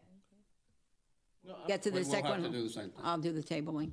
I would. In favor of tabling it? I'm sorry. Go ahead. That's fine. We can move forward. All right. All those in favor? Aye. Anybody else? Aye. We're tabling. Is that what we're voting on? Yeah. So we're going to table it. No, if we have four. The way he described it is it's not. It's we're actually giving him direction to go to ethics to get clarification on what we can. If we want to go further, it's said that the first. No, that's not what I second. Table it to go to ethics. No, she's saying something completely different from what I. I'm tabling it till next month. I didn't give a reason why. I'm tabling this discussion until next month. And I will get with all of the affected commissioners and communicate with the Commission on Ethics to get a formal binding opinion that each one of you can rely upon as to whether or not you have the ability to vote on either one of these items moving forward. It would be my strong advice that given the questions and concerns voiced by many of you, that would be the best course of conduct to give you all some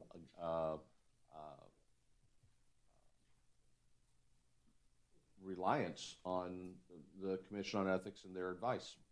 And I just have one last thought, Mr. No, I'm going to stop it. No, but there's one thing that I have to clarify. Ask him after the meeting. No, but I want to have it on the record. I want to be clear on this. Mr. City Attorney, I just have one question. Can you answer for me? There was this, I asked about what happened with Attorney Pizzi and what have you. You say you consulted with the clerk, right? On agreeing that, I guess what you thought was we giving you the commission at the time. Was the direction given to me with respect to paying those fees? No, I want it, but Madam. Oh, stop. No, but. Okay, table means table. Yes. Okay. Till the next Motion meeting. to table in a second. All in favor? Aye. Any opposed? Well, it's gonna come back next until the next meeting. To the next meeting. Yes? All right. Passes 4-2. No, passes 6-0. A silent vote is a yes vote, but I have my reasons for being silent. A silent vote The voice vote was those for and those against, and there was no one who voted against. Right. There was no one that voted against. Okay. Next one, 17.3. I would make the same recommendation. I make a motion to table. Second. Discussion, please. I have that. No, I didn't second. No, I'm just saying, I know somebody has to second it. There's a discussion. Yeah, there's discussion. I give Commissioner Jean the next. I yield my time. Okay, Commissioner Joseph. I tried. Just Madam Clerk.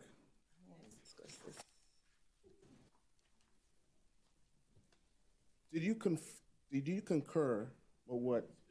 I'm sorry.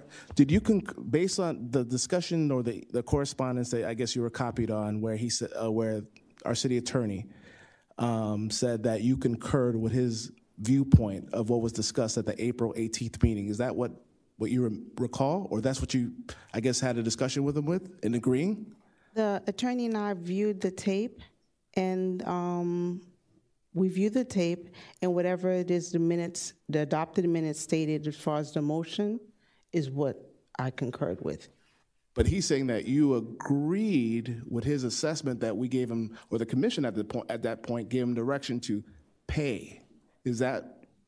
What I recall is that a few of you had asked to see the invoices before payment was to be distributed, if that's the right word.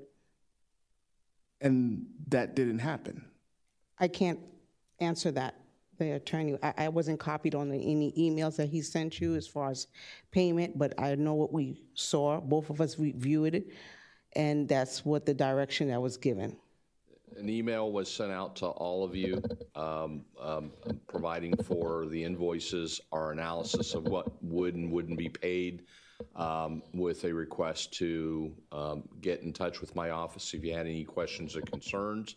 I can verify by checking my phone log, but I am probably about 95% sure I then had follow-up calls with those who took my call to ask if you had any questions, to make you aware of the email. And if you had any questions or concerns regarding the contents of that and the payment, and as well as in the email itself, which I forward you a copy, Commissioner. No, I remember, but from my understanding, received no negative or request to bring it back or otherwise not move forward with the payment of those invoices. Madam Clerk, is that what happened? Well, I can't tell you what he emailed you. You would. No, but I want to know what you recall from what you saw. Again? Yes. A few of you stated that you wanted to see the invoices before it was paid. The attorney emailed, from what I'm hearing right now, he emailed the invoices to you. But he's saying that you concurred with his assessment. Is that about this case that we just tabled? No, this is about paying attorney's fees without commission approval. He's tabling this. We're voting on tabling. no. You got a first and a second. There's a discussion. I have that right. So I just wanted to clarify. Answered, Michael. She's told you that she did not concur. That she wasn't aware of what happened once she. I answered you a couple of times. So what I'm saying to you is that, Commissioner, the attorney and I both reviewed the tape. And I remember there was directions to have the invoices presented before any payment is made. The attorney just stated that he emailed the invoices to you individually or collectively, however, and that's as far as I'm gonna go with that. Okay. Any other discussion? I have something I want to say. Go ahead. Okay.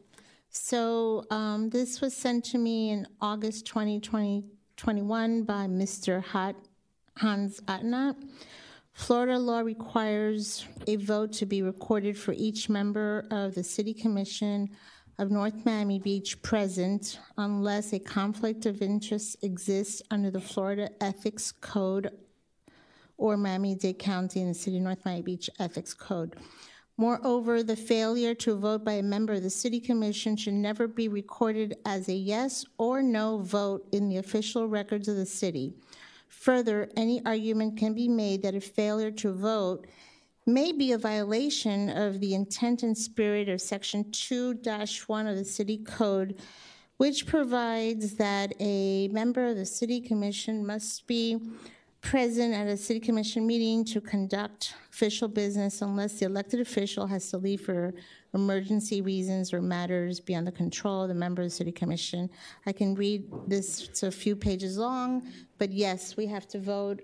Well, the reason I don't know who else was silent, but the reason I did that was because apparently the attorney says that we need to get an opinion in addition from ethics, right? That's what he's saying. And my question is, would that affect the motion to table because it's still on this particular item? Or will it not affect the motion to table? Doesn't affect the motion to It table. does. The point is that you were saying that a yes. Okay, I appreciate the clarification. No, it's not. Motion to table is just that. Okay, well, I'd like to be recorded as a yes vote on that matter. Same here. On item number 17.2. Thank you. And there's currently... There's a motion to table and a second. Discussion anymore? Yes vote or call the question? Or voice? I mean, voice or... Voice vote is sufficient as long as your vote is, you respond. Okay, all those in favor? Aye. I abstain. You got to vote. I don't have to give a reason. Of course you do. You got to vote. It's purely a procedural matter to table the item while your ability to vote substantively on the item is determined by the Ethics Commission. Okay. Okay? Thank you. So what's your vote to table? No, you don't, Florida law requires you to vote. And yes, table. Yes. Okay. Thank you. Number 18, mayor's. No, I had an addition. I need, during the previous discussion we had in a shade meeting, there was a decision or direction to bring this item here to you this evening to appoint a representative of this commission to attend the future mediations, hopefully one. As we move forward, that, as I recall, was supposed to be Commissioner Florimond, and I need a motion to that effect. Sorry, can we have, just in case, an alternate, in case for any reason, if you can't make it? Commissioner Smith. Yeah, okay, That's fine. all right. Was there who motioned it? Nominated. She was nominated. Who motioned it? And you seconded it. Okay. Michael seconded it. Fortuna made the motion. Go ahead, vote. Okay. All those in favor? Aye. All right. Before we move on from this particular subject matter, After this morning, after the shade meeting, I received an email from one of our outside counsels asking to set up a mediation in one of our personal injury lawsuits that's being handled by outside counsel, Jenny Pierre versus City of North Miami Beach. So it's a pretty straightforward tort claim, but I don't know whether or not you want to designate someone to one of your own to attend along with me and outside counsel in that mediation, or do you just want to the manager and myself be the city's attendees at that particular mediation? So that sounds like, after this, you'd be qualified basically for like 3L or something, right? So I'm gonna leave that one alone. I'll stick to the issue with the water. Okay, unless there's a vote otherwise, then it will be the manager myself who will attend that mediation. Yeah, I just received literally the request.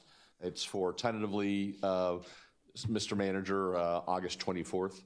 So you may want to check your calendar. So I can get back to outside counsel.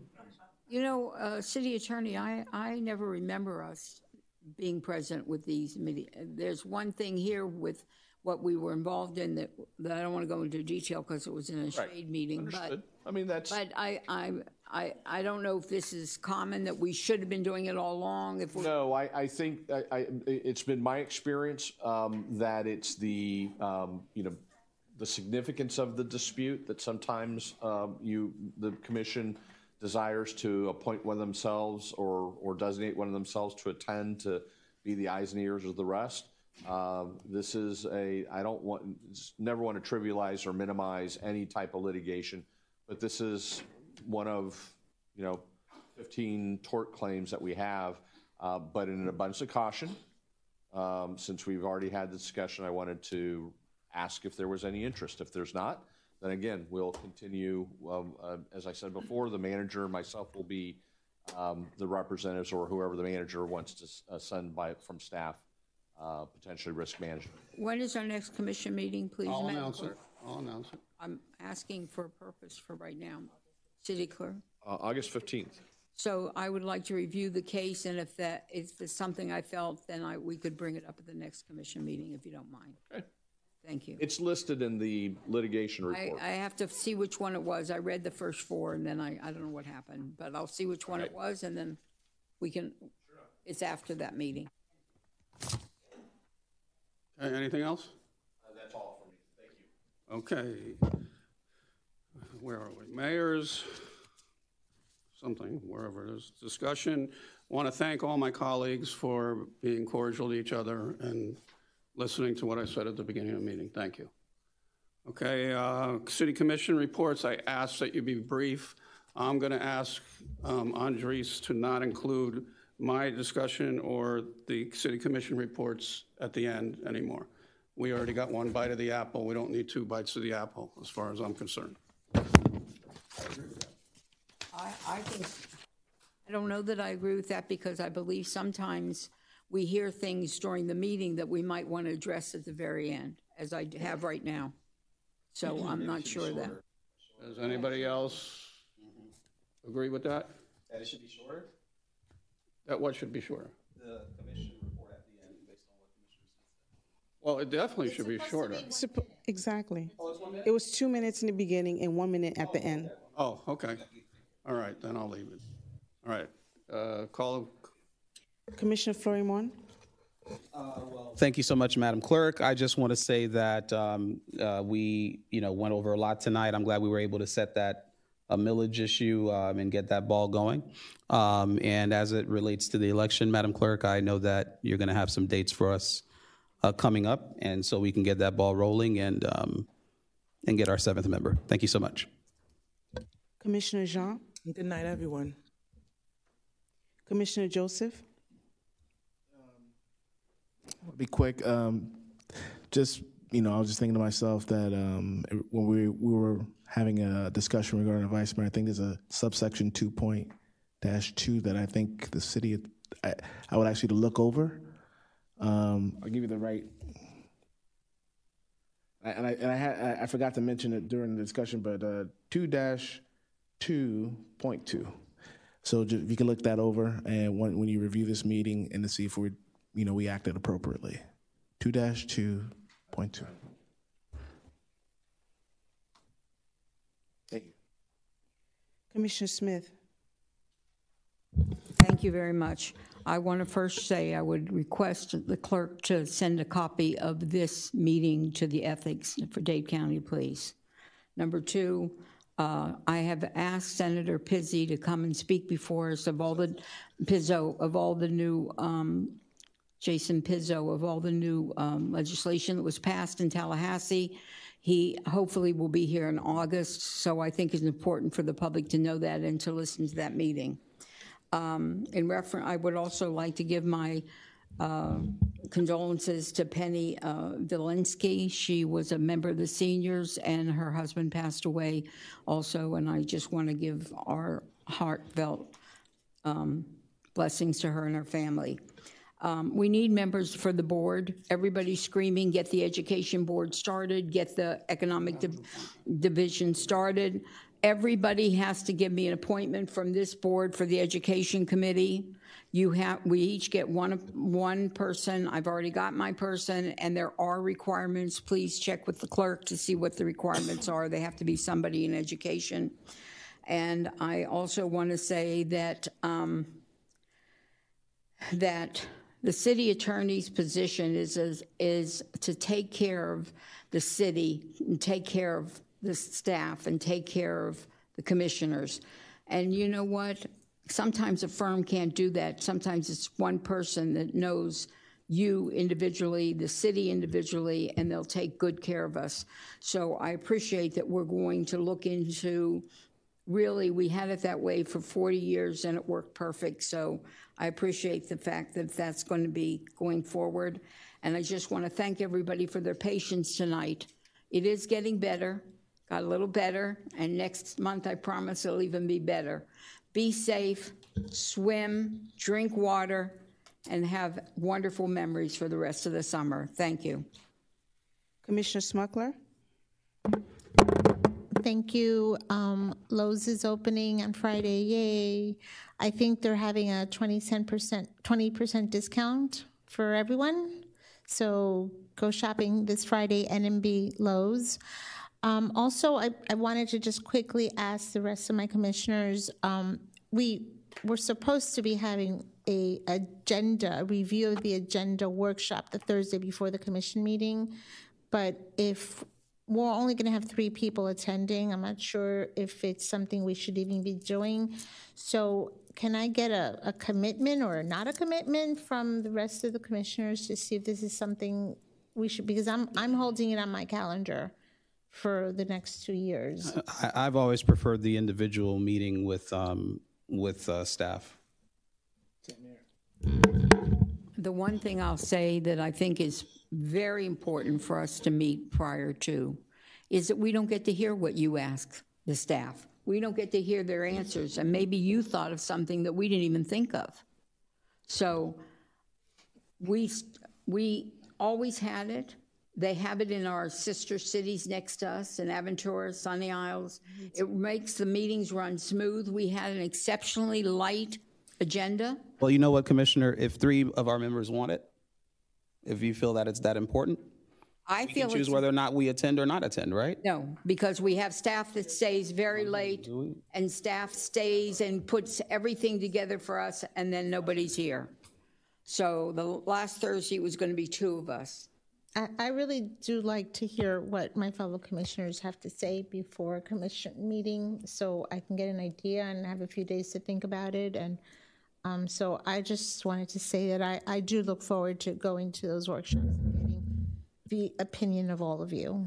Right, and my concern is the same as yours with the staff showing up for only 2 or 3 of us. If the majority of us would be there, I'd be more than happy to attend.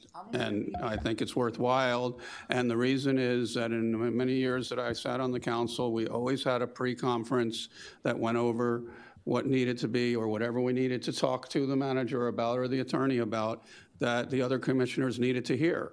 So it was always a resourceful meeting, and if my colleagues don't want to have it, then I don't think we should have it.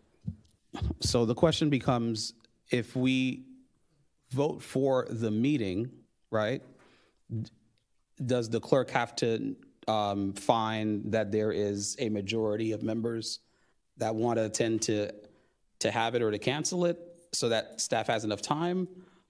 I think we need to give that leeway as well. I would agree to that. I mean, the one last week was canceled, like at 2 or 3 o'clock, Right.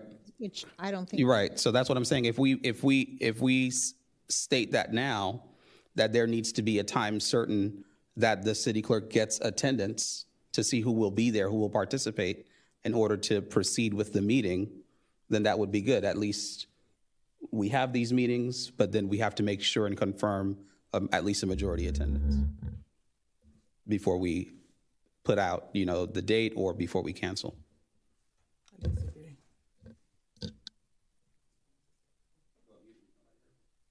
I just disagree with your point, but. As far as what part? Polling. Okay. Well, when we spoke about this the last time, I believe some individuals said that we had come to a consensus that there would be a workshop. I don't remember. That's why I had asked. I don't remember asking, but I was thinking about asking when was that actually decided. I know from what you're saying now, that was a precedent when you served that there was a workshop. But I don't necessarily remember a consensus to directing there to be continuously to bring that back. There was 4. Forward. There was 4 people. So there was a vote for that. So I was not necessarily part of that vote. Like I mentioned to the manager, I feel more comfortable sharing my thoughts one-on-one. So that's where I stand with it. But everybody needs to understand, just like there were questions tonight of when something happened, when something didn't happen. If 3 of us are here and telling the manager that we think he should go and look into something, it's not a vote to go look into something, it's giving him a suggestion.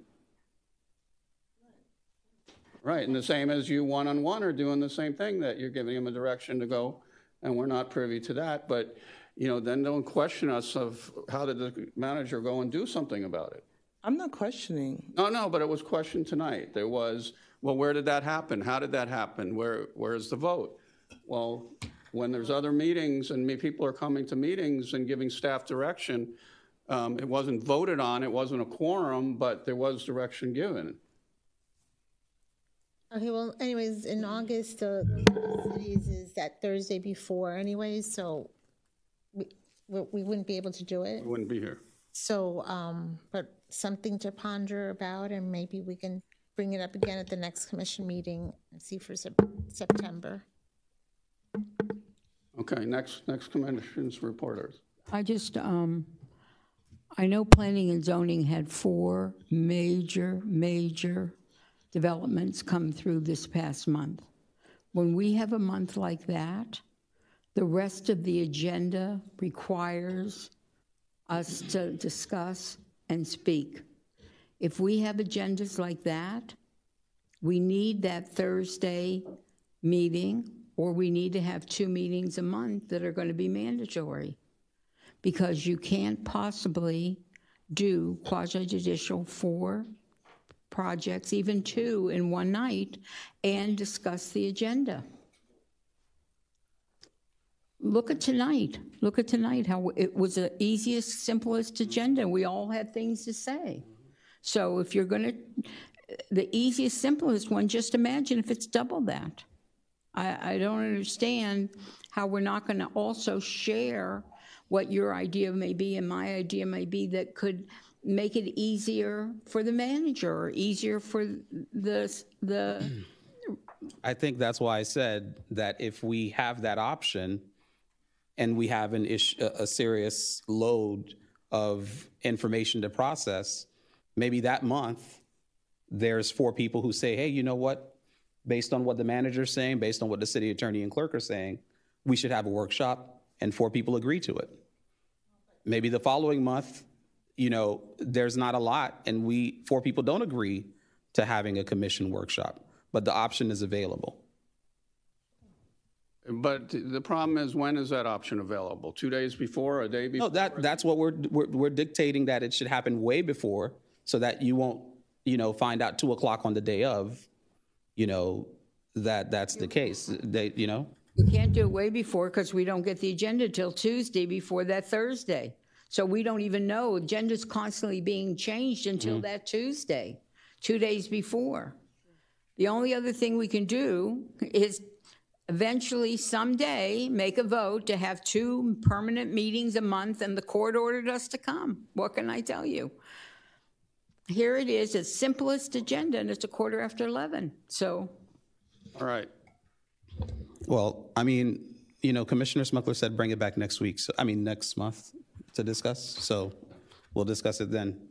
All right. September. August, you're going somewhere, right?